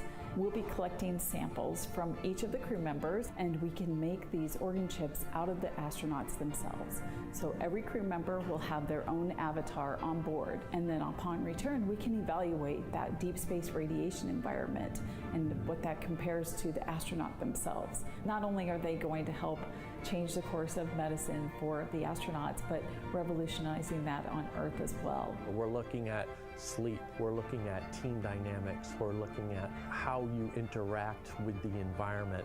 We're also looking at the immune system, so what are the biomarkers? We're using saliva as a method to study hormones and different things in your body that may change during a mission like this. And then finally, how do we function after microgravity, being close to the moon, then returning to Earth? Which will ultimately help us achieve our goal of getting humans to Mars. And then on top of that, we have an opportunity to look at the moon from deep space on the far side for the first time in over 50 years. Having human eyeballs and brains back around the moon is going to unlock a new generation of lunar science discovery. The human eyeball is capable of taking in so much data in just a split second. They'll be able to tackle impact history, volcanic history. They'll be able to look at how the albedo, or kind of the shade and hue of the moon and the color of the moon, can tell us something about how that terrain evolved over time. We're integrating science in ways that have never been integrated into human exploration before. We have a front room mission control flight controller position called the Science Officer. We have a brand new science back room where it's basically our brain trust of lunar scientists and geologists supporting the crews of the future. And Artemis II will allow us to really test how this works so that future missions are really set up for success. We'll also be deploying some CubeSats. They're small shoebox-sized spacecraft of their own. They're each provided by another country, one of our partners. As they conduct their research, they'll complement what we are doing at the moon with Orion. It is so incredibly exciting to be a part of this mission. And it has been, really one of the privileges of a lifetime. I can see the work I'm doing benefit crew members right now and benefit the crew members in the future. So it's incredibly exciting and it's very rewarding. As this rocket launches humanity off of the Earth, we'll be setting the stage through our science to prepare humanity to leave Earth and explore the solar system. And what we learn during this and future Artemis missions to the moon will eventually get us to Mars. Here's Jasmine Hopkins again, now with Nikki Fox, Associate Administrator of NASA's Science Mission Directorate. Thanks so much, Megan. Yes, we're back on the balcony now, joined by Dr. Nikki Fox. Nikki, in this nearly 10-day mission, we are covering a lot of science, from CubeSats to tissue chips. What are you most looking forward to learning? Oh my goodness. I think for me, the most exciting thing is actually being able to interact with the crew while they are flying, doing this historic journey on the far side of the moon. They are going to be seeing pieces of the moon that no human eyes have seen before, which is really spectacular. It's going to be an interesting trajectory. Some of it is in darkness. Then at the terminator, so in darkness they'll be able to look for like impact flashes and things when micrometeorites pummel that poor moon. And then at the terminator they can see shadows and interesting things, which kind of gives you depth perception. And then of course in the sunlit, picking out everyone's favorite craters. Also, if we launch today or tomorrow, they will see a total solar eclipse from the Orion capsule. How cool is that? That is very cool. We are thrilled for this Artemis II crew to be able to see the moon in a way that we've never seen before. What is so unique about that far side? Why are we going there? I mean, honestly, it's just, it is unique. It's very different to the near side of the moon. The actual sort of terrain, the morphology, it's very, very different. And so it will be very exciting to see that as we're going past that. Absolutely. And Nikki, we are performing a lot of science at the moon this year, actually, not just Artemis II. Can you speak to the commercial lunar landers we're planning to send? Yes, we are very, very proud of our commercial partners as they take our payloads for us to the lunar surface. And very excited. Next one up is Blue Origin's Blue Moon Mark 1 going. It's got some science on it. It's got the scalps that went on the Blue Ghost. So we'll be able to sort of look at that plume as it's coming down onto the lunar surface, and then also the laser retroreflector that will be the array that's up there too. So even on that first test flight, packing it with science as much as we can. Wow, Nikki, so much science. It's hard to keep track of everything. But the unique thing about Artemis II is we're sending crew. Can you speak to the importance of the human element of science? Absolutely. I mean, we can program, like we do with our beautiful rovers on Mars, we can program them to do certain things, and it's what we think we need them to do. When you have an astronaut up there, they can make that sort of like really unique split-second decision. The thing I'm most looking forward to is when, you know, when they think they're going to be looking here, is hearing one of them say, "Oh my goodness, look over there." And I think that's just incredible about how we do that. Also, flying our tissue chips with the astronauts, our Avatar experiment. Here we go, Avatar. Oh, wow, look at that. And that's got the tissue chips samples that matched to the crew, so we'll be able to monitor the effects of microgravity and radiation on that human tissue as we prepare for more and more missions to the moon for longer and longer durations, and then off to Mars. Wow, Nikki, so much science ahead of us, but first we have to launch. Thank you so much for being here today. Thank you so much. Go Artemis. Oh, of course, go Artemis. And with that, let's turn it back over to the countdown with NASA's Megan Cruz. Nikki is so fun. She has so much energy and so much passion about the science. And again, yeah, it's just so important to remember that so much science is happening with this mission. It's not just to test out the hardware and the life support systems. Yeah, you know, you saw the science video, and then we talked to Nick. Man, there's so much going on, right? We talked a little bit about the lunar observations that we're going to do, and then, you know, she talked about, made a really great point about, you know, the human eye can pick things out that a camera or a robot can't necessarily pick out, and so that's why we're sending humans. But also, we're not just doing the lunar observations. The Avatar, like, that's a really cool experiment. You know, they took blood samples from the crew, and then they used those stem cells to make bone marrow and create those little Avatar chips, which is so like impressive. Feels like scientific, you know, sci-fi movie stuff. But you know, we're going to look at radiation. We're going to look at all sorts of different scientific experiments. You know, we got the little CubeSats. We're going to go look at space weather. Lots going on. Yeah, even collecting some of the astronauts' saliva. You can learn a lot about the body through the saliva. So just really a lot in a small amount of time in a small capsule. Yeah, you know, it's scientific discovery. That's why we go back to the moon. Yeah. And so again, her energy just so oh my God, I can't find the words. So wonderful. Awesome. Yeah.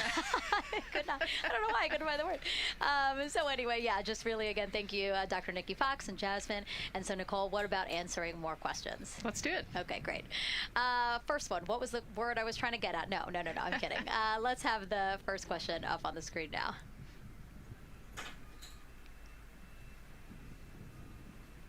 I know we got him. I see him being asked. And CDR OTC Orion Earth 1. Go. For your awareness, scrubber cycling is about to be restarted. Integrity copies.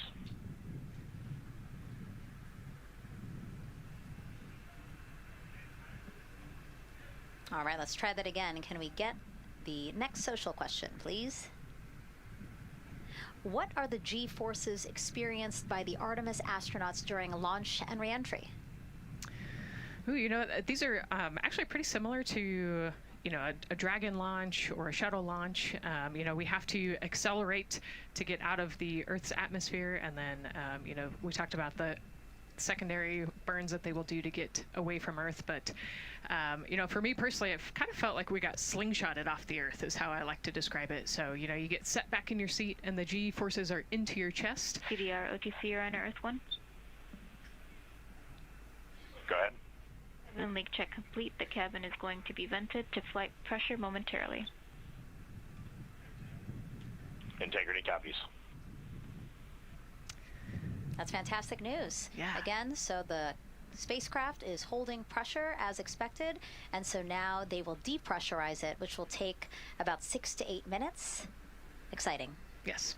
Yeah. Go ahead, Nicole. Like we sorry. talked about, continuing to march towards the launch. Yeah, so the G-forces are into your chest, and it's kind of a slow build, and you can get all the way up to 4.5 Gs into the chest during the launch, and often they have to back off on the thrust a little bit so that you don't get too high in the G-forces, and especially as we go through kind of max Q or that max aerodynamic force, so as they get through the thicker parts of the atmosphere.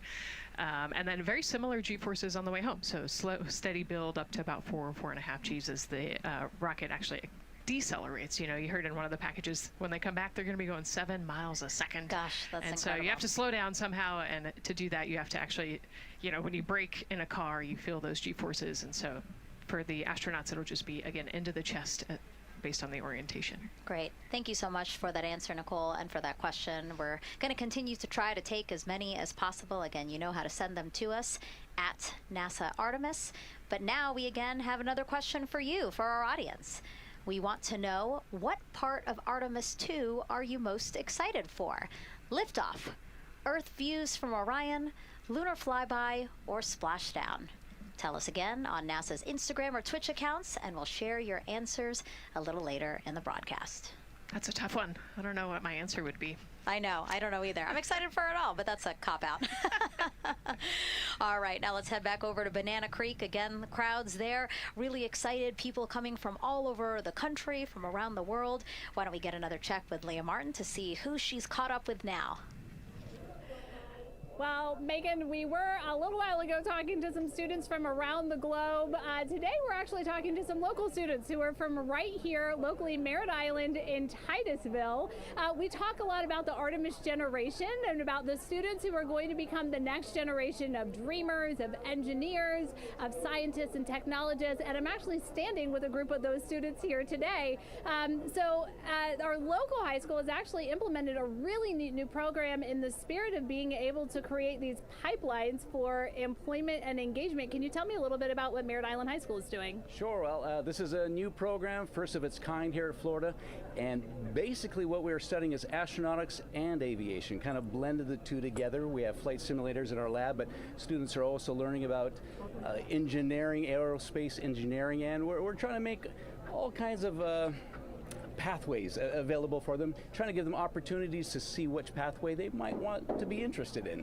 So yeah, it's just a great opportunity for them to learn about space. We just finished doing a whole model rocket build where the students took CAD software, developed their own rockets, put them together and launched them right from our school. So it was very exciting. Incredible. And then another local high school, Titusville, you guys also have a similar but slightly different program. Yes, we do space mechatronics with advanced manufacturing, preparing students to build and manufacture things to automate, do automation to build things on Mars and things like that, or locally too. Now, you told me that you're actually trying to figure out a little bit what you want to do when you're done. You're a freshman in high school. What things are you learning in your class here that are really kind of tweaking your interest in the aeronautics field? So we're building a lot of things with like metal and how we're supposed to do it on the rockets. We're also doing computer programming, which would help with NASA and like programming and coding. Absolutely. And you were actually telling me that I think were telling me that you're interested in becoming a pilot. We talked a little bit about the pilot who is on board the rocket right now. How is this program preparing you for your future? I mean, it's teaching me everything that I know about aviation, and it's really inspiring that I get to learn it in a classroom, like locally as well. It's amazing. I love it. And then you were also telling me you're taking this class. What's the most interesting thing you've learned? I really like the whole design part of it, like actually like engineering, like because I want to be an engineer. Engineering the products we use when we build stuff. That's definitely my favorite part, learning how to use those kind of softwares. Absolutely. Well, Megan, when they're seasoned NASA employees, you'll be able to say that you saw them here first when they were still in high school. Back to you at the desk. I can also say that they have fans. Nicole Ayers here. As soon as that girl said that she wants to be a pilot, Nicole went, yeah, why is that something that's so thrilling for you to hear? I mean, I love when kids in high school have goals and they set their goals high and they want to go do something. You know, the kid who wanted to be an engineer or a pilot, like, I love that. You know, find something that you're passionate about, go work hard at it, and go get good at it. Yeah, and speaking of passion, I mean, we definitely have a whole bunch of people here passionate about what NASA is doing here. Again, the lawn behind us just filled with media from around the world, making sure that they can help tell our story to everyone who is interested in hearing it. So back here in Florida, of course, we have NASA leadership also keeping a close eye on launch operations. Let's go now to Jasmine Hopkins, who is standing by with Lori Glaze, Acting Associate Administrator of NASA's Exploration Systems Development. Thanks so much, Megan. Yeah, we're honored to welcome Dr. Lori Glaze to the balcony now. Lori, this is our very first time having crew on an Artemis mission. How does that feel, and how does that change our overall approach to the mission? It's a really good question, and it really came home today when we were watching the crew walk out, and then we saw them get into their van and go out to the pad, and we've been watching them getting into the crew module. And so we've really put an enormous amount of rigor into assuring the safety of our crew.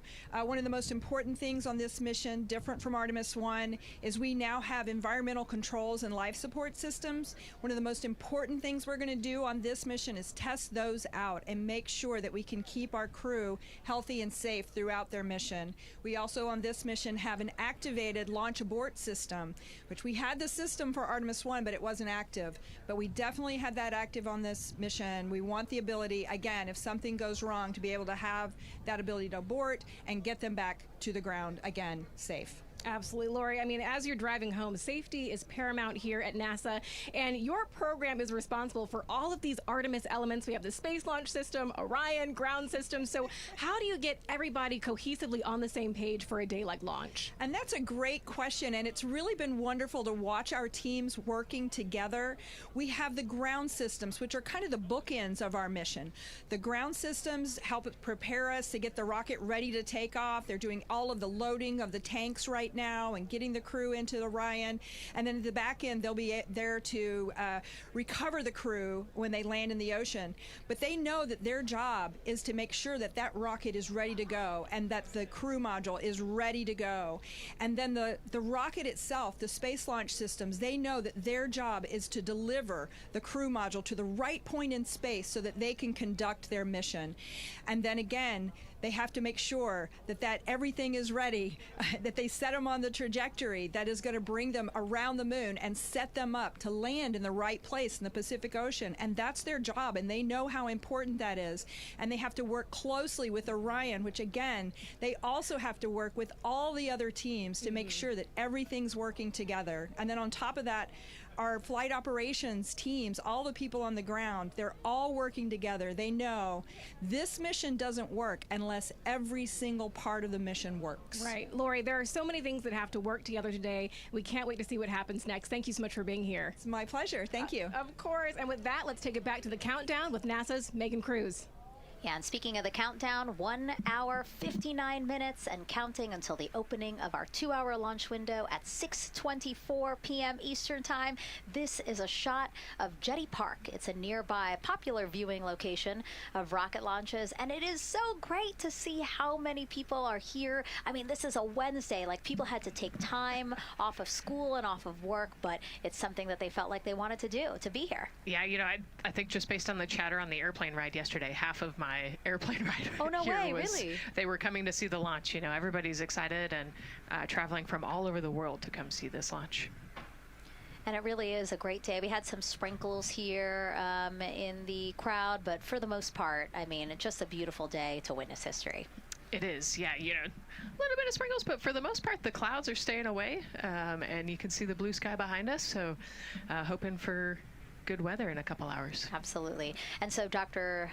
Lori Glaze mentioned what we learned from the Artemis II mission helps pave the way to sustained human presence on the lunar surface. So what are the objectives of this mission to eventually accomplish that? Let's check in with Gary in Mission Control for more. Thank you, Megan. Yes, the ascent teams are here in Mission Control Houston, working through their steps to prepare for a go for launch. Right up here on the front board, we're watching the teams in the White Room work through their checklist and closing the hatch as we verify ours, working as one NASA team. What Dr. Glaze said about working across the teams throughout the nation is true. It takes one NASA team to bring everything together and accomplish the mission objectives. The Artemis II is designed as the first crewed test flight of NASA's Artemis campaign, sending astronauts into lunar space to validate systems, operations, and human performance ahead of a more complex lunar landing missions. NASA has identified an extensive list of mission and flight test objectives that serve as a checklist to verify the capabilities needed to land humans on the moon. For the Artemis II mission, there are 5 overarching priorities that cover the mission and flight test objectives. First is, of course, the crew. As the first crewed mission inside the Orion spacecraft, this mission serves to demonstrate the capability of safely sustain the flight crew throughout the mission, including launch, the deep space component, and return. Number 2 is systems. This mission brings it all together to validate the performance of all ground and flight systems needed for a long-term lunar campaign, from launch infrastructure to spacecraft operations in deep space. Third is hardware and data. We'll be gathering performance data as much as possible over the Deep Space Network, but we also aim to retrieve onboard data and hardware after splashdown to gather additional insight and improve future Artemis missions. Fourth is emergency operations. The crew and flight control team will be testing emergency systems such as abort procedures, rescue operations, and contingency responses. During the flight, astronauts will rehearse a number of these procedures to ensure that in the event of a real emergency, the planned procedures and operations are sound. And finally, there's subsystem validation. Engineers will be verifying subsystems across the board to ensure reliability across life support, propulsion, avionics, and navigation systems aboard the Orion spacecraft. Human spaceflight is a complicated endeavor that requires precision and confidence across all disciplines. You may hear the phrase, human spaceflight is the greatest team sport, a few times in today's coverage, and it's absolutely true. Not only does it need mastery of specific components, but the integration extends across thousands of people and facilities around the world to come together and make it all work.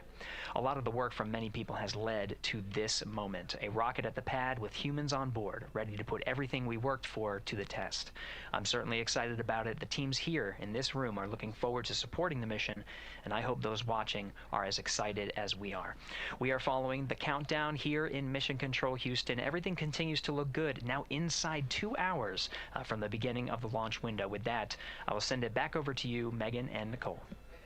Hey, Gary, thank you so much. We are getting word that the launch team is working something that we would like to give you an update on, so let's get on over to Daryl.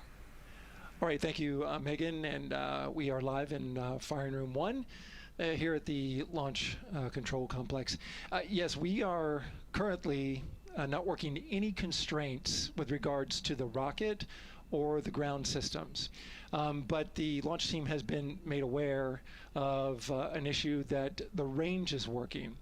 And currently they're monitoring that work that is going on over at the range. We understand that that issue is related to the flight termination system. Now, the flight termination system, just to give you a quick explainer, every rocket has a flight termination system. It's the system that the Eastern Range here uses in order to send a destruct signal to a rocket in case it veers off path. So it's a very critical, important safety component in terms of how the range keeps the public safe here. We understand that the flight termination system, they're working an issue. And so as they continue to work that issue, they've asked for some assistance from the launch team to help verify some of the work that they're doing on their FTS system. And this is where it gets a pretty unique situation here. The assistance they've asked for is to verify what's going on with their system. They want to check it to see that the work they're doing is okay.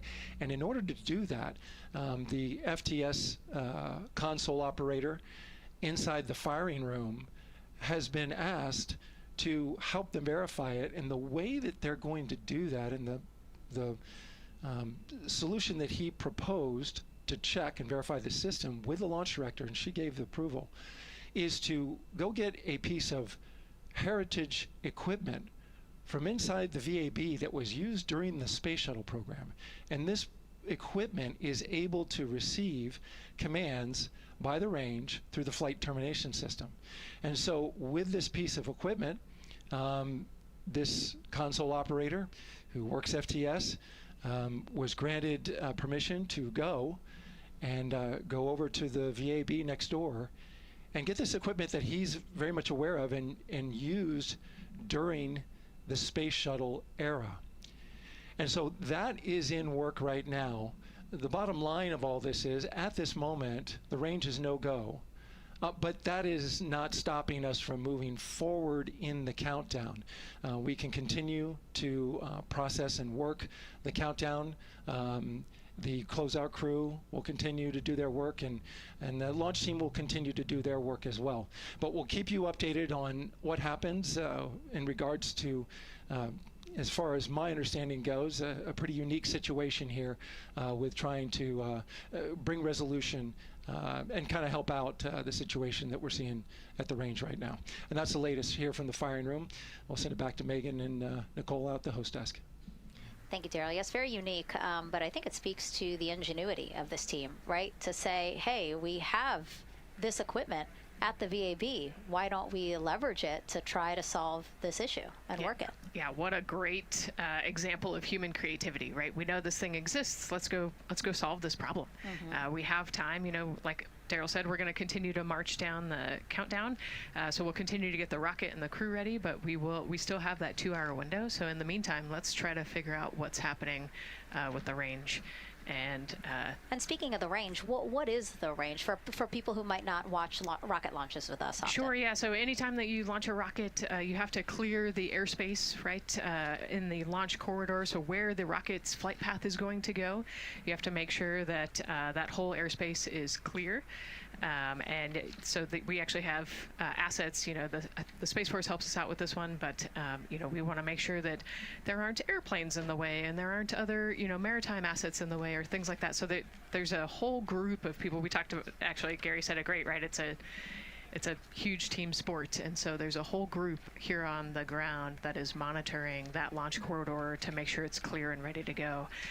And so if they're having issues, then we definitely can't launch this rocket. We don't want to launch blind into a corridor that we can't see. Yeah, because as Daryl said, I mean, it is very important, the flight termination system, needing to activate it in case of an emergency. So yes, something that we will closely be monitoring throughout the countdown, and hopefully again won't be an issue, that they can fix this issue by going to the Heritage hardware that's in the vehicle assembly building. Right, what a great idea. Okay, so again, under 2 hours from the opening of our 2-hour launch window, 6:24 p.m. Eastern Time. The crew, as you can see there, inside of Orion, relaxing, getting updates from the team, but also just getting in the right headspace for hopefully launch today. Let's learn a little more about each of them now. The moon, to me, it's the thing that connects me together with all the other humans in my life. I remember being a little kid lying in bed at night and just looking out at the moon in whatever phase it was in, and I was thinking, man, my friends that live like 20 miles away, they can probably look out and see that same exact moon. And then when I was in the Navy and I would look out at the moon and I'd be halfway around the planet, and I would think, man, my brother can see that moon where he is, and he's halfway around the planet from where I am. To me, it's a connection of life on Earth. We can all look up and see that moon, and it's always changing. The moon is never the same 2 days in a row. I love that. My name is Reid Wiseman. I'm the commander of NASA's Artemis II mission around the moon. I grew up in a little town just north of Baltimore, Maryland, about 20 miles north of the city. There was a National Guard base nearby my house, and there were A-10 aircraft that would fly over every now and then. I just would look up at them and be like, man, I want to be up there. I want to go do that. And then my brother went to the Naval Academy, and I would go every year and watch the Blue Angels fly during commencement, and that just started to grow and grow and grow. For a while, I wanted to join the Air Force, and then I realized Navy flies as well, and they fly from ships in the middle of the ocean, and that was it. Like, done deal for me. That is exactly what I wanted to do for my career. Flying is freedom to me, especially when you're in a jet aircraft coming off of an aircraft carrier in the middle of the Pacific Ocean.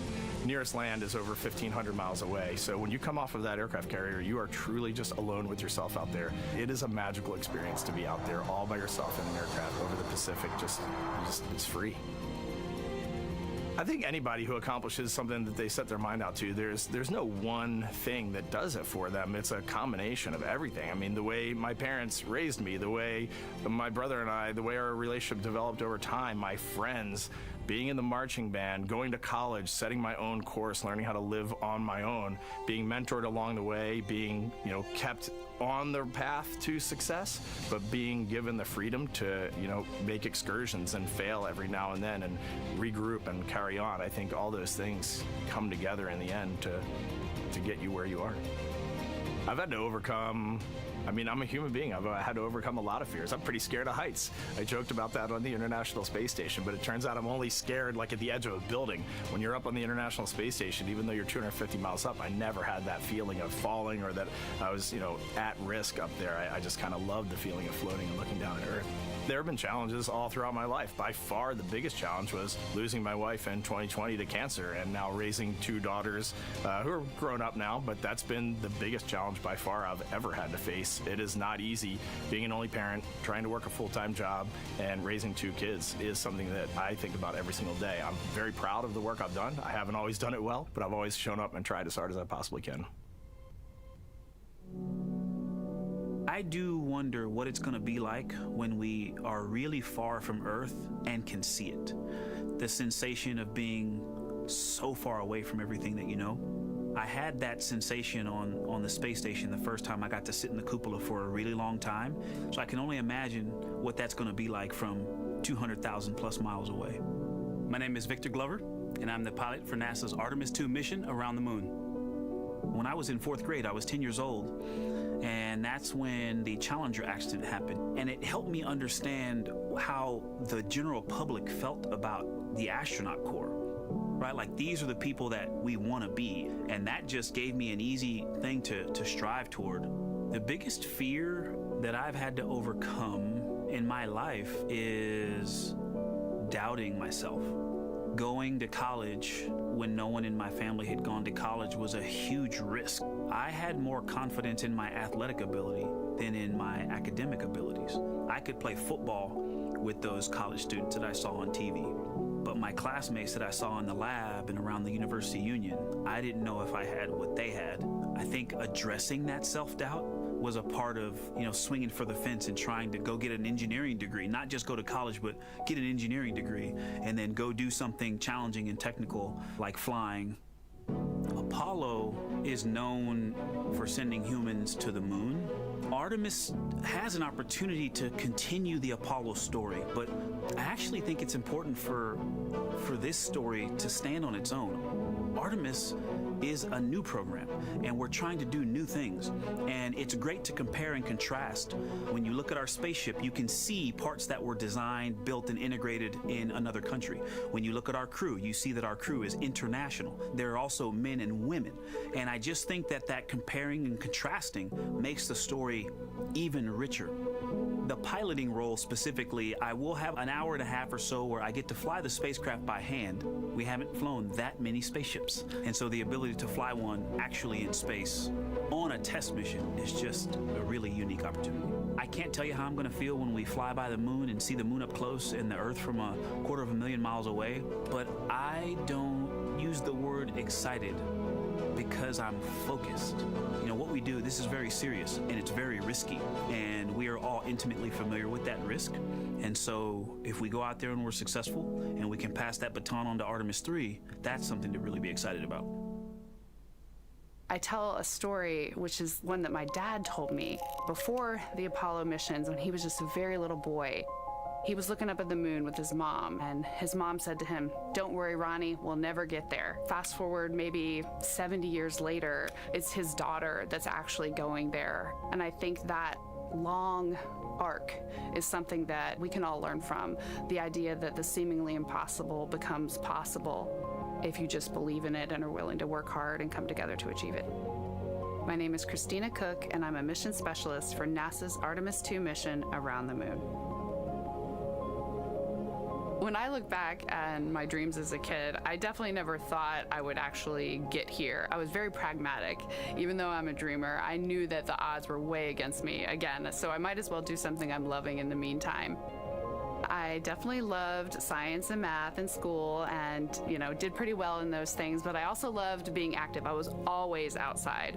I loved things that made me feel small. I loved looking at the night sky, oftentimes between the pine tree branches, or I loved the ocean.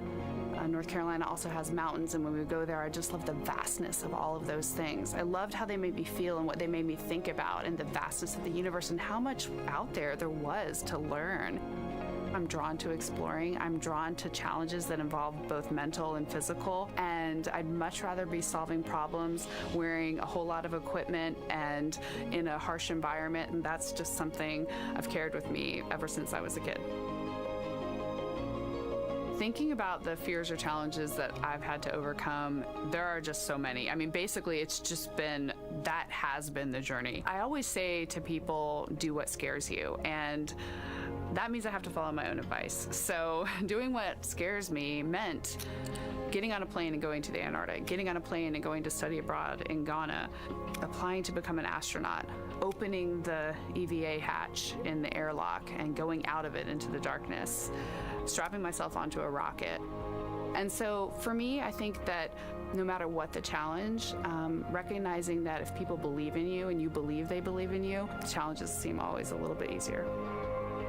To me, the moon, it represents history. It is a witness plate. Everything that's ever happened to the moon is still written on the moon. Every single person has looked at the moon their entire lives.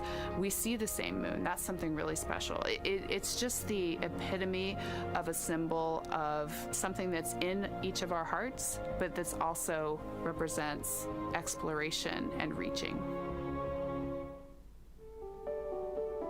I have this very distinct memory of seeing an image of an astronaut standing on the moon. It's burnt in my brain because I went back to it so many times in my childhood, and I would look at that image, and I know it had a huge impact on me that humans had walked on the moon.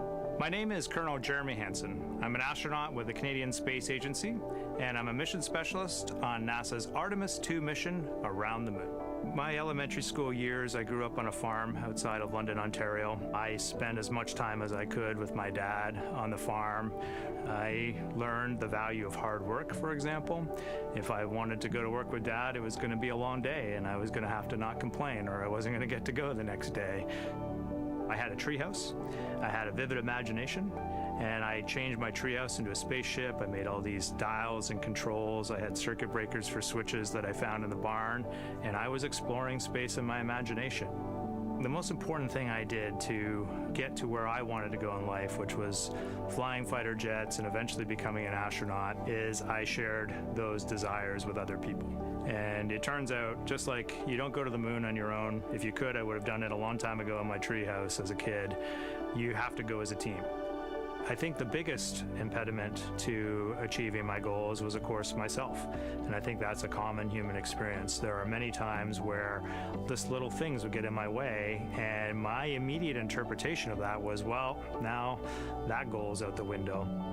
You know, people must have lifted me back up, and somewhere in the back of my head, that persistence came through. And I think that's a common human experience, to doubt ourselves.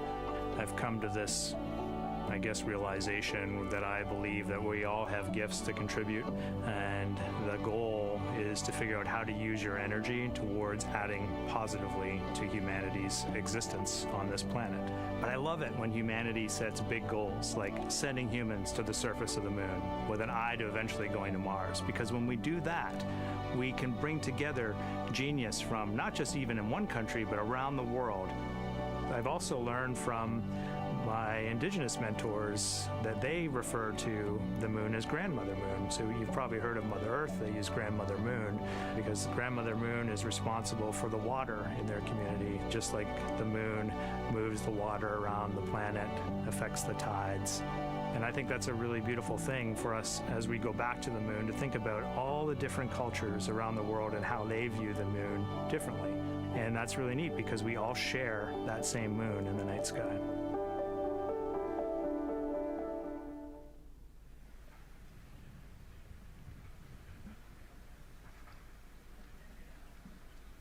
One hour, 38 minutes and counting until the opening of the Artemis II launch window today, 6:24 p.m. Eastern Time. And we are looking at the rocket and Orion out on the pad, historic launch pad 39B here at Kennedy Space Center. What a great view, Nicole. Yes, it is. You know, we can see the clouds out in front of us, but they are to the west. And you can see that there's some blue sky peeking through behind that rocket, which is good news. And more people continue to come on center here. About a couple of hours ago, folks with special passes to come on center were allowed to start driving on with family and friends. And of course, we have media growing by the moment here at the press site here at Kennedy Space Center, setting up their cameras, setting up tents, interviewing folks. Again, this great jib shot that we have from our camera here showing all the interest that we have here at the press site. And actually, even to the right of us, so camera left, no, sorry, the right of your screen, left of us, plenty of other people there, set up with their own tents, broadcasting to their own viewers. And so again, just really cool to see everybody wanting to share in this moment. Yeah, that's, I mean, how many media tents we can see from here. It's a beautiful thing. Yeah. I think it's important to share this message with the whole world. Yeah. And so let's take a look now at people who are watching in other parts of the country. We have this shot here from the U.S. Space and Rocket Center in Huntsville, Alabama. Oh, man, look Just at that. kidding. Museum of Flight, Seattle, Washington. So sorry. Hello to you over there. Sorry, I thought that you were in Alabama. But here you are from Seattle, Washington. Again, the Museum of Flight. They must have had a special event to bring people there to watch, as well as a special event here. Now, correctly, the U.S. Space and Rocket Center, Huntsville, Alabama. Of course, they would have a lot of people here, and I'm sure this crowd will grow when we get closer to launch. Marshall, the home of the SLS rocket. Yes. Yeah, this is a great shot. You can see all the people there, and obviously you've got quite a few artifacts in there as well. Oh, now they us. know. Yes. Yeah, now they know. They're on the broadcast. That's too funny. Awesome. Hey, listen, it's all right. We can sit. We can sit and chill until we wait for the opening of the window. No, there they are. Yeah. Everybody's excited.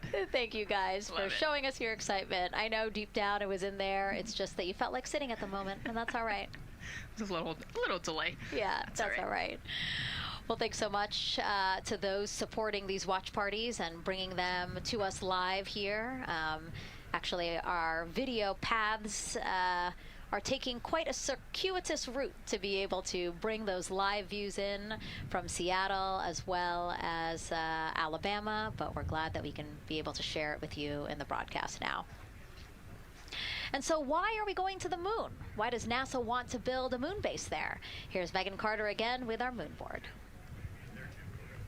All right, thank you, Megan. Yeah, so we are right around that hour-and-a-half mark, hopefully for that launch. It's going to be very exciting. So they are going to have a few days to be around the low Earth orbit, and then they'll be heading on to the moon. So yes, let's talk what will be happening. Why are we going to the moon? So obviously this is not going to be a landing, as we've discussed.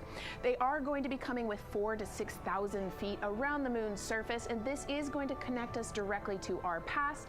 Those Apollo missions did have 6 lunar landings, and the Artemis campaign is looking to build on that past by going back to the moon, staying longer, and then going farther. So how are we going to do that, and why? We have obviously talked a little bit about that lunar South Pole, and we are focused specifically on the far side of the moon for this one for a specific reason. You might have guessed we're going to be looking for some resources especially, and that's going to be water or water ice. That is going to be giving us some really critical pieces for future missions. And as you can see here, we have identified 9 potential landing zones. So this is going to be a critical objective for our crew.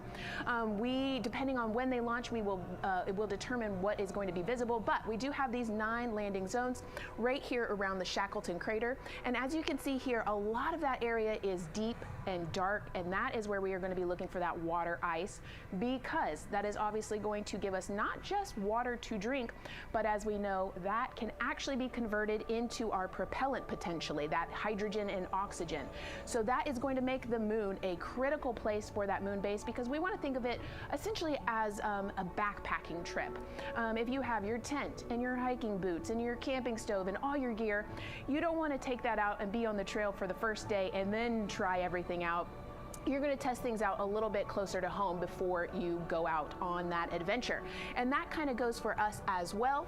So the moon is going to be critical for us in the future steps towards our lunar landings, and then also for going farther on to Mars in the future. It's going to set us up for that deep space exploration, and we can't wait to see what they see once they get to that flyby. But for now, we are, like I said, getting closer. So I'm going to turn it back over to you, Megan. Exciting stuff. Again, the idea of accomplishing a moon base, like as we've been saying, sometimes things just seem like science fiction, and it's amazing that we're making it science fact. Yes, yeah, we're going back. We're going to scout it out, and then on the future Artemis missions, we're going to put boots back on the moon for the first time in over half a century. But we're going to stay, and we're going to learn from the moon, and we're going to, you know, as Megan talked about, the water ice, and harness that resource, and, you know, not only learn from the moon about Earth and about the solar system, but also figure out how we get to Mars from the moon. And so what we're seeing now back inside the White Room with the closeout team, they are removing basically fixtures that protected the crew module hatch while they did work around it, right, Nicole? Yep. Yeah, so anytime that you're moving around and working, there are some sensitive sensors and parts of the crew module that we don't want to kick or bump into, and so it's easier to just put a guard up while you're working in there and then take it down later. And so this is a visual cue for us that the team is getting ready to close the last hatch, again, the launch abort system hatch. Can you tell us about what the LAS is? Yeah, so launch abort system, this is, you know, we have the crew module, and then what sits out basically on top of the crew module is the launch abort system, and it has its own motors, so that we'll arm it about 5 minutes prior to launch, and then it stays with the crew module until about the Kármán line, so that 100-kilometer point in space. Once the crew could safely get to orbit, it will actually be jettisoned, and the crew module will then be exposed. So this is just a safety mechanism that stays on the outside of the crew module, and then as they monitor the attitude and the thrust and all sorts of the roll, all sorts of different data points to make sure the crew is safely getting to orbit. And once they are safely to orbit, then we will get rid of that launch abort system. And it looks like they're putting all these parts that they're removing from around the crew module hatch into a bag, because they have to take this out with them once they leave the pad, right? Yes, yeah, we don't want anything left up there in the White Room, and especially because that crew access arm will move away from the capsule and the rocket, and so we want an empty White Room, no FOD like we talked about, so that we can have a safe launch. And this orange tube that you see on the right side of your screen, that had been inside the crew module providing breathable air to the crew. And now again, with the crew module closed and them getting ready to close the second hatch that has been removed and is out of the way, so again, the closeout crew can continue to do their work. Yeah, that's just a duct to provide some cooling air and some breathing air to the crew and the closeout crew while they're in there. That's actually a good point, yeah. And so as we continue to watch the crew prepare to close the launch abort system hatch, why don't we take a look at the crew's mission patch? Now, crews have designed their official mission patches since the Gemini 5 launch in 1965. Reid, Victor, Christina, and Jeremy, they really wanted to play on the abbreviation of Artemis II to all, signifying not only the second major flight of the Artemis program, but also a mission to explore for all, by all. The crew chose the iconic Earthrise photo for a reason. It was taken by the Apollo 8 crew in 1968, the first crew to ever fly around the moon. The mission was to prove teams then were ready to land on the moon the same way Artemis II hopes to fly around the moon ahead of a lunar landing with Artemis IV. This time, as we've been saying throughout the broadcast, to stay on the moon and pave the way to Mars. Yeah, we talk about incremental steps, right? And so Artemis II is very similar to Apollo 8 in terms of that increment. They're going to fly around the moon and set up the rest of the Artemis program for landing on the moon, but also with a nod towards the fact that we do this for all humanity. And I love the thoughtfulness and how much importance they put on their patch design. Another camera angle of inside the Orion spacecraft. was going to say we might be able to see Rise, but I think it's right behind Reid's foot there. And so to orient people again, so basically we have Christina in your upper right hand, Christina in your upper left hand corner. Then you have Jeremy below her. And then the feet you're seeing, those are Reid's feet. And then next to him, the upper right hand corner, that is Victor, who's unfortunately hidden by Reid's feet. But again, that is the orientation of the crew inside Orion right now. Now, earlier this week, the crew got to stick their patch on a wall just outside the suit-up room. You can play that video there now. You can see that crews have been doing this as part of a pre-flight tradition again. Wow, Reid just making sure that thing won't come off. It's flat. And so now Victor is signing there, followed by Christina, and then Jeremy. That's a fun tradition, and your patch is up there too. It is. Yeah, ours is on the left-hand side there. Yeah, it's a fun tradition. This is a really fun day too. You know, they did this a couple days ago, but it's just another step that makes it a little bit more real that you're going to be launching soon.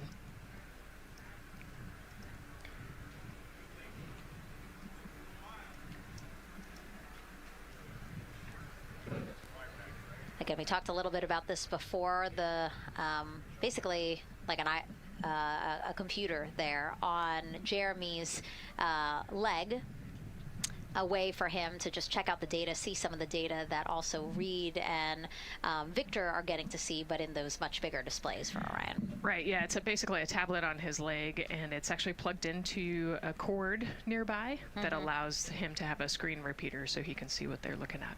And it looks like he's taking notes. Can you talk a little bit about what that is? It's part of, all of them have like a little procedural book, right? Right, yeah, so they have what we call a knee board, and they'll have blank pages to take notes on. They might have a cue card or procedures, or they can be kind of custom built to what each crew member wants for their knee board. This mission, of course, built by people and companies in all 50 states, as we've been saying throughout the broadcast, and with our international partners as well. Let's take a look at some of the people playing such a big role in today's test flight. What we're doing here is a collaborative effort of hundreds of thousands of people. This is about the parts, the hardware, the software, the services, all coming together to make that mission possible. My dream for this space program is that we would not just push the boundaries, but that we push them together. And liftoff of Artemis I. We rise together, back to the moon and beyond. It takes a team to do great things.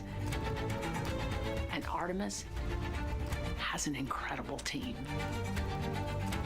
We have international partners. We have commercial partners and industry partners. It takes unity to accomplish great things, and that's what this mission's all about.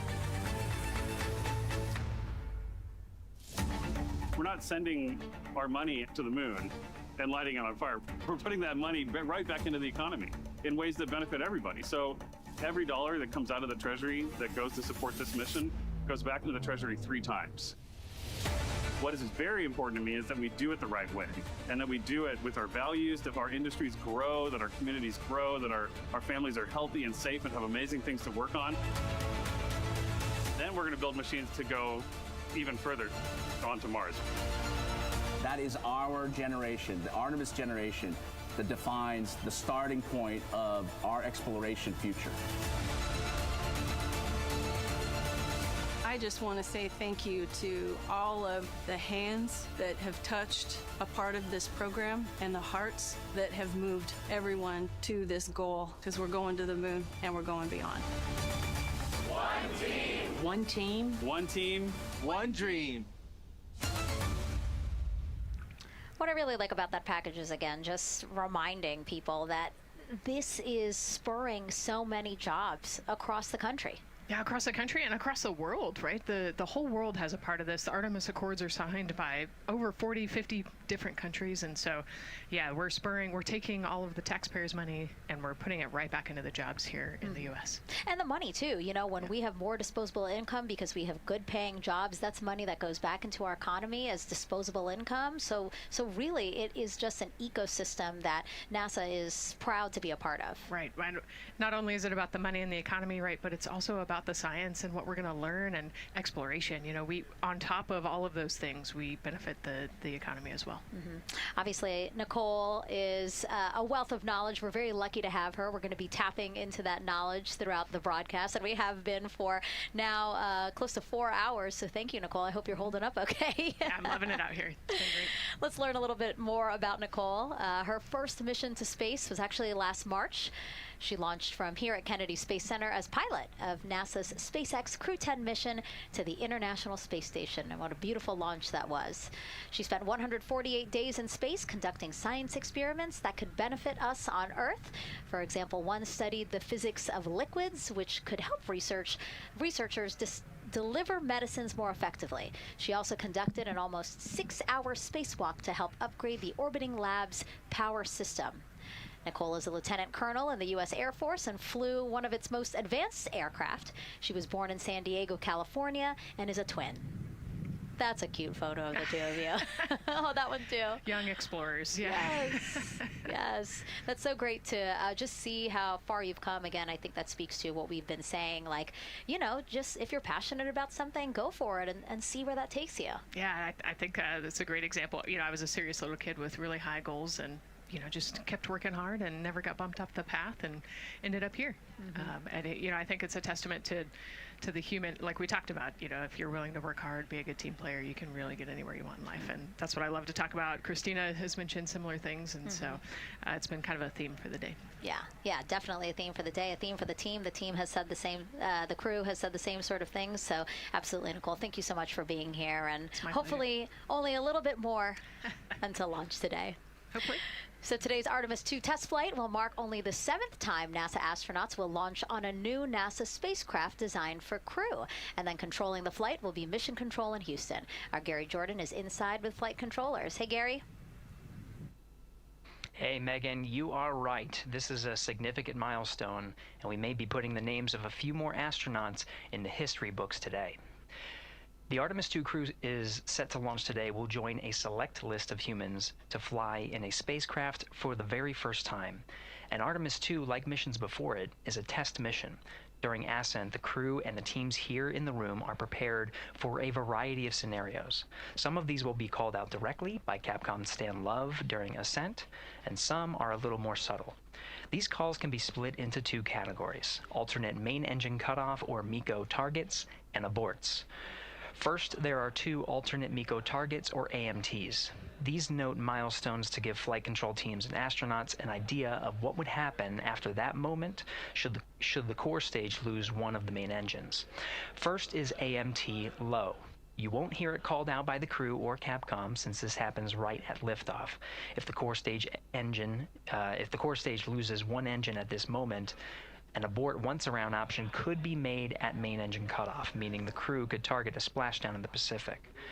The second is AMT high, which will be called out by Capcom's Stan Love around 22 seconds. After this moment, if the core stage loses an engine, we can still pursue an alternate mission in low Earth orbit to accomplish some of the test objectives.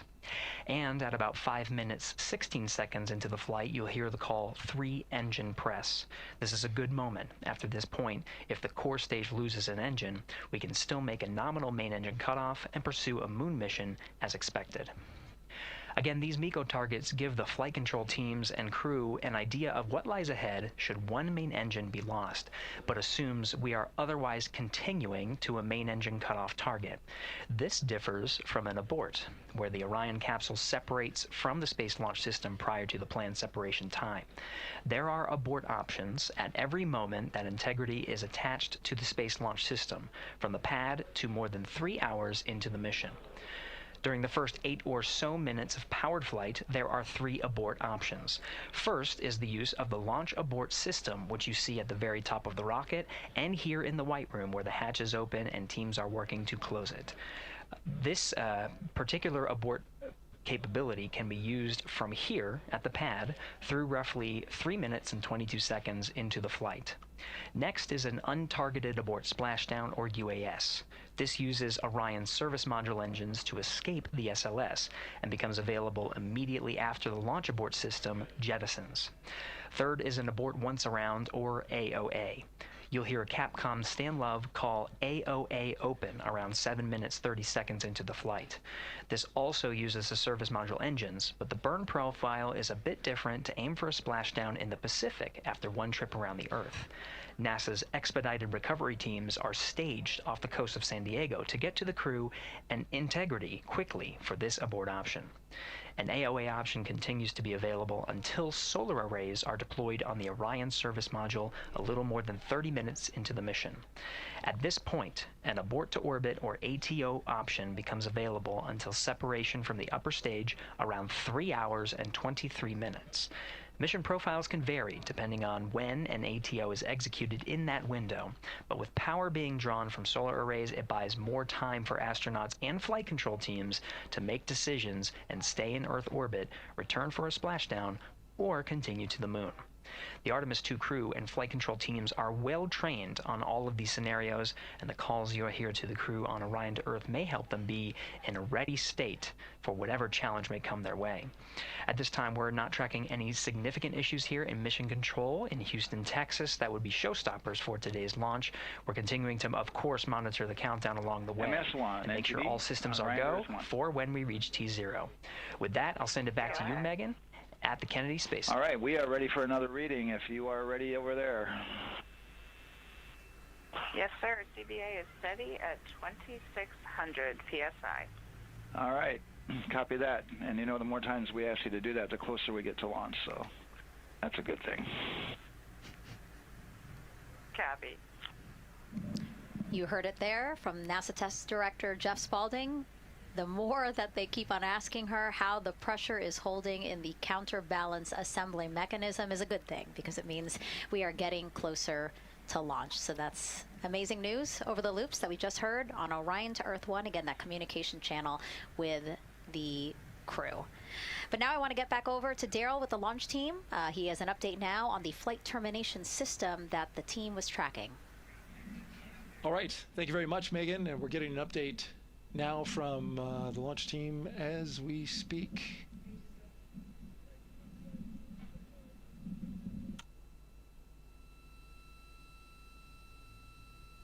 All right, stand by 1 second.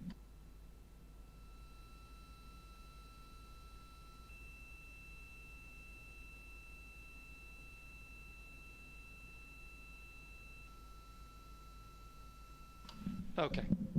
Sorry about that. We're just getting an update, in fact, about what I was about to report out on the range. And the good news is the range is go. So we reported that they were working to verify their equipment regarding the FTS system. And they asked for a little of that verification work to be done by one of the FTS engineers here in the firing room. He went out to the VAB to get some legacy hardware to help out with it. But in the end, this is a fix that the range had come up with to get clearance, to clear the range rather, and to as well work the FTS system. And so now they are go. Again, the range is go. That is no longer a constraint. And so you combine that with the fact that the rocket and the ground systems here also working, no constraints, clear board here is great news. So again, the range is green, and we're continuing to work through the countdown. We got a weather update that came in to the launch director from Launch Weather Officer Mark Berger. He reported out that there's still a little bit of feisty weather activity that's happening up in the Titusville area. That's the city neighboring the Kennedy Space Center. Those showers had passed over Kennedy, and then now they're currently over in Titusville, currently still within that mile kind of constraint of flight through precipitation rule. But we're still far enough from the window that it looks like it won't be an issue. And in fact, we're seeing some good sunlight now breaking through onto the launch pad. As you can see, it's actually shining on the other side of the rocket here, but to the west we're starting to see some of that clearing that was forecast. And so the launch weather officer held his forecast for 80% go for flight during our launch window tonight, which, as a reminder, is 6:24 p.m. Eastern Time until 8:24 p.m. Eastern Time.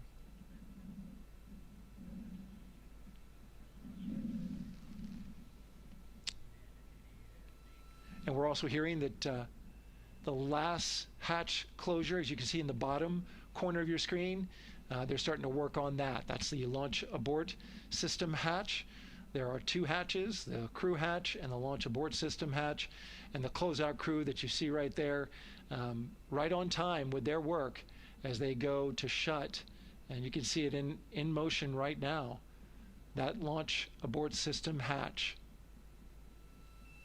That's the latest from the firing room. We'll send it back to the host desk. Thank you so much, Daryl. Great news all around. And yes, we did just see them close the last hatch. And now we are looking at a live view of Banana Creek. Lots of people there, I'm sure, relieved to hear that that issue with the flight termination system has been resolved. And we are go for launch. Go for launch from the range, go for weather, and go from all of them, I would imagine. Yes, it's got to be exciting. The crowd is building. And as Daryl said, you can start to see the sun poking out here, and we can see all the clouds are moving north and moving away from us. So it's all good news. And so as we know, we have our Leah Martin down there at the Banana Creek viewing location, and she's standing by with some other guests. Hey, Megan, I don't know if you heard that huge cheer just now. Have you heard a big rumble? As soon as Daryl said that the range was clear for launch, everybody clapped. It was super excited as we get to these final countdowns. Standing next to me, I have Hudson and Maddox, the son of brothers here. And I asked you a little bit earlier, how excited are you to be here for launch? What did you say? I'm very excited. It's our mom's birthday, and you know, not a better way to celebrate right now. I asked you on a scale of 1 to 10, how excited are you? What'd you say? 11. Yeah, 11. I'm very excited. Super excited. Yeah. So, Megan, we've been watching the launch broadcast here and hearing some of the questions that you and Nicole have been asking and answering. And I actually wanted to ask these two kids, if you could take a 10-day trip around the moon and take 3 people with you, who'd you take with you? Well, I'd take my dad and my mom. And I mean, I don't know. Probably my best friend. I'd just say one of my friends, you know. Oh, one of your friends. So brother got left out. Who would you take? That was just what I was thinking. My dad and my mom and my best friend. That's a pretty good answer. Your brother can get his own trip to space, right? Yeah. So I'm actually joined here also by Dad. Now, you were sharing with me that a lot of the work that you've been doing over the last several months has been prepping the launch teams, our engineering teams, our ground systems teams, to get ready for launch, to be mindful and to be in this moment. How does it feel to be standing here knowing that the people you've worked so closely with are doing what they're passionate about, or doing what they were born to do, moments away from launching this rocket? I mean, this is an exceptionally happy moment for us and all of us and the people that are, you know, about to take off on this historic trip here. And I'm grateful to know that we've helped in some way, shape, or form to help them stay steady and calm, you know, in such an exciting time within the agency. And so to just be here and witness it and know that, you know, they've got some tools to help them stay calm and steady is everything to us. So. Fantastic. Well, Megan, we are standing by ready to go, and we're ready to cheer this team on.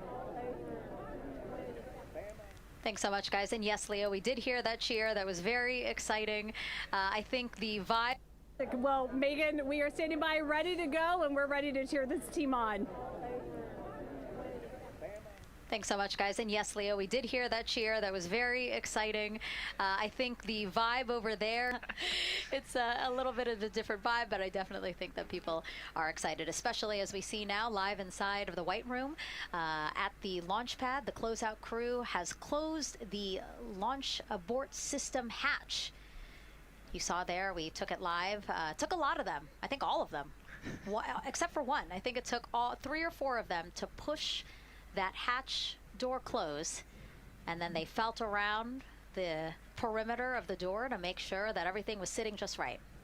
Right, yeah, we talked about how heavy the crew module hatch is. This hatch is just as heavy probably, and so, you know, they're working the closure here and working those connections, and you can see, yeah, there's still 3, 4, 5 people that we can see in the white room. It takes a lot of people to get this these hatches closed and this rocket ready to launch. Mm-hmm. And so the next step in the countdown is that this team will start closing out the white room. So basically disconnecting things, stowing things, making sure that when they leave, there is nothing that isn't supposed to be there. And really, then at that point, it's just all 4 of the crew member, Victor, Reid, Christina, and Jeremy by themselves at the top of the launch pad. Yeah, and then eventually that crew access arm will move away, and then it'll really just be them up on top of that rocket. Mm-hmm. Yeah, your eyes lit up when I said that. That's exciting. It is. It is. Yeah, we had a moment, we talked a little bit about my fear of heights, but most of our crew is afraid of heights, and so there was a moment where I realized that it was just us, you know, 100 and some odd feet up, and no crew access arm, and may or may not have said something that made everybody go, huh. Were you wondering to yourself, what? How did I get here? We're pretty far up. That crew again bringing that drag-on camera. That camera is a handheld camera that is a live look for teams who are remotely watching these operations closely. Again, verifying that things are as they should be before the crew starts. The closeout crew starts leaving the white room. You see them checking their procedures. You can see they're covering the ends of those hoses. That's to protect those hoses from FOD, so we don't want any dirt or anything to get into those while we transport them and stow them. So you can see Andre there working to close out the hoses as well while they're cleaning up the white room. And so they'll tape that close. You just saw number 5 holding some tools. Again, we'll stow those away. You have to account for everything. Obviously, you know, they did have tools out. They did have procedures, paper, notes out. Like, all of that has to go. Yes, and you can even see on number 3's hat, he's got a string that's connected to his suit there. Mm-hmm. That's, again, just to make sure that we don't lose anything. If, you know, gust of wind or you get knocked or something, you don't want to lose a single thing in the white room. So everything is tethered, everything is accounted for, and everything is protected. The crew now, another live view of them inside Orion. Jeremy, Christina, and Reid and Victor on the right side of your screen. What do you think they're thinking right now, Nicole? Oh man, just over an hour to launch. You know, there's probably a little bit of a lull right now, monitoring some systems, but you can see Reid's got his feet crossed, so I think just trying to relax and, you know, pass the time by maybe thinking through the items that they're going to monitor through the launch, you know, the different jobs that each of them have throughout the launch, and once they get to orbit, you know, this first day on orbit is actually really busy for them. Mm-hmm. They've got, you know, 2 burns that they have to monitor. They've got to get the system set up, and they've got to get the cabin set up. So there's a lot going on in the next 24 hours for this crew. I think they've got a couple sections where they get to take a nap, but I don't think they get a full night's rest for quite some time. So, yeah, you know, going through what's next. And so as we say that, I mean, imagine what it would be like to live in a spacecraft for 10 days. Let's take a look at what life will be like in Orion. Artemis II is our first crewed mission back to the moon since the Apollo program. A lot of the focus of Artemis II is really checking out systems to be sure that we're ready and well positioned for continued human exploration. My name is Susan Baggerman, and I'm the Chief Health and Performance Officer for the Orion program and the Artemis II mission, and this is 10 Days in Orion.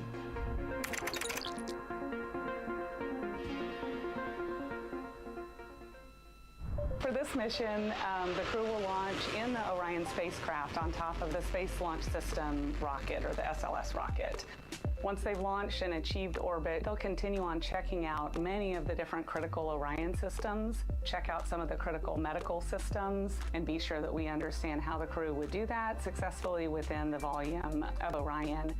We also have, of course, systems to feed the crew. They have a potable water dispenser that they'll check out. And then we also have a food warmer, kind of looks like a suitcase that the crew can use to heat their food. They're also going to check out the flight wheel system. We'll have the crew perform some initial exercises. Part of that is to ensure that the flight wheel is actually working, but part of it is actually to be sure that our environmental control systems are actually working. For sleeping, the crew will sleep in sleeping bags. Some crew members like to be very tightly bound up, and some like to float very free. They'll use the toilet for the first time and be sure that it's able to flush. While they're on their journey, they'll do some testing that they quickly don their suit just to be sure that we would be ready in the future for an emergency. They'll also check out our radiation shelter. If we were to have a solar particle event, we would be asking them to take stowage out of the stowage bay and put it in some specific locations on the vehicle, basically for it to serve as shielding.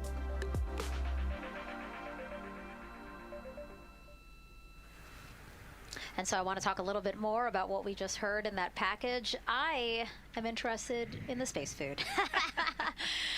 So Reid, Victor, Christina, and Jeremy have a pretty big menu to choose from, so that's really cool. We're actually going to pull up a graphic now that kind of shows you some of the food that they're going to have with them on their 10-day journey around the moon. We know of more than 10 types of beverages. There's coffee, a mango peach smoothie, apple cider, lemonade, so those all sound delicious. And now I've just remembered I haven't eaten lunch. They're actually not too bad. I actually have a mango peach smoothie with me today. No way. Yeah. So you can see they come in these little packets here, but it's just kind of a dried powder that you add water to. So this would actually, you'd add 175 milliliters of water and let it sit for 2 to 5 minutes, and then you can stick a straw in it. You saw in that package they put a straw on the top septum portion there, and then you can drink it. And so this is the packaging. This is food that you brought up with you, or that you had while you were at the ISS. Yes. Yeah. Actually, this is all food that we have available to us on the standard, what we call the standard menu on the space station. And so, actually, the graphic there showed quite a bit of the standard menu that they're going to take with them. So, let's pull space it back food up, is space actually. food. Yeah, we can use the food that we have been using. You know, our food lab at Johnson Space Center actually creates that food, and then they stabilize it and they package it for us and everything. So they do a really wonderful job out there. We've got different types of food. You know, you can see I've got this is a soup, tomato basil soup, so thermal stabilized. It's already hydrated, so you just throw it in that food warmer that we talked about, and then you can eat it. But then we also I have some shrimp cocktail here that's, you know, irradiated, so it's in a package that protects it. I'll show you. I've got a brownie too. That's probably my favorite one. But are we eating it? We might, if you're. Yes. Look, see, they want us to eat. I don't know what happened, but it worked out. With what we were saying here. So it's in an outer package to help protect it against, you know, radiation, and then it's in this inner package. And so this cosmic brownie, actually, the trick, Anne McLean, my crewmate, taught me. The trick is you got to put this in the food warmer and get it nice and warm, and then you can get it. But so what we do is we just take scissors and you open it up, and then it comes right out. So these brownies are nice because they don't have a ton of crumbs, and so you can actually just eat it pretty easily in space. You know, if you imagine, that would not happen in space. It would not fall. But yeah, so we've got all sorts of things that you can actually eat. The menu's pretty good and pretty diverse on the space station, and then as you saw, pretty diverse for Orion. Nice. Yeah, that's amazing. And again, here's a look at the crowd that's starting to continue to grow here as we get closer and closer to launch. We are now under an hour from the opening of our 2-hour launch window at 6:24 p.m. Eastern Time. And so let's take some questions from social media. We haven't taken some of those for a while. You put that brownie away, Nicole, or I'm going to steal it. Nicole, we have another celebrity who submitted a question. Let's take a look. Okay. A quick question for the Artemis crew. What food from Earth would you bring with you into space? And why would it be lasagna? Because that's the greatest food. Again, not really a question. Yeah. Because he was like, it's lasagna. It's got to be lasagna. You know, there is lasagna on Space Station, and it wasn't too bad. Probably not my favorite food of all, but yeah, lasagna's not a bad option. It's a high-calorie meal. If you're trying to, carb load for a spacewalk or something, it's a great option. Yeah, I remember Christina saying that her favorite food on the menu, and actually, she was saying that she was getting in trouble because people kept on saying, you can't eat mac and cheese every day, Christina. We mentioned the mac and cheese and brisket earlier. Man, I would put those two on a tortilla. That would be great. That sounds delicious, delicious.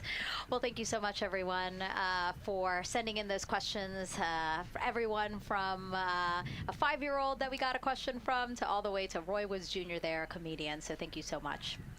And if you're just joining us, welcome to the Space Coast of Florida, where we are counting down to liftoff of Artemis II. You see a beautiful aerial shot there of our rocket on the pad.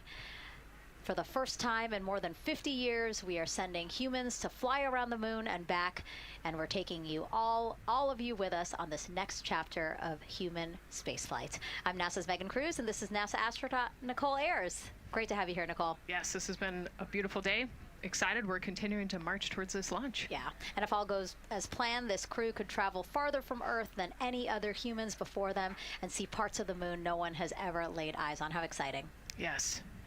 Exciting is an understatement, I think. That's true. We're going to see the far side of the moon for the first time by humans in a long time.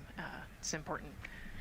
And as the crowd again builds behind us, more activity that you're seeing here at the Kennedy Space Center press site. We also have a ton of people gathering around the world to watch this history-making moment. So let's take a look at those watch parties now. Oh. That crowd has grown.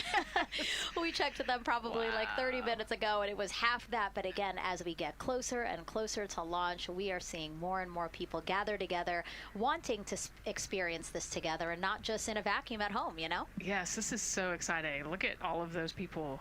Man. And now here we are back in Seattle, the Museum of Flight. Again, people gathered there to show their kid. We see someone walking in the second row there. His first crewed launch to the moon. How exciting. That is exciting. Hello, everyone. Woo. Oh, that's so great.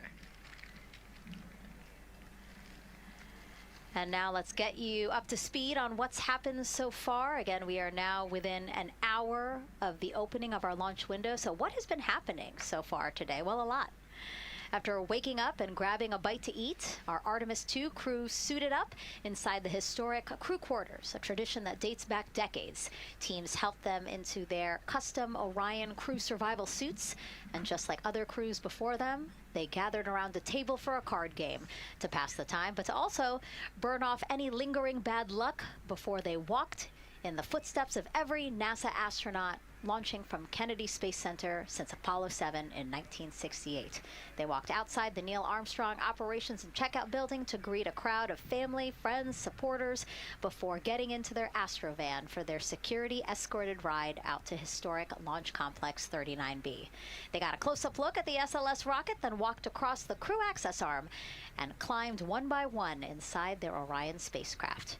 After that, teams conducted final checks with the crew before closing both hatches, the crew module hatch, as well as what you're seeing there, the launch abort system hatch.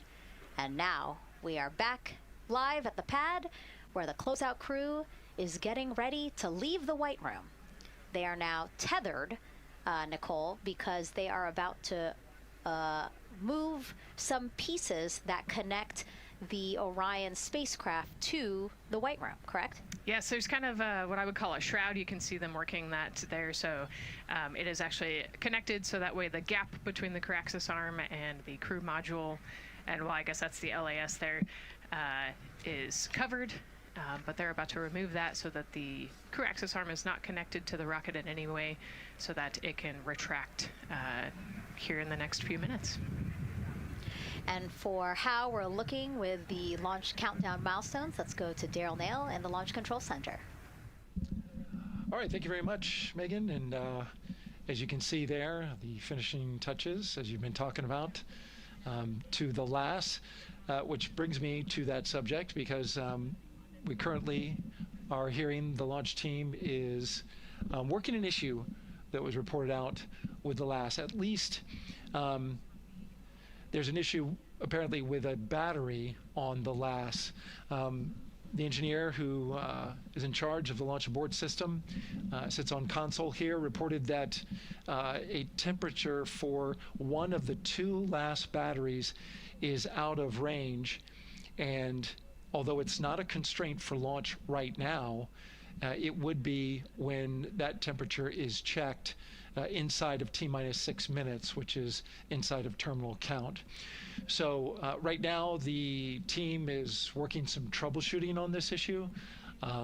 Going to follow, of course, along closely with what they learn. But again, a battery temp for one of the 2 batteries on the LAS is out of spec, and the team is working to understand, first of all, whether or not this may be a sensor issue, or is there an issue with the battery itself. So again, looking into it, troubleshooting and researching as we speak. With regards to the weather, we did get some good news there. Launch Weather Officer Mark Berger reporting to the launch director that the weather chances have now improved for the window. We are up to 90% go, which is great news. Again, 90% go. That is up from the 80% that we started when we had the first weather forecast come out officially 3 days ago. And so that is great. And for anybody who's here in the launch area knows that is certainly viewable. They can see that by just looking up. So we're getting some good clearing as forecast. And then just a reminder for those people who are watching the launch from the nearby area that if you're watching on an internet-enabled device, just remember that there may be a little bit of a delay. Can't tell you how much of a delay, but since it's on an internet device, sometimes this broadcast might be a little behind what you're actually seeing. So just keep that in mind as you are watching. Don't wait to the last second to run outside if you're inside your RV or your camper or your house. That's the latest here from the firing room. Of course, we'll keep track of that last battery issue. We'll send it back now to Megan and Nicole at the host desk. 2 of them there had to be tethered to the inside of the white room, because obviously now we have detached the white room from the Orion spacecraft. Yes, that view is quite something. Yeah, spectacular. Yep. Oh no, I'm sorry, I forgot. Nicole's scared of heights. An astronaut afraid of heights is actually not uncommon, as we've learned today. But yes, so obviously, again, things proceeding as we march closer to the opening of our 2-hour launch window at 6:24 p.m. Eastern Time. Again, the closeout crew just finishing up those last couple of things they have to do before leaving the white room and then leaving the pad, leaving only the 4 Artemis II crew members inside the spacecraft by themselves at the pad. Yeah, and then we'll be curious to follow the battery issue on the LAS as well. I think sometimes it's just a sensor issue, sometimes it's a battery issue. So hopefully they figure that out quickly. Mm-hmm. And so if we can take a shot of the crew inside the capsule, if one's available, why don't we talk a little bit more about each of them? So we have Artemis II Commander Reid Wiseman, Baltimore native, and he's actually, you see his feet in that shot there from inside Orion. He's been in space once before as flight engineer for Expedition 41 aboard the International Space Station from May through November 2014. During the 165-day mission, Reid and his crewmates completed more than 300 science experiments in areas like human physiology, medicine, physical science, earth science, as well as astrophysics. They actually set a milestone for station science by completing a record 82 research hours in a single week. He also served as chief of NASA's astronaut office from December 2020 to December 2022. His 2 daughters were out to wave goodbye to him as he made his way to the launch pad. And again, there's Reid's feet. Reid is the one sitting in the seat to the right, closest to our camera there. So looks like he's relaxed by the body language of his feet. Yeah, I think they're kind of in a holding pattern, if you will, or a waiting period. So it makes sense that he's a little bit relaxed. He's also kind of just a relaxed person in general. He's wicked smart, but has a demeanor that keeps everybody calm. And so I think we're seeing that here today. And so in this shot, Reid is the one sitting on the left, and to his right, Artemis II pilot Victor Glover. NASA selected the California native as an astronaut in 2013, and at the time he was actually serving as a legislative fellow in the United States Senate. His first trip to space, November 2020, pilot of NASA's SpaceX Crew 1 mission. That was the first operational mission of NASA's Commercial Crew program, which resumed launching American rockets from American soil to the International Space Station since the end of the shuttle program. Victor is a U.S. Navy captain and naval aviator who served as a test pilot, racking up more than 3,500 flight hours in more than 40 different aircraft. So again, he probably feels pretty at home in the pilot seat of Artemis II. Yeah, I think he does. He got to say goodbye to his wife and 4 kids. Again, those were the family that he had here at Kennedy Space Center before the 4 of them drove out to the pad. Yeah, and you can see there, we talked about Victor's energy earlier, and you can see him working through, pushing some buttons on the displays. Looked like he was pulling up a procedure, so he's following along and ready to go, looks like. And then mission specialist Christina Koch, sitting on the upper left-hand corner of the screen there, native of Grand Rapids, Michigan, was selected to the Astronaut Corps in 2013, same class as Victor, served as flight engineer on the International Space Station from March 2019 to February 2020. During that time, she set a record for the longest single spaceflight by a woman with a total of 328 consecutive days in space. How cool. She also participated in the first ever all-female spacewalk. And before becoming an astronaut, Christina helped build space science instruments and led scientific fieldwork in some of the most remote environments on the planet. Her hobbies include surfing, rock climbing, and community CDR, service, yoga, and photography. Go ahead, NCD. There's a couple of suppressed overvolt messages. We're going to go ahead and clear those off your screen. We see them and we copy. All right. NASA test director. We're still working here, trying to get through everything. So we're getting close, and then trying to talk that other issue that we just picked up a little bit ago. But I think work-wise, we're doing really well. Sounds good, NTD. We're doing great on board. Glad to hear it. NASA test director giving an update to the crew. Some messages flashed on their displays. Just wanted to say that they didn't have to worry about that. We're going to clear that. And that also just reassuring the crew, again, that they are tracking and working the issue with the launch abort system battery. Yeah. All right. And then first-time flyer, Canadian Space Agency astronaut Jeremy Hansen will fly to the moon as mission specialist on the Artemis II mission. The London, Ontario native selected as an astronaut in 2009. After that, he worked as Capcom at NASA's Mission Control Center in Houston. Capcom stands for Capsule Communicator and is the sole direct voice communicating with astronauts while in space. Jeremy also participated in training exercises, really cool ones, like living on the ocean floor off the coast of Florida to simulate deep space exploration for a week. In 2017, he became the first Canadian to lead a NASA astronaut class. He also enjoys getting out on a sailboat, rock climbing, and mountain biking. He has a wife and 3 children. And he's the one that you see bottom left-hand corner of your screen. I know, I'm trying to see what he's doing there. Christina's looking too. And so there is your Artemis II crew inside the Orion spacecraft. And this is actually the 7th time NASA astronauts will launch on a new NASA spacecraft designed for crew. And if you're wondering about the first 6 crewed test flights, here they are.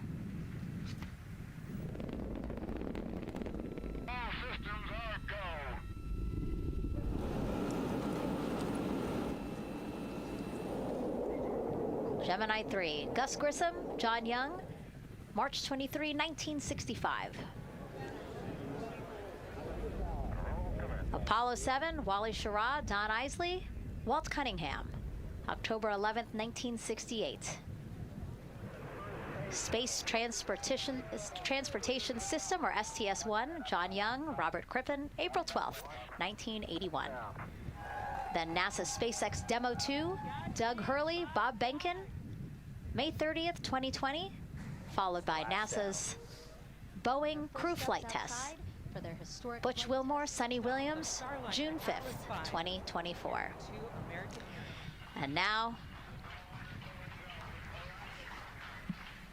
Artemis II with Reid, Victor, Christina, and Jeremy. It is really surprising, honestly, to hear that through all these decades, through all these launches we've had, this is only our 7th new vehicle that we're testing for crew.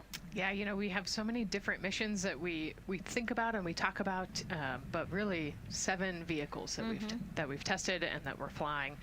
You know, I like to think of spaceflight really as a permanent test, right? We have, you know, hundreds of missions or so. You know, an airplane that gets tested and then flown has thousands of data points. And so really spaceflight is always going to be in the test field. And I think it's important to remember that, especially as we put humans on rockets that we never have before, or for the 7th time we start a new vehicle and a new mission. Just getting word now that White Room closeouts are complete. And so the closeout crew is preparing to leave the pad. It's exciting stuff. We are making good time, and the closeout crew is doing really well. 41 minutes, 43 seconds and counting until the opening of our window. And Artemis II is a 10-day mission that will send the 4-person crew on a journey around the moon and back to Earth.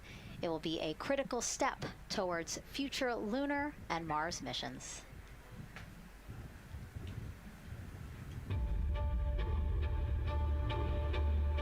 We're going back to the moon because it's the next step in our journey to Mars. We need to go explore the moon. There's vast regions of unexplored areas with the coldest, darkest places in our solar system.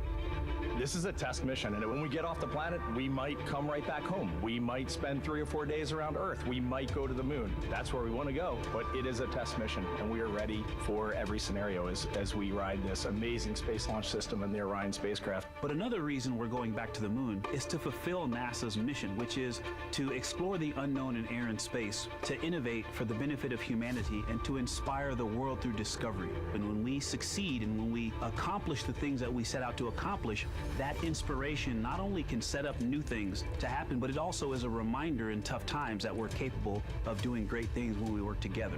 The thing I love about the moon is that it's not just a beacon for exploration and this platform of possibilities for incredible missions like this, but it has benefits. That's actually why we're racing towards it. Those benefits are really wide in nature. You have everything from innovation, technology development, not only for future missions going deeper into the solar system, but technologies that come back to Earth. You have inspiration, a whole generation of people starting this pipeline of STEM workers and manufacturers and operators that are excited to see what you can do when you work hard and you come together as a team. When I think about the 4 of us flying around the far side of the moon, seeing that Earth rise, taking images and video and sending them back to you, the feeling that I have inside is hope. We know that Artemis II is not the solution for humanity on planet Earth, but it is a contribution in the positive column. We hope that just for a moment that people will pause and say, wow, it's extraordinary when you look back upon the Earth with over 8 billion people, and you see this concrete example of what humanity can do, this extraordinary thing when we set big goals and CDR entity to achieve them.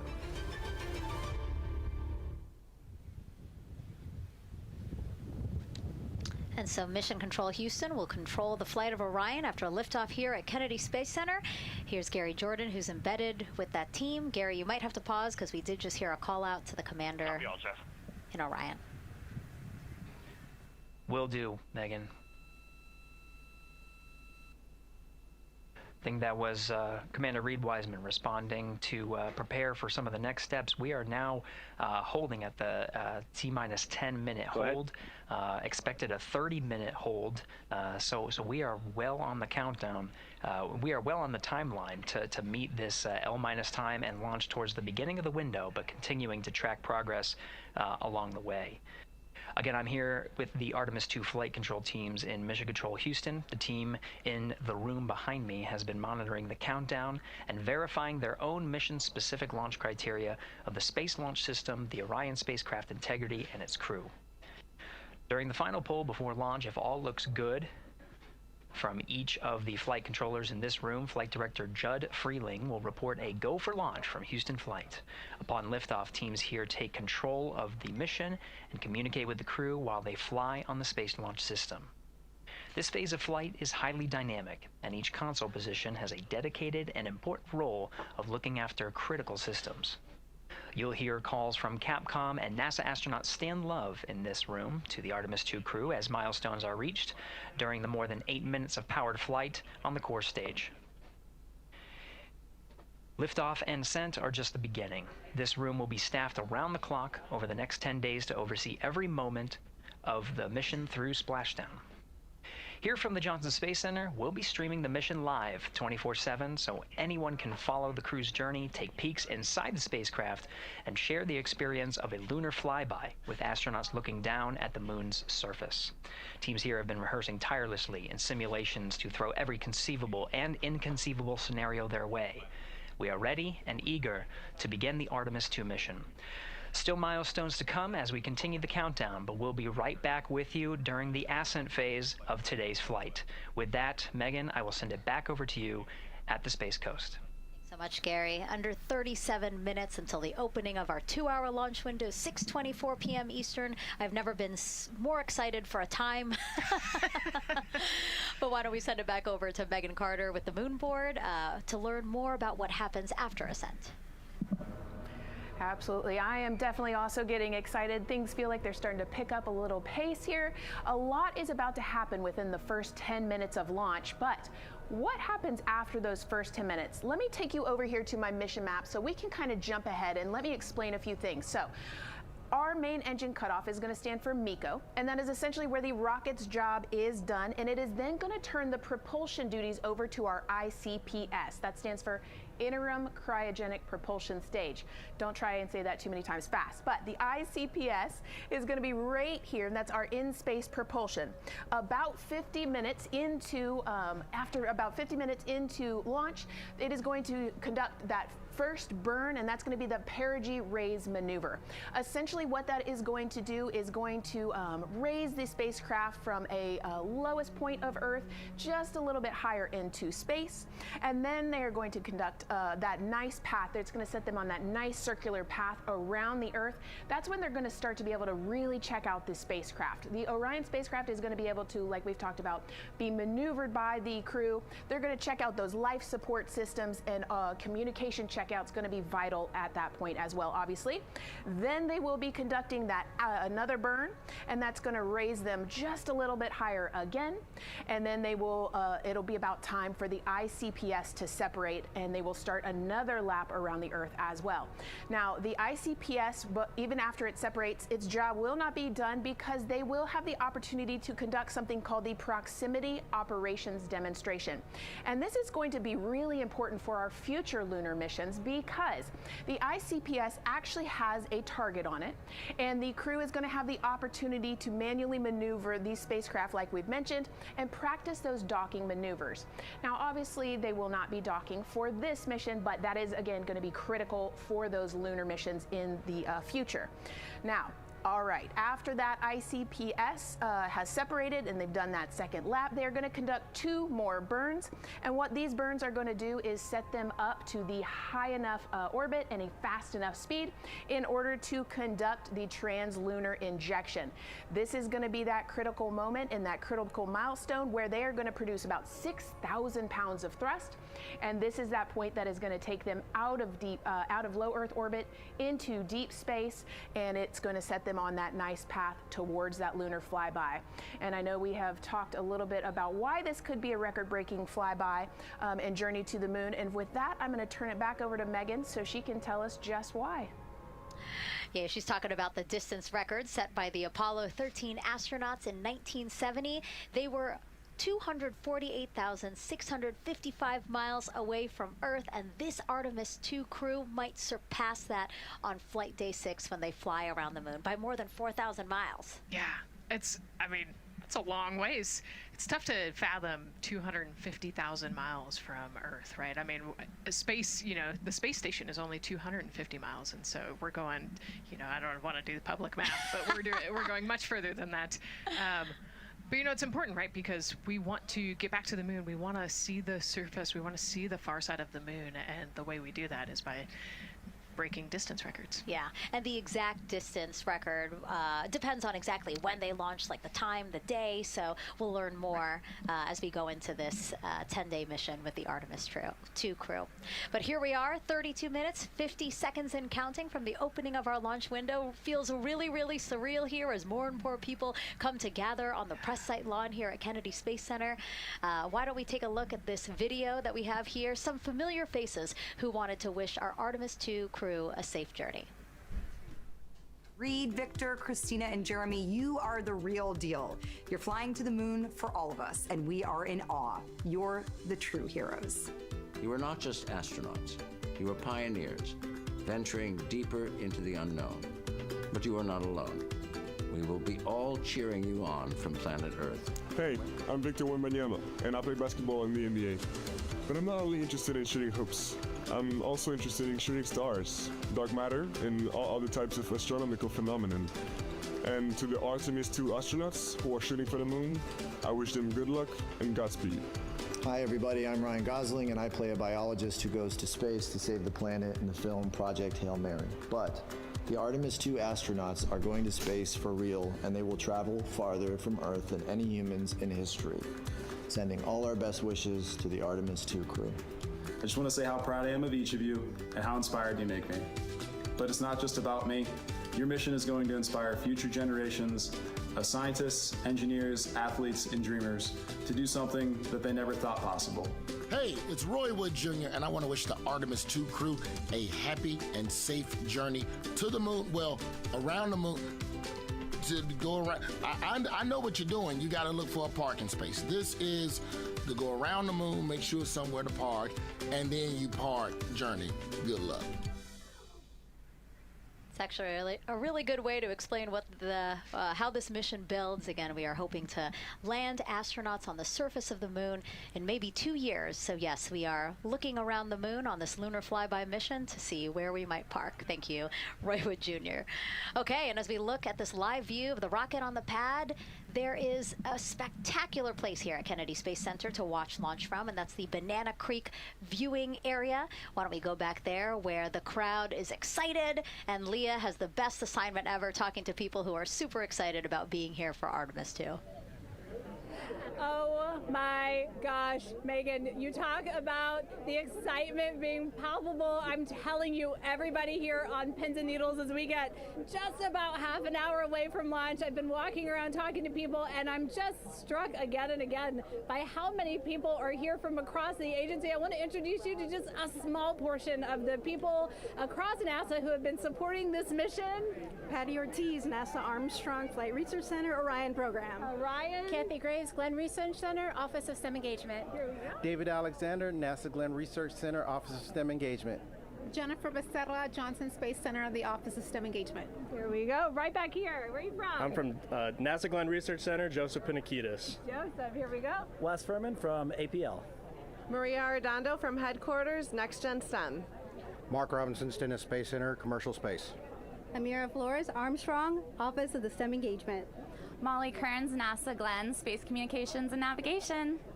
Matthew Pierce, Goddard Institute for Space Studies in New York City. Here we go, and right over here. Lauren Ring, Ames Research Center, Data Integration. So we're coming together. We're one big NASA team, one big NASA family, and we have one major message before we launch tonight. Okay, guys, what are we going to say? 1, 2, 3.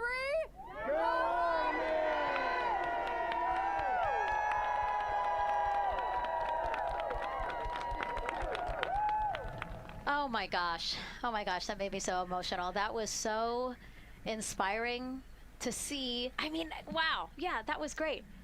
I mean, just to hear everybody say their position, what they're doing to support this mission is amazing. And I'm sure this was something that really rang true and resonated with NASA's Administrator Jared Isaacman, again, to see the workforce come together to do the work and then to be here for launch. So why don't we actually go over to him now with our Jasmine Hopkins at one of our other viewing locations. All right, Megan, thank you so much. The energy here on the balcony is honestly becoming electric as we get so close to launch, and now we are thrilled to welcome NASA Administrator Jared Isaacman.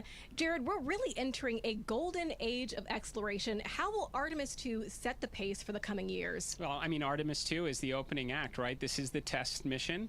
This is getting very comfortable with the SLS rocket, the Orion spacecraft. No humans have ever flown on this before, right? And we're going to put it through its paces. We'll go into Earth orbit for a little bit, make sure Orion's doing okay, and then we are sending them, right? We're going to send them farther into space than any humans might have gone before, 250,000 miles away, and it's going to set up for the subsequent missions. That's why we're going into the golden age of science and discovery right now, because you're going to see a moon rocket launch in 2027 when we do our testing with the lander. We're going to go for the landing on Artemis IV in 2028, and in parallel, we're going to build the moon base, right? And that is going to be filled with science discovery and tech demonstrations that's going to support the enduring presence we're trying to create on the surface. Absolutely. So honestly, history-making years ahead of us, you know, with Artemis III and IV. But first is Artemis II. What will be our single greatest takeaway from this mission? Well, I'll tell you, I mean, after ignition, to me, the moment that I'm going to be most excited for is splashdown. There's no question about that. Good shoots coming down off the West Coast. But look, I think the takeaway from this is gaining extreme comfort in the Orion spacecraft, right? I mean, this is very different than what we've done for more than a half century, right? I mean, the velocities that spacecraft is going to re-enter at, it's going to be new territory for us. We want to get our arms around that completely. So I would say the performance of SLS plus Orion is everything on this one. We want to make sure we do it in as a safe way as we possibly can, understanding what we are undertaking right here, bring our crew back, learn as much we can from the vehicle, set up for Artemis III in 2027. Right, and Administrator, we've actually had a pretty young audience today here, some kids running around the balcony. How do you hope Artemis II inspires that next generation? You know, I talk about this all the time. Like, you know, one of our overarching KPIs that we should always be tracking is the number of people living and working in space. Well, you know what's another strong number 2 on that one?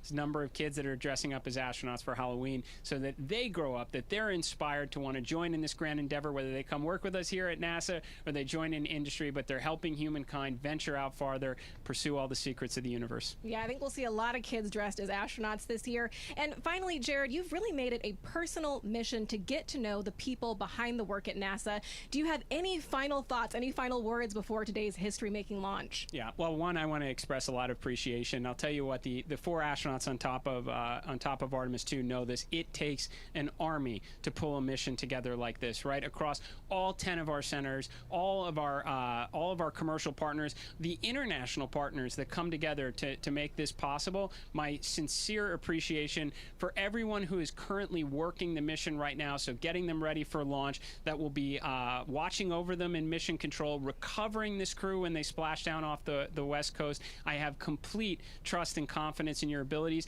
and everybody else who's not directly working on Artemis II. Artemis III is coming up next year. When this mobile launcher gets back in the VAB, we're going to start stacking. Wow, plenty of excitement ahead of us. Jared Isaacman, thank you so much for being here. Thank you. Thanks for being here. Of course. All right, and with that, let's get back to the countdown with NASA's Megan Cruz. Under 25 minutes and counting from the opening of our 2-hour launch window, and take a look at all these people behind us. I literally, every moment I turn around and I see the clock, I am like, oh, wow.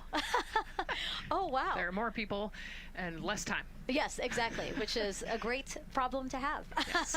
Now, this first crewed test flight of NASA's Artemis program coincides with the 250th anniversary of our country's founders signing the Declaration of Independence. Exploration is a part of America's DNA, and it continues now with our return to the moon. 250 years ago, 13 colonies laid the foundation for the greatest and most enduring democracy in the history of the world. One driven by courage, faith, and freedom. From that moment, we became a nation defined not by where we stood, but by how far we were willing to go. We conquered vast frontiers, invented tools that shaped a modern world. We found light in the dark, and we rose from the Earth. Faster, higher, farther. We pushed beyond the sky and into the unknown. We carried our courage into the cosmos, and we planted the American flag on the moon, the defining achievement of American superiority in space. Today, our curiosity stretches farther than ever. American robots search ancient rivers on Mars. New telescopes unfold to glimpse the first stars. And a new generation prepares to return to the moon, this time to stay. For 250 years, America has carried the light of humanity forward. But American exceptionalism isn't inherited, it's earned.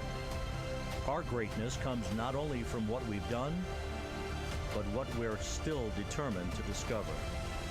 Because in every era, across every horizon, America is at its best when it's reaching for something greater. America celebrates 250 years, and we are leading the world into the future.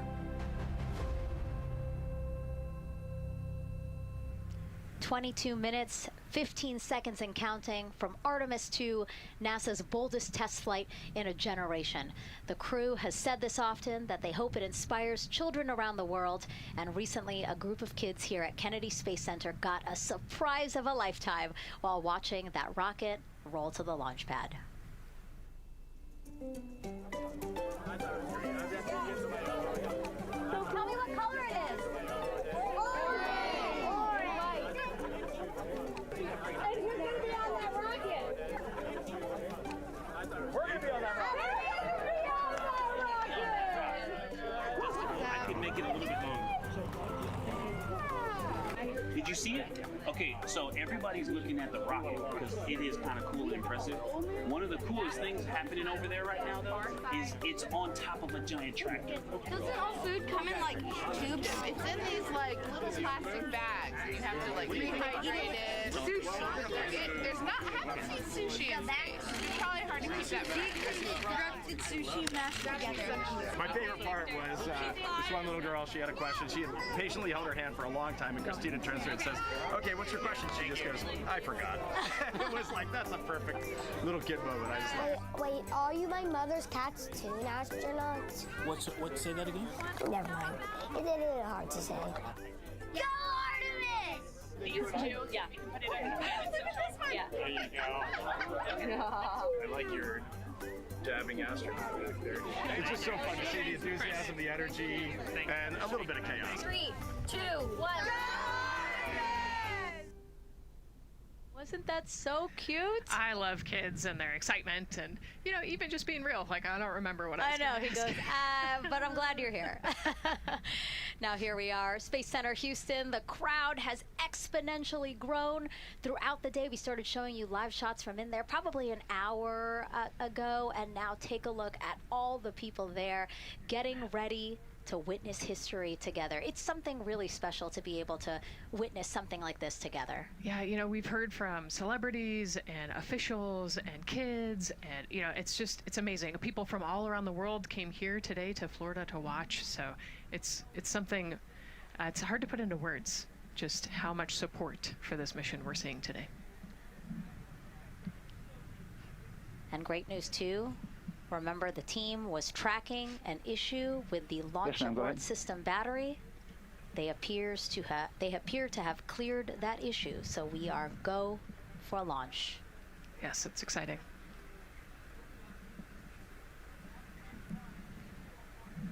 U.S. Space and Rocket Center here, Huntsville, Alabama, waving to the Artemis II crew sitting right there inside Orion.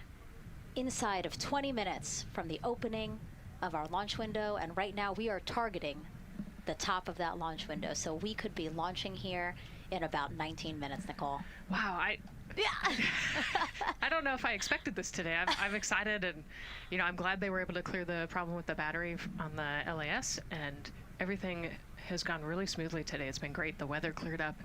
It's a beautiful day for a launch. And so now, as we are so close to possibly launch now. Just what are your final thoughts as we are about to embark on a mission back to the moon, the first time in more than 50 years? Yeah, you know, just so proud of the crew and all of the teams here on the ground that made this happen. You know, they are carrying the torch from the Apollo era into the Artemis era. And, you know, as the crew likes to say, they want to be the shoulders that the next Copy generation.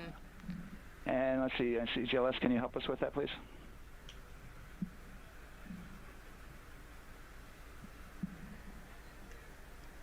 They want to be the crew wants to be the shoulders that the next generation can climb on. 0018. You know, I think it's in their patch. We're going for all. It's in the name of their capsule, integrity, representing humility, and the professionalism of everyone that got them there today. So proud of them. We love them. We're excited for them, and we cannot wait to see what they see. Just leveraging everything we've learned so far as an agency, taking us from Apollo now to the launch pad here, 39B, with Orion and SLS poised to again fly us into the history books. And before we leave you now here at the host desk to get back into operations, we just wanted to answer one question for you guys. We asked you earlier on today, what are you most excited for? And we asked you to go vote on Instagram and Twitch. Instagram, you guys said launch. Twitch, you guys said lunar flyby. So I think you guys will all be very excited since we are now about 17 minutes from the opening of our launch window today. And so with that, as we approach terminal count, let's send it back to Daryl Nail in firing room 1. Daryl. All right, thank you, Megan and Nicole, and just want to give you an update on the launch abort system that you just reported that they cleared. They believe, they're convinced, this is an instrumentation failure. So there are 2 batteries on the LAS. The LAS, of course, and with the help of my 2-year-old son's model rocket, Daniel said I could use this, so it's okay. The LAS is right here. It's the tower above Orion. Orion capsule is inside of here. It's used to pull Orion off the rocket in case the rocket something's going on with the rocket, either on the pad or in flight. 2 batteries are bad. Well, I'm sorry, one of the 2 batteries reported an out-of-family temperature, and it was very much out of family. And so they checked their data going back into the vehicle assembly building where they recharged the batteries and worked on them. And they have good, solid data, they reported, that tells them that this is an instrumentation failure, that there's something wrong with the sensor. And so they took it before the mission management team, which has to accept the risk, any changes to launch commit criteria, which this would be one, and they all fully accepted it. So now we are clear as far as that constraint is concerned. And one quick thing as we count down now, we are getting into the final minutes before liftoff. There's a 2-hour window. We haven't quite set the T0 yet, but this is a list of the cutouts. There are 150 cutouts that are included for this 2-hour launch window, and that's important. They're in very small print. That's important because there's basically 16 minutes inside this window that they cannot launch, and these are because of small things flying in orbit. There's a lot more things in orbit than there were back in Artemis 1 when we had 35 to 40 cutouts.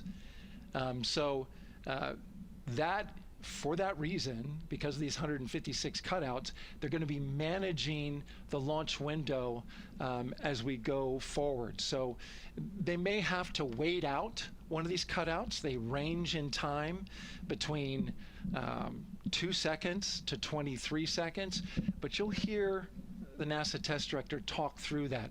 We're getting ready to merge that loop from NASA test director Jeff Spaulding.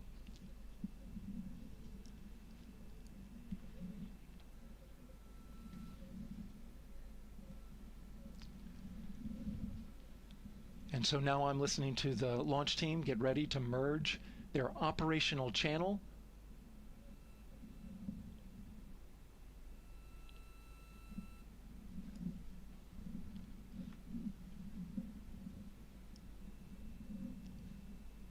We're now entering one of the most consequential phases of launch day, and that's terminal count, the final 10 minutes. And OTC NTD on 212 for comm check. Good, comm. Help me. I hear the same. STC? GTC? GTC is on 212. All right, copy that. NASA Test Director Jeff Spaulding confirming communications with his team.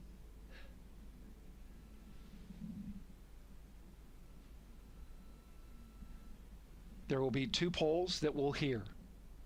One from Spaulding, the NASA Test Director, confirming the ground systems and the launch team are ready to proceed. At this point, we have a clear board, no constraints, but we need confirmation from each individual on the NASA Test Director team. So we'll hear him poll his team.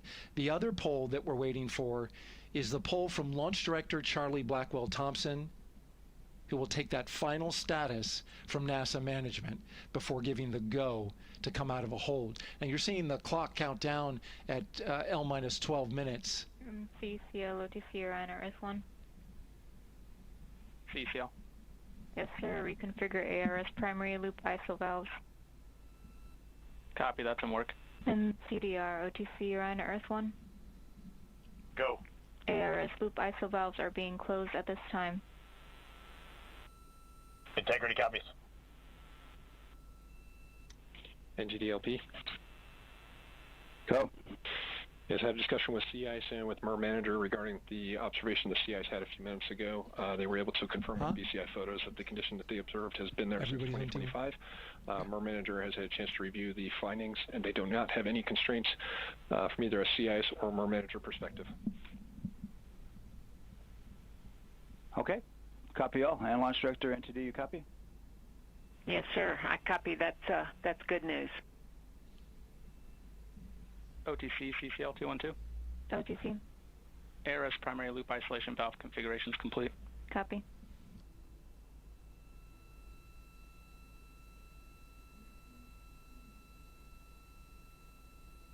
And CGLS NTD, cancel pending, please. GLS copies, and that's complete. All right, and for all personnel, we got a little bit more work to do before we pick up the clock, and we're about a little over a minute from getting to T-minus 10 minutes. But we've canceled the resume time there, and then we'll pick it up after we get through all of our work and anything else that we need to do to get through the remainder of counts. So we'll continue working that to get to our T0 today. So when we get to about 50 seconds from now, we'll extend that hold. CVSE OTC. CVSE. 400, 290, looking to verify that we are configured for ascent. Yep, give me about 2 more minutes. I'm going to start CMA2 streaming. Copy. NTD, COSE, hold requested. Copy that. I have an LCC violation of O-CT-004, S-band transponder anomaly. This was a transient LCC violation, so transponder 1 had a demodulated SNR estimate that went down to 2 dBm when it should have been between 10 and 13. It is now back up to 12, but we did lose that for just a moment. It does not appear that we lost our bit sync or carrier lock, which would be indicative that we lost our lock with the vehicle. So at this point, recommendation would still be go. However, we do have a pre-planned contingency procedure if we want to look at that. But again, this is transient, so we're back in a nominal range. All right, let's see, LPE NTD. Yeah, we're not seeing that hit, so I guess the question for COSE, was that less than 3 samples? Is that below our persistence? Stand by, let me look. It did look like it did persist for several seconds on mine, but let me take a look at the number of samples. Could I get a repeat of the affected LCC, please? Yes, ma'am, that's going to be O-CT-004. Thank you. ¿Qué bolsa? Es la de Frankie.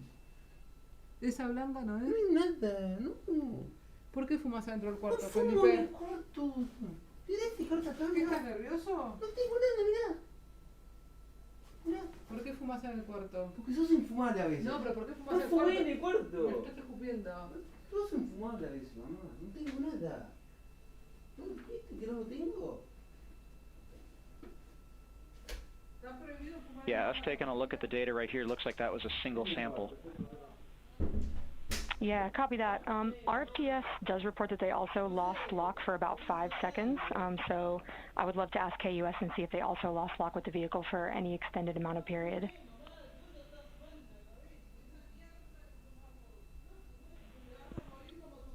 And COSE, while we're doing that, these are 1/10 hertz measurements, correct? So we would have had to lose it for over 10 seconds to get a second sample?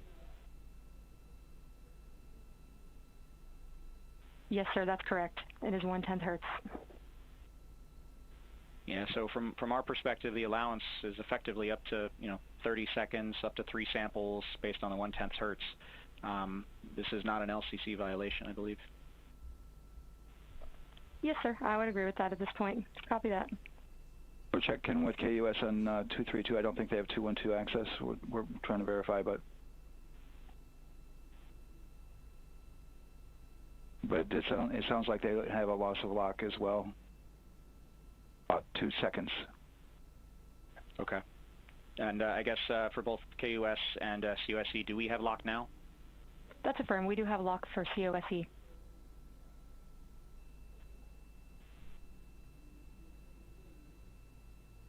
Yeah, so from the integration console perspective, we did have a temporary loss there within the allowable, and per the requirement, let's go. And this is Houston Flight. We have lock and we have good telemetry here in GSE. And KUS has reported too, they have good lock now. So with all of that, OSC, then are we in a go configuration per your LCC? Yes, sir. Recommendation would be go. Right. LP, you concur with that? Yes, sir. LP concurs go. And Launch Director? Yes, sir. Launch Director concurs go. All right, and I'm going to go ahead and just verify everybody has everything else complete, Launch Director, and if we do, we'll be ready to pick up the poll at that time, unless there's something else that you're aware of.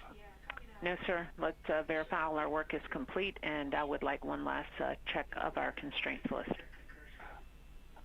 All right, let's see. OTC, are you still waiting for ComConfig, or are you... That is affirmed, sir. Okay, is that your only open item? Yeah, OTC, this is CVSC. That 400 step 290 is complete. Copy. Okay, so OTC, you're complete with all of your work? That's affirmed. All right, copy that. STC? STC is complete. And GTC? GTC is complete. Okay, excellent. All right, and LPE, just want to verify we have no open constraints at this time. No open constraints. We have a clear board, sir. Okay, tracking the same here. And Launch Director, with that, we are clear and ready to pick up the launch readiness poll with your go. All right, sir. I am go for the poll. All right. And for all personnel, this is the NTD conducting the Artemis II launch readiness check. Verify ready to resume count and go for launch. OTC. GTC is go. STC. STC is go. GTC. C's go. MCO. CO's go. Safety Console. The Safety Console is go. LPE. LPE's go. RTD. RTD's go. Houston Flight. Houston Flight is go. ROC. ROC is go. And CDR. Crew is go. Copy that. Thank you, Reid. And Launch Director, NTD, our launch team is ready to proceed at this time. All right, NTD, I copy all. At this time, I'll perform my poll. Attention on the net. This is the Launch Director performing the final poll for launch, verifying no constraints, and go for launch. EGS, Program Chief Engineer. Artemis Chief Engineers are go. Copy, thank you. EGS, Chief Safety Officer. The Artemis CSOs are go. Copy, thank you. Range Weather. Launch weather is go. Thank you, LWO. And Artemis MMT Chair. MMT's go. Thank you, John. And Integrity Launch Director. Good Air Voice Charlie, PLT. Thank you, Charlie. This is Victor. We are going for our families. MS1. This is Christina. We are going for our teammates. MS2. This is Jeremy. We are going for all humanity. All right, Charlie, your Artemis II crew is go for launch. Full send. I copy that. Reid, Victor, Christina, and Jeremy. On this historic mission, you take with you the heart of this Artemis team, the daring spirit of the American people and our partners across the globe, and the hopes and dreams of a new generation. Good luck. Godspeed, Artemis II. Let's go.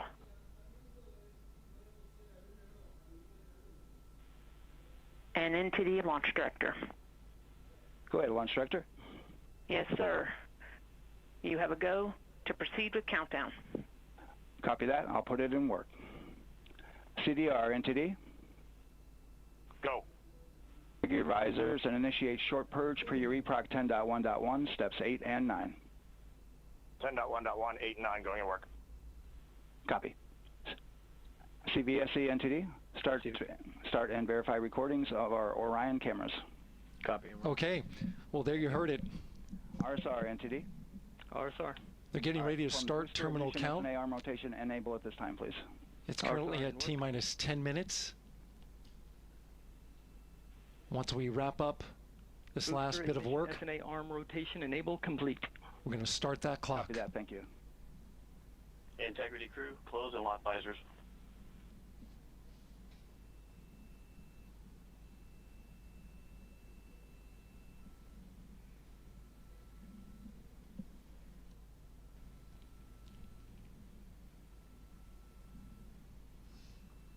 You heard an issue, worked in real time with telemetry lock on the Orion.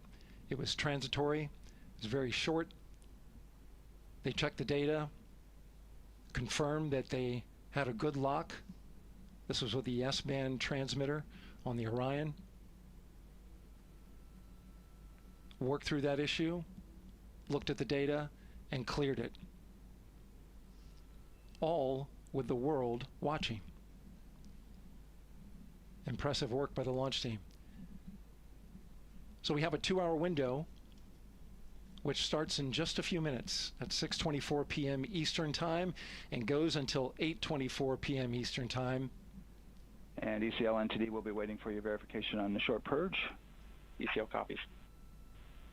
And for all personnel, once we get that short purge verification, we'll verify that we are clear to go, and then we'll proceed with the terminal count.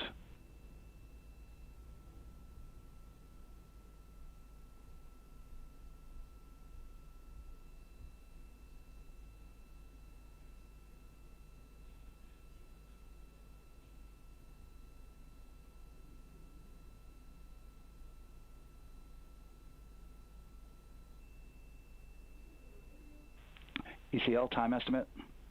About a minute. Copy.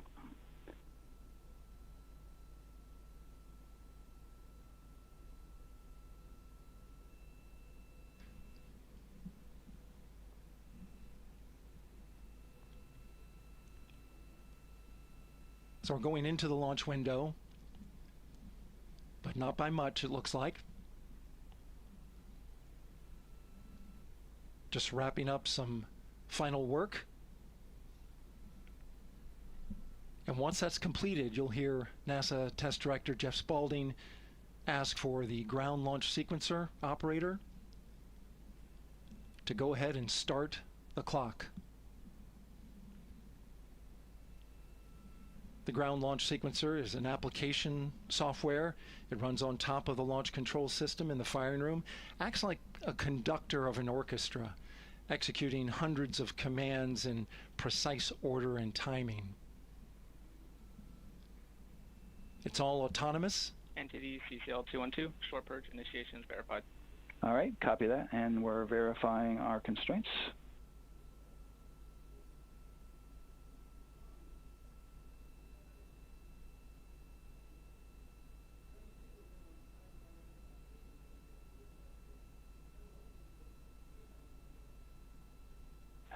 All right, and we're clear from cutouts. And with that, we're going to resume the clock momentarily. And CGLS, you can resume the clock on your mark. GLS copies. 3, 2, 1, mark.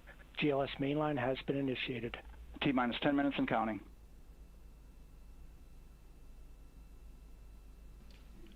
And that begins terminal count. Our new T0 is 6:35 p.m. Eastern Time. 6:35 p.m. Eastern Time. We are now counting down to liftoff of Artemis II.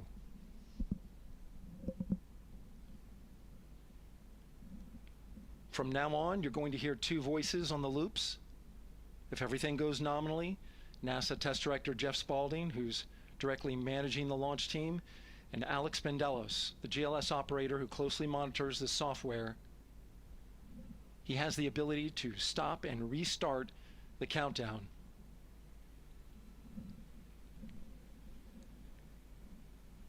A lot of people ask about whether there's a launch button. There certainly is not. Flight and Rock, our new T0 is 22:35:12. Houston flight copies. Rock copies. 22:35:12. Affirm. There you heard confirmation of the exact T0, 6:35 and 12 seconds p.m. Eastern Time. Again, our T0 is 6:35 and 12 seconds p.m. Eastern Time. But as I was saying, there's no launch button. This is autonomous.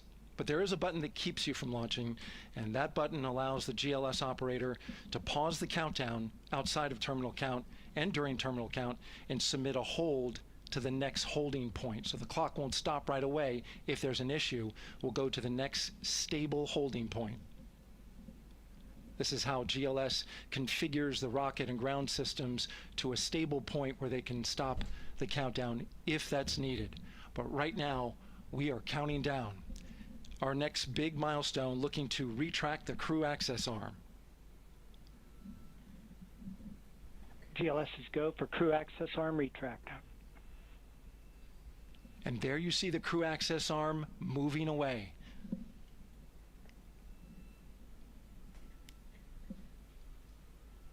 That's the path that the astronauts took to ingress into the rocket.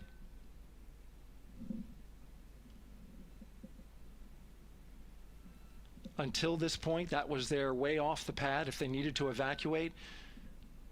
But now with that arm retracting, the backup transitions to a launch abort system. And they'll begin arming that shortly.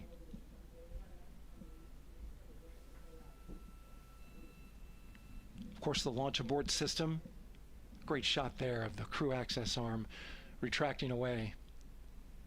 The launch abort system is the tower at the top, and that's what would pull Orion and its crew off the top of the rocket in case of an emergency, whether it's on the ground or in flight.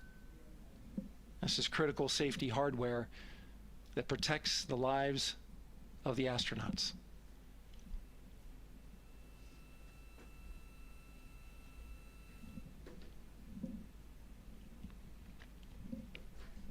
Starting at T-minus 6 minutes, the GLS will start bringing that and other high-energy systems online, starting with core stage pressurization.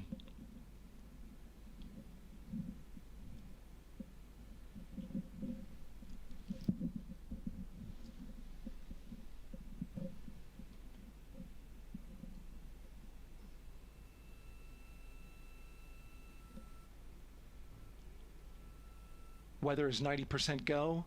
The range is go. All systems are go.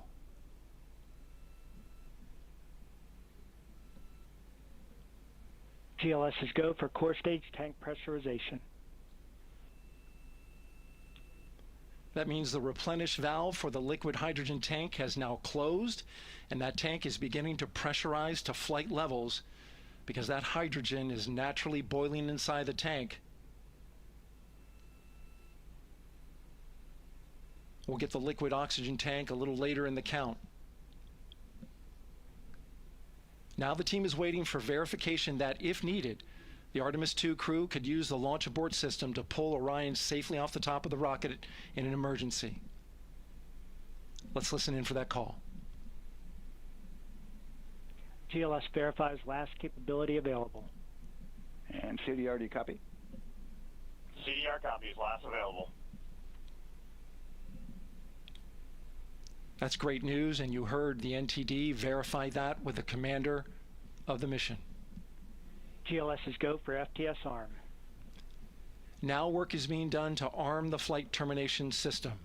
This is so the range safety can send a flight termination command if the rocket flies too far off track. There's a brief built-in delay so the launch abort system has time to pull the astronauts to safety first. GLS is go for LH2 high flow bleed check. All right, the high flow bleed check. That's so the cryo team gets verification that the RS-25 engines, all 4 of them, are in the proper temperature range for launch.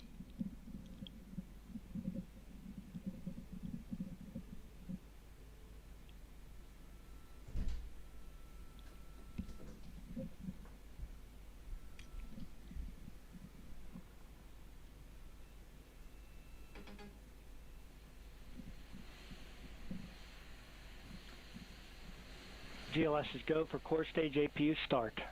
Core stage APUs start. Those are auxiliary power units, high-speed turbines which provide pressure to hydraulic pumps that steer the RS-25 engines. We're going to see a gimbal test a little later at T-minus 2 minutes and 30 seconds. This is what allows that to happen.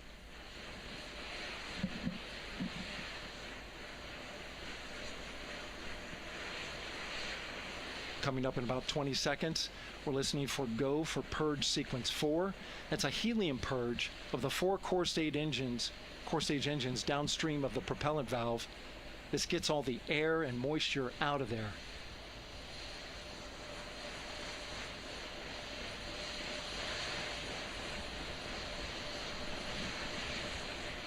GLS is go for purge sequence 4. Moving through the milestones. All is looking good.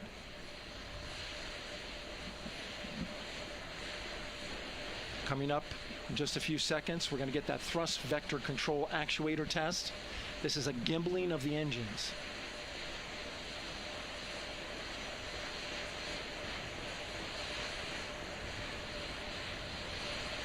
There are the 4 RS-25s, 3 of them Shuttle Heritage, 1 of them built from shuttle parts. And there you see them moving.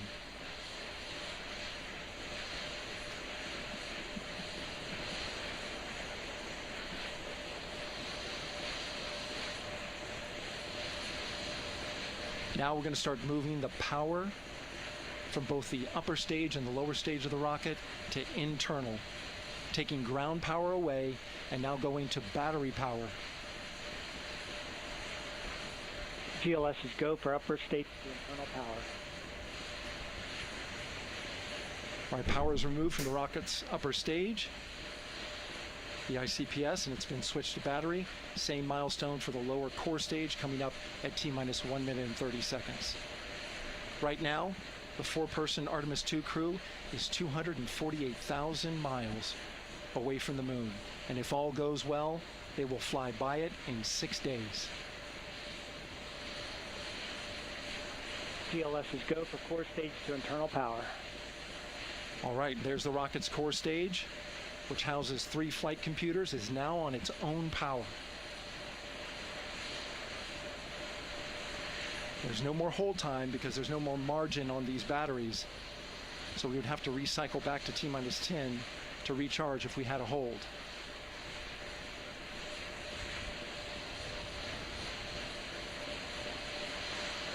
One minute.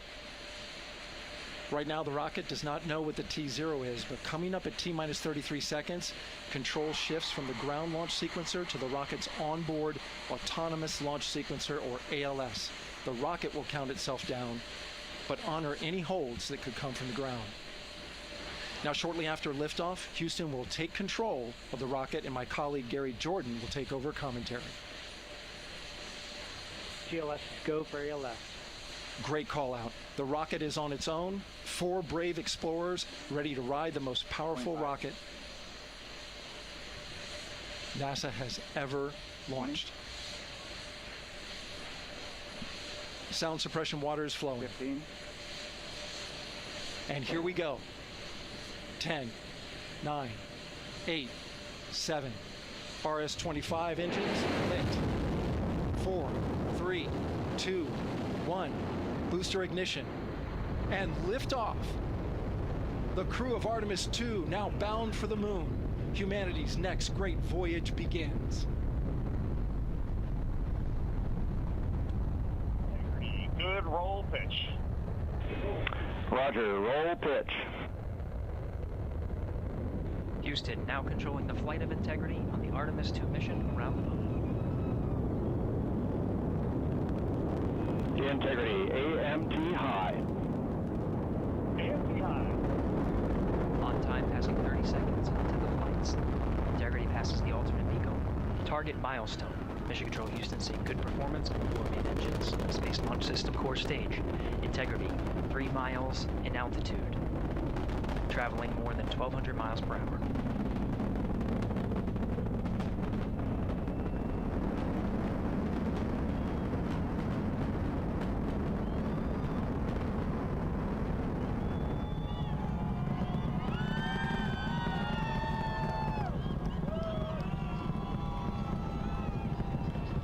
Mission elapsed time, passing 1 minute, approaching max Q. On, Ponce de Leon. Stan, we have you loud and clear on Ponce de Leon. Have you the same. Communication signal transfer confirmed as Integrity and its crew go supersonic. Approaching 90 seconds into the Artemis II mission. Integrity is 14 miles in altitude, 8 miles downrange, traveling more than 2,600 miles per hour.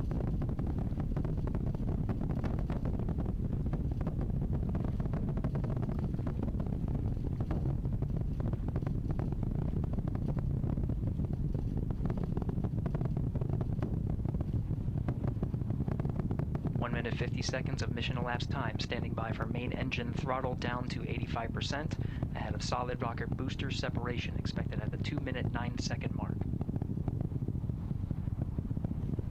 We see throttle down.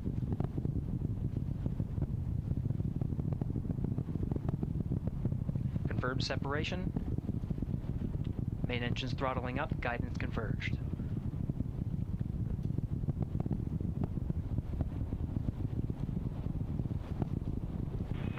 Integrity, guidance converged, performance nominal, upper stage RCS ready.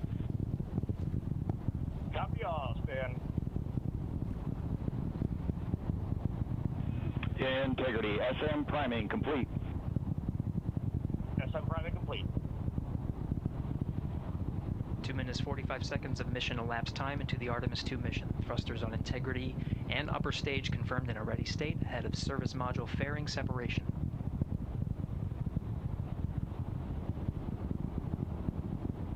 3 minutes into the flight. Integrity, 49 miles in altitude, 78 miles downrange, now passing 5,000 miles per hour.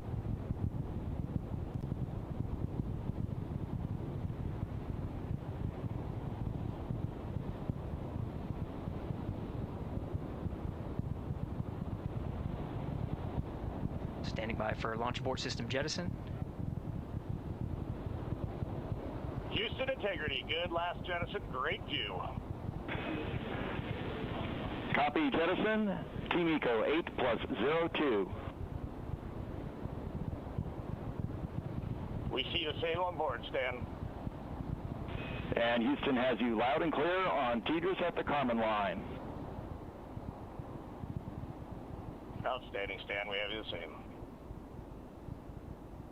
3 minutes 50 seconds into the flight of Artemis II, Wiseman, Glover, Cook, and Hansen cross the boundary to space with good comm checks. GPS signals acquired after last jettison now working on internal checks to verify accuracy.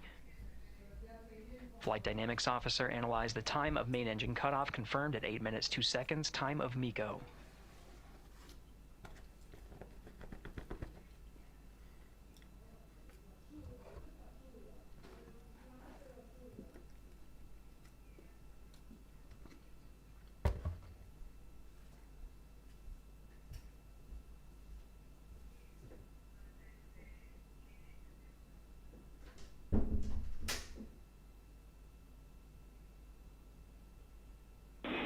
Integrity, GPS processing. standing stand, we see the same, and we have a beautiful moonrise. We're headed right at it.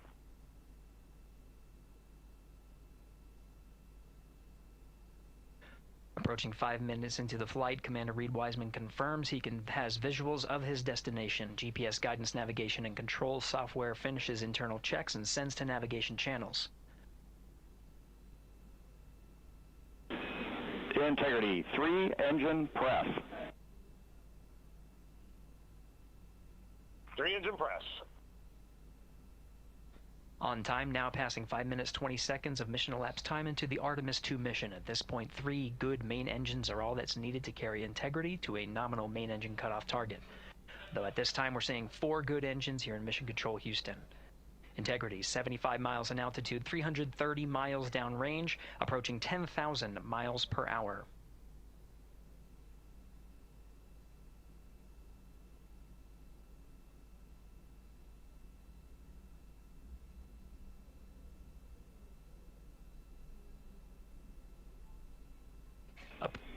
Integrity, looking good at 6 minutes. Same on board, Stan. Good trajectory and engine performance. Booster officer will soon report the shutdown plan to Flight Director Judd Friedling, expected at the 7-minute mark. Integrity, 78 miles in altitude, 460 miles downrange. Integrity, expect nominal shutdown. Integrity copies, nominal shutdown.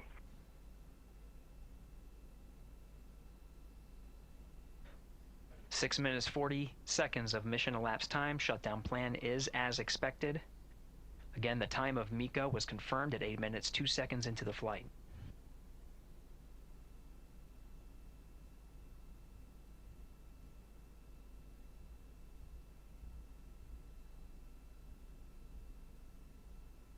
Seven minutes of mission elapsed time.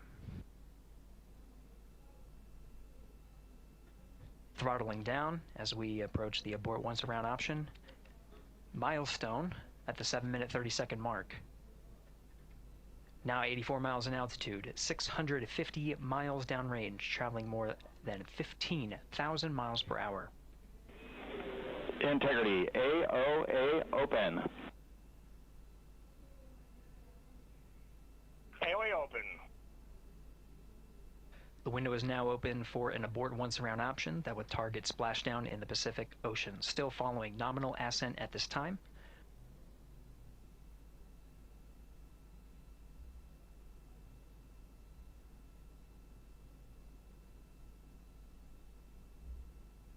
About 10 seconds remaining until the main engine cutoff of the Space Launch System core stage. Standing by for confirmation of MECO and core stage separation.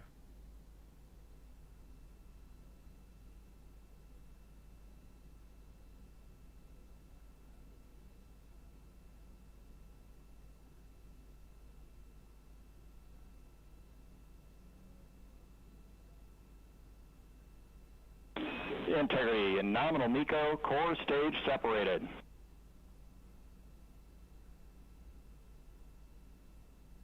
We see the same on board, Stan.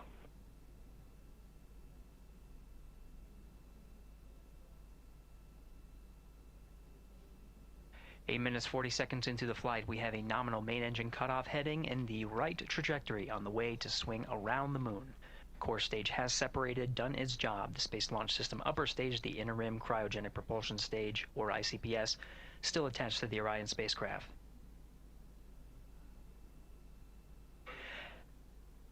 Nine minutes of mission elapsed time. Integrity crew of Reid Wiseman, Victor Glover, Christina Koch, and Jeremy Hansen now in orbit around the Earth at the beginning of their journey to the moon.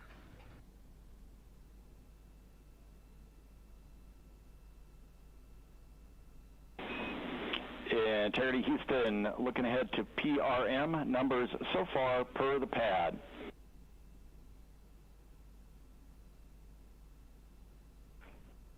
Copy that, Stan. Numbers for the pad.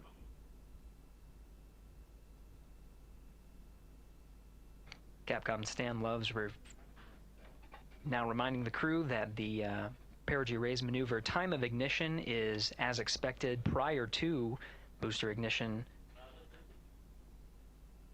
that time being 49 minutes, 50 seconds of mission elapsed time.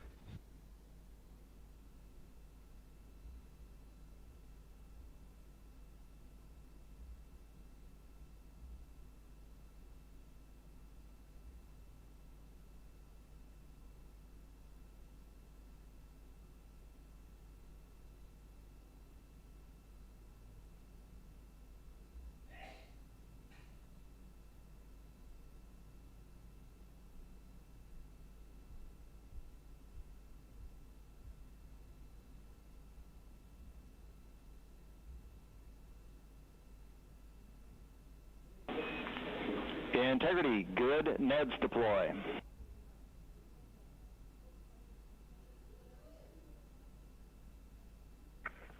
Copy that, Stan. Good, Neds.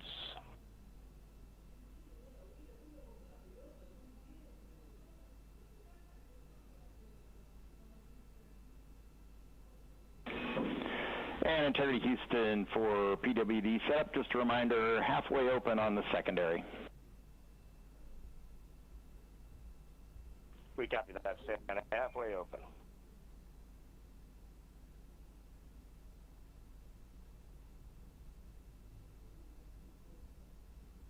Passing 11 minutes of mission elapsed time. Here, overhearing the conversation between Capcom Stan Love and Commander Reid Wiseman, already passing some milestones. We have a good nozzle extension deployment system. That is confirmed. Complete. We also have the visors are confirmed up, now past the dynamic phase of flight, that is ascent. Their launch and entry suits that provided them an extra layer of protection, now not as needed. They're going to raise those visors. And later in today's mission, they will begin to egress or get out of the suits to begin some of their initial tasks of activating some of the systems aboard in the Integrity spacecraft. It's passing 12 minutes of mission elapsed time. Again, the perigee raise maneuver that's targeted near 50 minutes of mission elapsed time, 49 minutes, 50 seconds. That's what the crew is going to be working towards. The Commander Reid Wiseman, pilot Victor Glover will focus on preparing for that milestone. In the meantime, mission specialist Christina Koch and Jeremy Hansen will start some of the activation of environmental control life support systems. You may hear confirmation of their activation over the Orion to Earth communication network.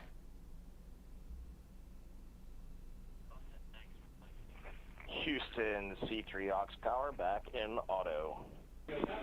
Copy C3 aux, and we're 2 minutes to maneuver.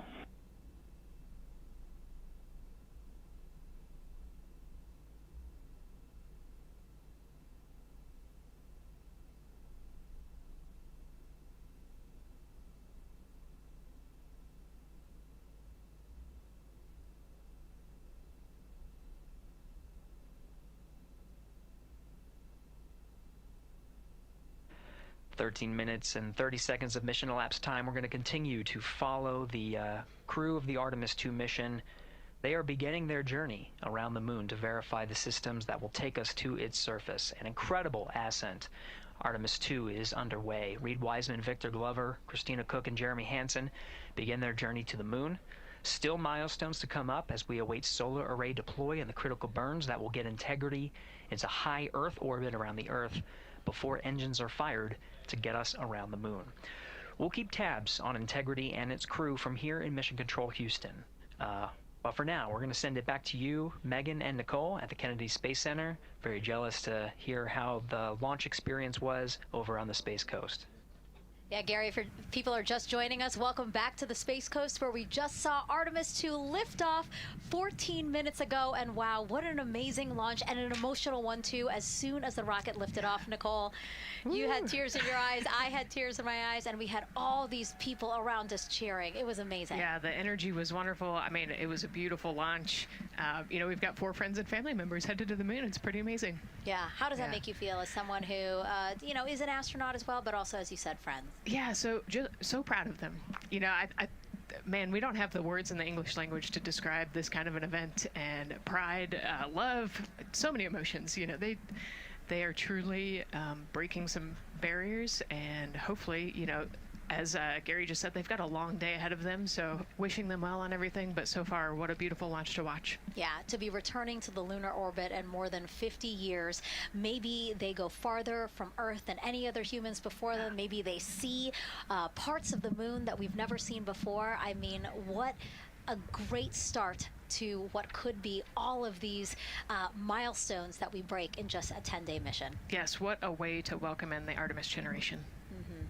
Yeah, how do you feel? I mean, we saw some beautiful shots we were covering of course, the rocket, of course, the Earth falling away as we continued up into our ascents, but also some of those crowd shots where we saw young and old, just emotional, overcome by this history-making moment. Man, we are going back to the moon for all, and we saw that today. We saw that in all the crowds. And yeah, you guys just saw that view, the sunrise or sunset, I guess. They just made it over the crest of the Earth, and you could see the sun peeking over. One of my favorite views from space. And I can't imagine what they're looking at now, and I can't wait to see what they're looking at in about 5 or 6 days. Yeah, and you know, I know a lot of people are like, you know what, I'm surprised this launched on the first try, because we know, like any little thing, we have to be keeping safety in mind, and we want to make sure we're ready to go. But we were ready to go, and I think it surprised a lot of people. What a wonderful surprise on this Wednesday evening. It did, you know, and it kind of surprised me as well. But you know, it's just a testament to the team here that has been working so hard on Artemis. You know, Artemis 1, we learned a ton of lessons. We learned a ton from the wet dress for Artemis 2. We were able to go in, fix those things. We even had a couple mishaps today, not mishaps, but a couple, you know, anomalies today that the team creatively came up with solutions for. It's just a testament to the teamwork that gets us to the moon. And so we can continue to watch Christina, Reid, Victor, and Jeremy on their way now to the moon in Earth's orbit and awaiting the next in-flight milestones, deploying Orion's solar arrays. So why don't we get back in with the mission control and Gary. Hey, thank you, Megan. Again, we're following along in the action. It is a long day. They have a number of procedures they need to get to immediately in their timeline. And Integrity Houston, cross-tie is on board per the ETSI-DEM. We copy, Houston. Thank you.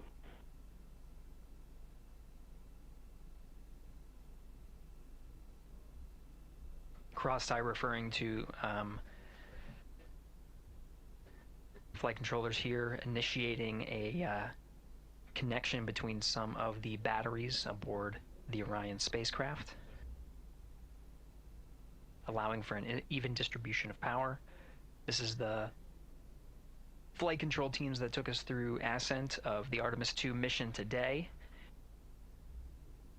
Right now we're, as you see, passing 18 minutes of mission elapsed time. The Orion spacecraft integrity and the interim cryogenic propulsion system are maneuvering tail to sun. It is in this orientation, this attitude. Integrity anywhere until that momentary prop caution.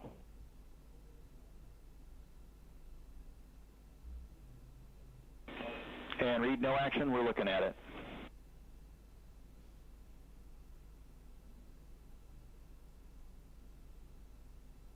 Commander Reid Wiseman verifying what is being routed to his displays aboard Integrity.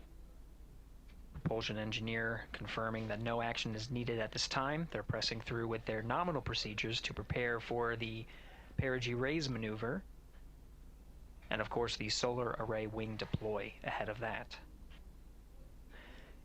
The solar wing deploy is a critical milestone. We'll continue to have our coverage follow the mission until that deployment. A successful launch is just the beginning. The deployment of the solar arrays and successful confirmation that those solar array wings are drawing power is a significant milestone, and says to the flight control teams that we will continue on today's mission. Power needs to be drawn to continue through some of the next milestones. Until then, the AOA open option that was called up upon ascent, the aboard once around, is the current option, and abort to orbit option ATO will be switched to a preferred mode at the time that the solar array wings are deployed and latched. It gives the flight control teams a little bit more flexibility. Integrity Houston, update on TDRS handover for your pad.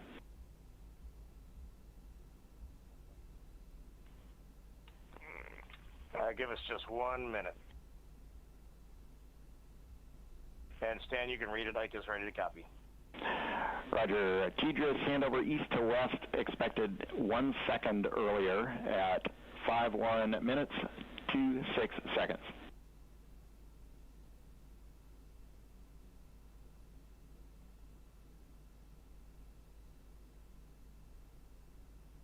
Hi, Stan. We copy 1 second earlier for 5126 TDRS east to west, and saws are starting to deploy. Thermal knives are firing.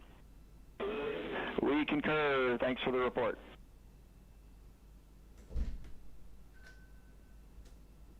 Read back of the reports that you just heard on the Orion to Earth network. Integrity has maneuvered tail to sun. The RL-10 nozzle on the end of the ICPS is pointed towards the sun, and the solar array deployment sequence has begun. With the deployment confirmed, it'll be several minutes until they are what is called in a latched position. Once they are latched and confirmed to be drawing power, they can switch the mode to ATO and continue along the mission.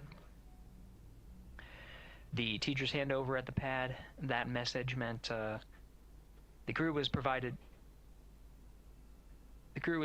some preliminary numbers of when to expect handovers between the tracking and data relay satellites. Currently orbiting Earth at an altitude of 545 statute miles above the Earth, they are in a near-Earth network communication system. The tracking and data relay satellites, geosynchronous satellites that are stationed about 23,000 miles above the Earth. After the apogee rays burn, that occurs later today, the burn itself will put them in an altitude that surpasses the range of the tracking and data relay satellites, and they will transition to the deep space network today. And Integrity, for prop messages, we see 2 temperature measurements right near the line. It's that momentary message you saw earlier. We're going to suppress those. It's CM helium heater 2 T1 and heater 1 T1. They're going suppressed. Integrity, thank you. We see the same.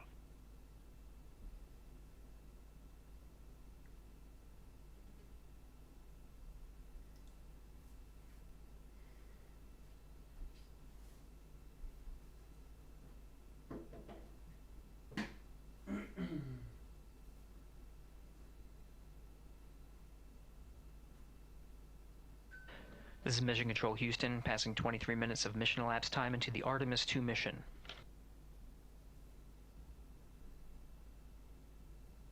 This is after a launch that began at 5:35 and 12 seconds Central Time, 6:35 and 12 seconds p.m. Eastern Time. Right now, the orientation you're seeing from our aero visualization that translates some of the telemetry that we're getting from the spacecraft and puts it into a model so you can follow along on some of the milestones that we are following here. The RL-10 nozzle that you see at the left end of your screen, though it is currently not firing, that nozzle is pointed towards the sun, and the solar arrays are currently deploying. From this visualization, they look fully stowed in a position. Integrity, we are happy to report that Jeremy has the O2 sensors on. Copy O2 sensors.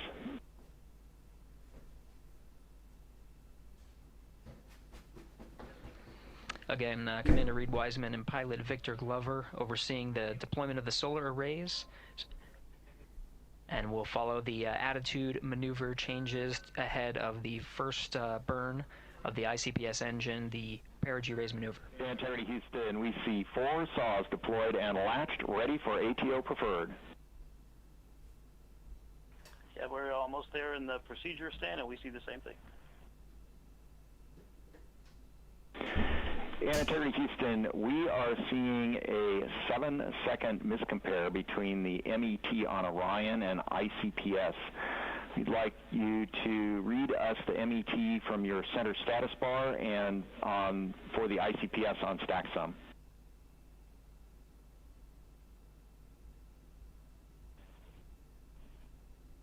And Stan, we see a absolutely precise alignment. MET 25, 14, 15, 16, precisely aligned with ICPS MET. Copy, thank you for that. We'll investigate a ground issue. And Houston Integrity, ATO preferred set. Copy, ATO preferred.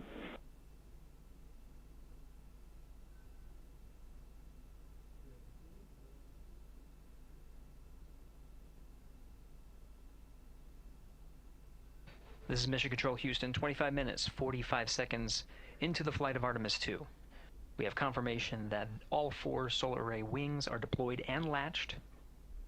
This is the configuration needed to switch to ATO preferred, which you did hear confirmed from pilot Victor Glover. That mode has been switched.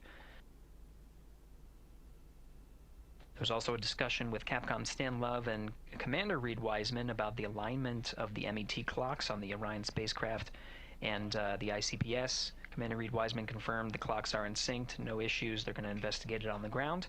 We're proceeding with today's mission. 26 minutes of mission elapsed time and counting.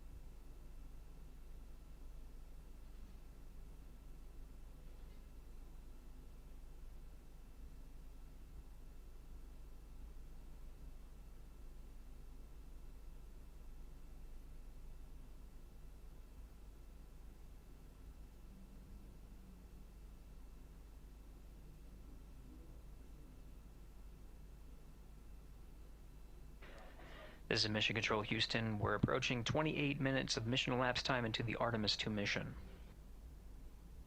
At this point, we've had a successful liftoff from the pad at 5:35 p.m. and 12 seconds p.m. Central Time, 6:35 and 12 seconds p.m. Eastern Time. We've had a good main engine cutoff, core stage separation, and a good trajectory to begin today's mission.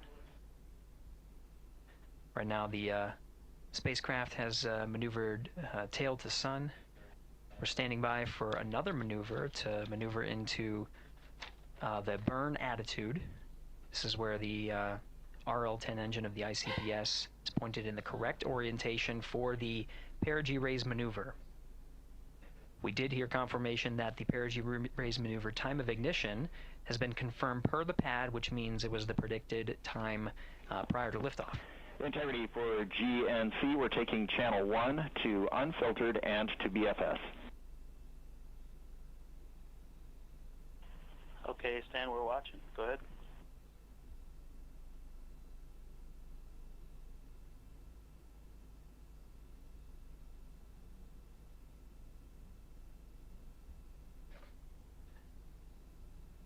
Capcom Stan Love reading up to the crew of Integrity.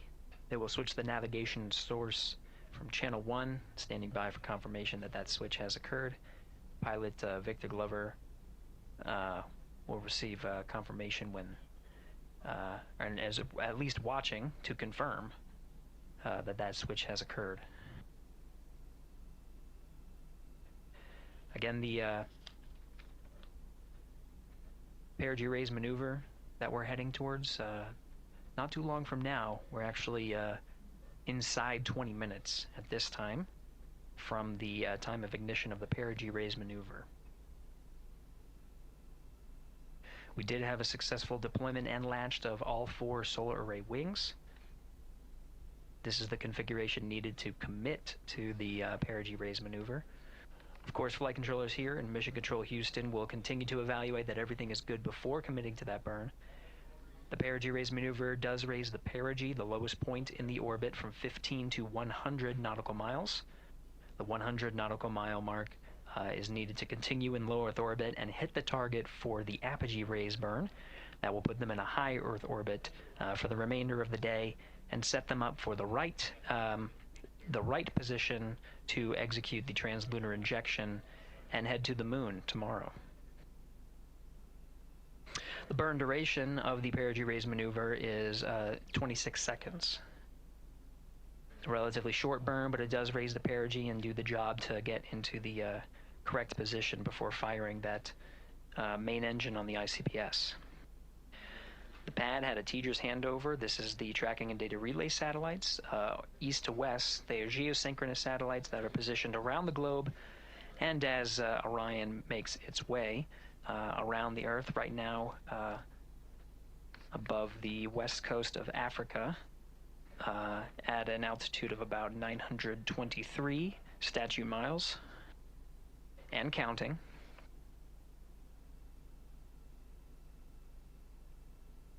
The perigee raise maneuver is not executed at the perigee. It is rather executed on the actually closer to the apogee. But what it does is it raises the perigee on the other end of the orbit to 100 nautical miles.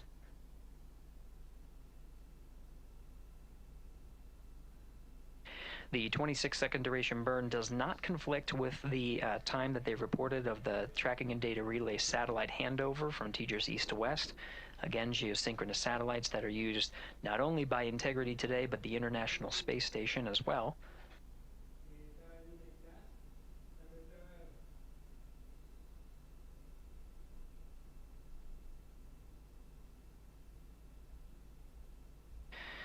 That time of handover is 51 minutes, 26 seconds. Plenty of margin before the perigee raise maneuver cutoff happens, and the trajectory is analyzed to see whether it was a good burn. A good burn means that the burn was performed as expected and sets the trajectory on course for that 100 nautical mile perigee target mark.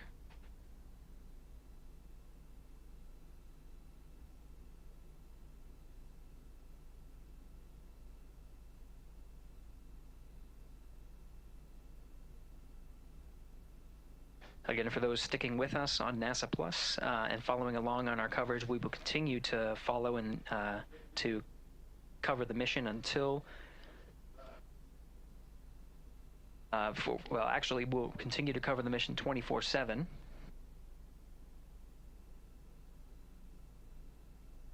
But we'll wrap up our coverage here shortly, and now that solar array wing deployment has occurred on NASA Plus and Amazon Prime. Again, we will continue coverage 24/7 at the NASA YouTube channel. For those that want to see all of the upcoming milestones, there are select times where we will be coming back to NASA Plus and other streaming platforms. You can go to nasa.gov to find the latest on when to find those activities. Given that this is an operational mission, we do want to make sure that we are maintaining transparency in the mission and providing you all the information on what's happening in space as Reid Wiseman, Victor Glover, Christina Koch, and Jeremy Hansen head on their mission around the moon.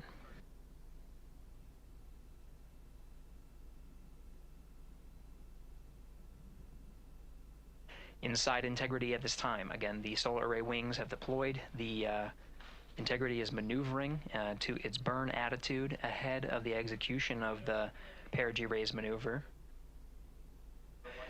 Overseeing these steps is primarily done by Commander Reid Wiseman and pilot Victor Glover. Mission specialists Christina Koch and Jeremy Hansen focusing on some of the system activation inside of Orion, namely the environmental and control and life support systems. The activation and checkout of some of these critical systems are very important to continuing on the mission, making sure that those systems are in a good condition and in a reliable condition to provide the necessary environmental and control needs of the crew, with humans on board through the duration of the mission that extends 10 flight days.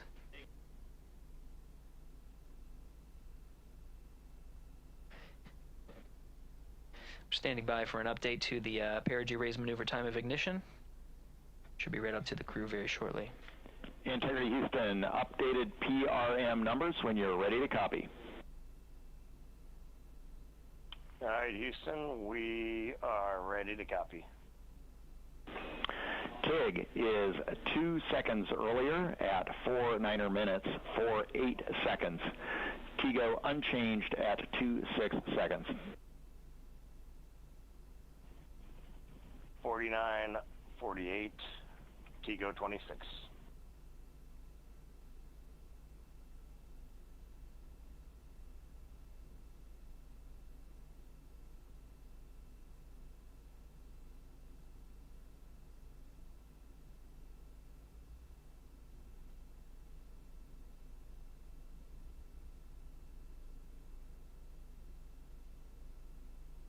This is Mission Control Houston. With that update, we are approaching a little more than 13 minutes from the time of ignition of the perigee raise maneuver. That time updated to be 2 seconds earlier was 49 minutes, 50 seconds of mission elapsed time.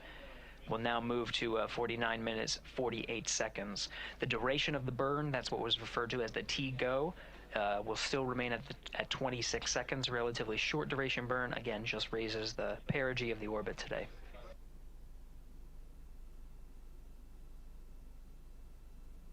Making sure they hit the mark on that time of ignition is the primary concern of Commander Reid Wiseman and pilot Victor Glover.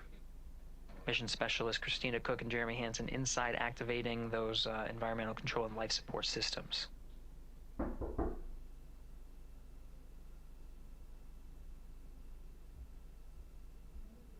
At this time, all 4 crew members are wearing the launch and entry suits. Integrity Houston, for Optimus on the PCD, we have time update instructions when you're ready.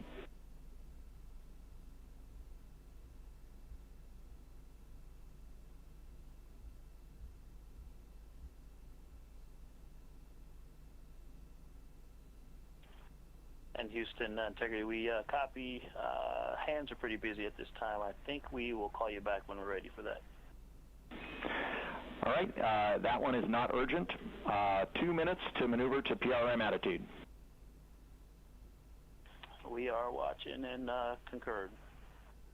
90 seconds-ish, maybe. Pilot Victor Glover confirming that that maneuver less than 2 minutes.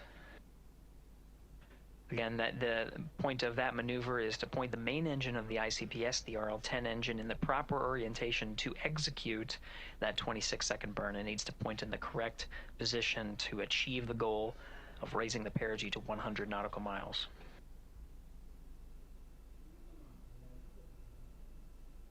You heard some of the environmental control system activations over Orion to Earth. Jeremy Hansen activated the O2 sensors. They'll be measuring the cabin of Orion.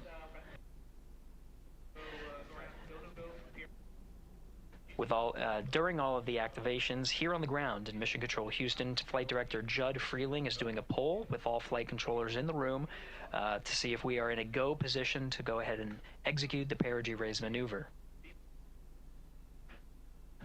Once concluded, Stan Love will report it back up to the crew, and we'll stand by for that.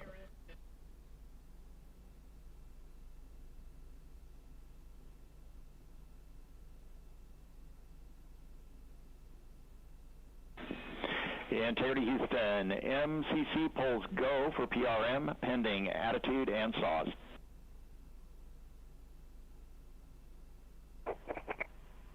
we copy. MCC is go. Maneuver starting.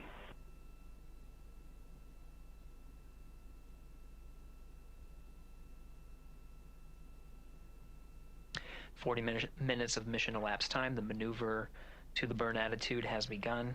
The maneuver also is paired with reorientation of the solar array wings that have been deployed. They will have various positions throughout the duration of the flight. Of course, solar array is meant to maximize the draw of power from the sun. So when deployed, we're in a biased solar array wing configuration that was called solar normal.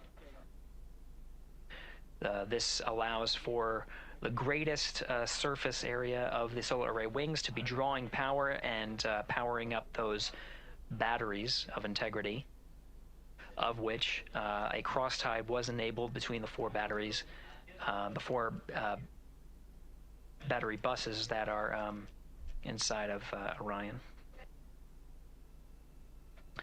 However, for the perigee raise maneuver, the solar array wings will be put into a position to take on the loads imparted by the ICPS main engine when they execute the 26-second burn.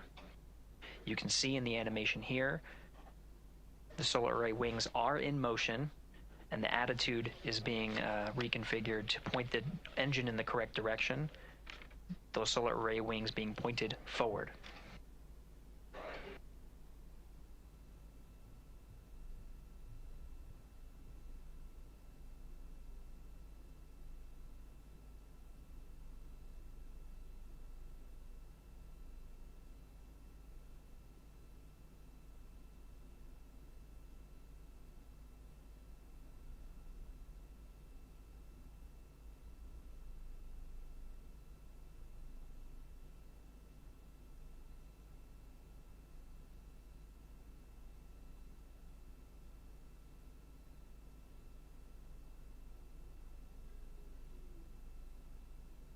You're getting a live look inside the Artemis II mission flight control room. The team you see here oversaw the ascent of our four astronauts inside Integrity, launching at 6:35 and 12 seconds p.m. Eastern Time.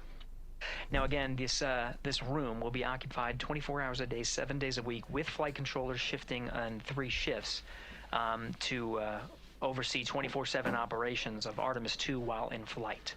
We will cover that live on the NASA YouTube channel, and we'll be covering that around the clock as we begin to wrap up our coverage here on NASA Plus. Before I do want to send it over to our colleagues at the Kennedy Space Center. And to my colleagues, it was a pleasure to join the teams at the Kennedy Space Center and be a part of such a historic launch. Here in Houston, again, we're turning our attention to the mission. And for now, we'll say farewell and thank you to our colleagues there for today's launch coverage. We'll see you again soon for Splashdown. This is Mission Control Houston, sending it back over to Megan and Nicole at the host desk. Thank you, Gary. And yes, it was such a pleasure to be a part of this historic mission that started right here at Kennedy Space Center. It was such an amazing sight to be a part of. And now, as Reid Wiseman, Victor Glover, Christina Koch, and Jeremy Hansen begin their journey, we here at the Kennedy Space Center are about to wrap our broadcasts. We'll, of course, though, have 24/7 coverage with our colleagues at Johnson Space Center starting as soon as we sign off, so don't worry. You can follow along our 4 astronauts every minute of their nearly 10-day journey to the moon and back. Nicole, I'll definitely be watching it, and I'm sure you will, too. Yes, of course. You know, they just started, right? The launch was beautiful. This was a historic day. They're on their way back to the moon for the first time in over half a century, but they've got a lot of work ahead of them, and so we're excited to see what they have to do and excited to test out the Orion spacecraft. This is a test flight after all, and we're excited to see what we can learn from this mission. Very humbling, inspiring. It was really amazing to be a part of this, and I'm so glad that so many people joined along by either watching here in person or watching online. And of course, Nicole, thank you so much for sitting through this, answering questions, adding so much context and information that really brought a lot out of what we saw today. Oh man, I had a blast. You're a rock star. You're a professional. Gosh, this was great. Oh, you're great. So this was a wonderful day. Well, again, thank you so much, and thank you to you for watching at home. You know, tonight we didn't just launch a rocket, we launched the next chapter of human exploration. Our Artemis II crew now on their way back to the moon, and we're taking you with us. So thank you again for watching, and go Artemis II.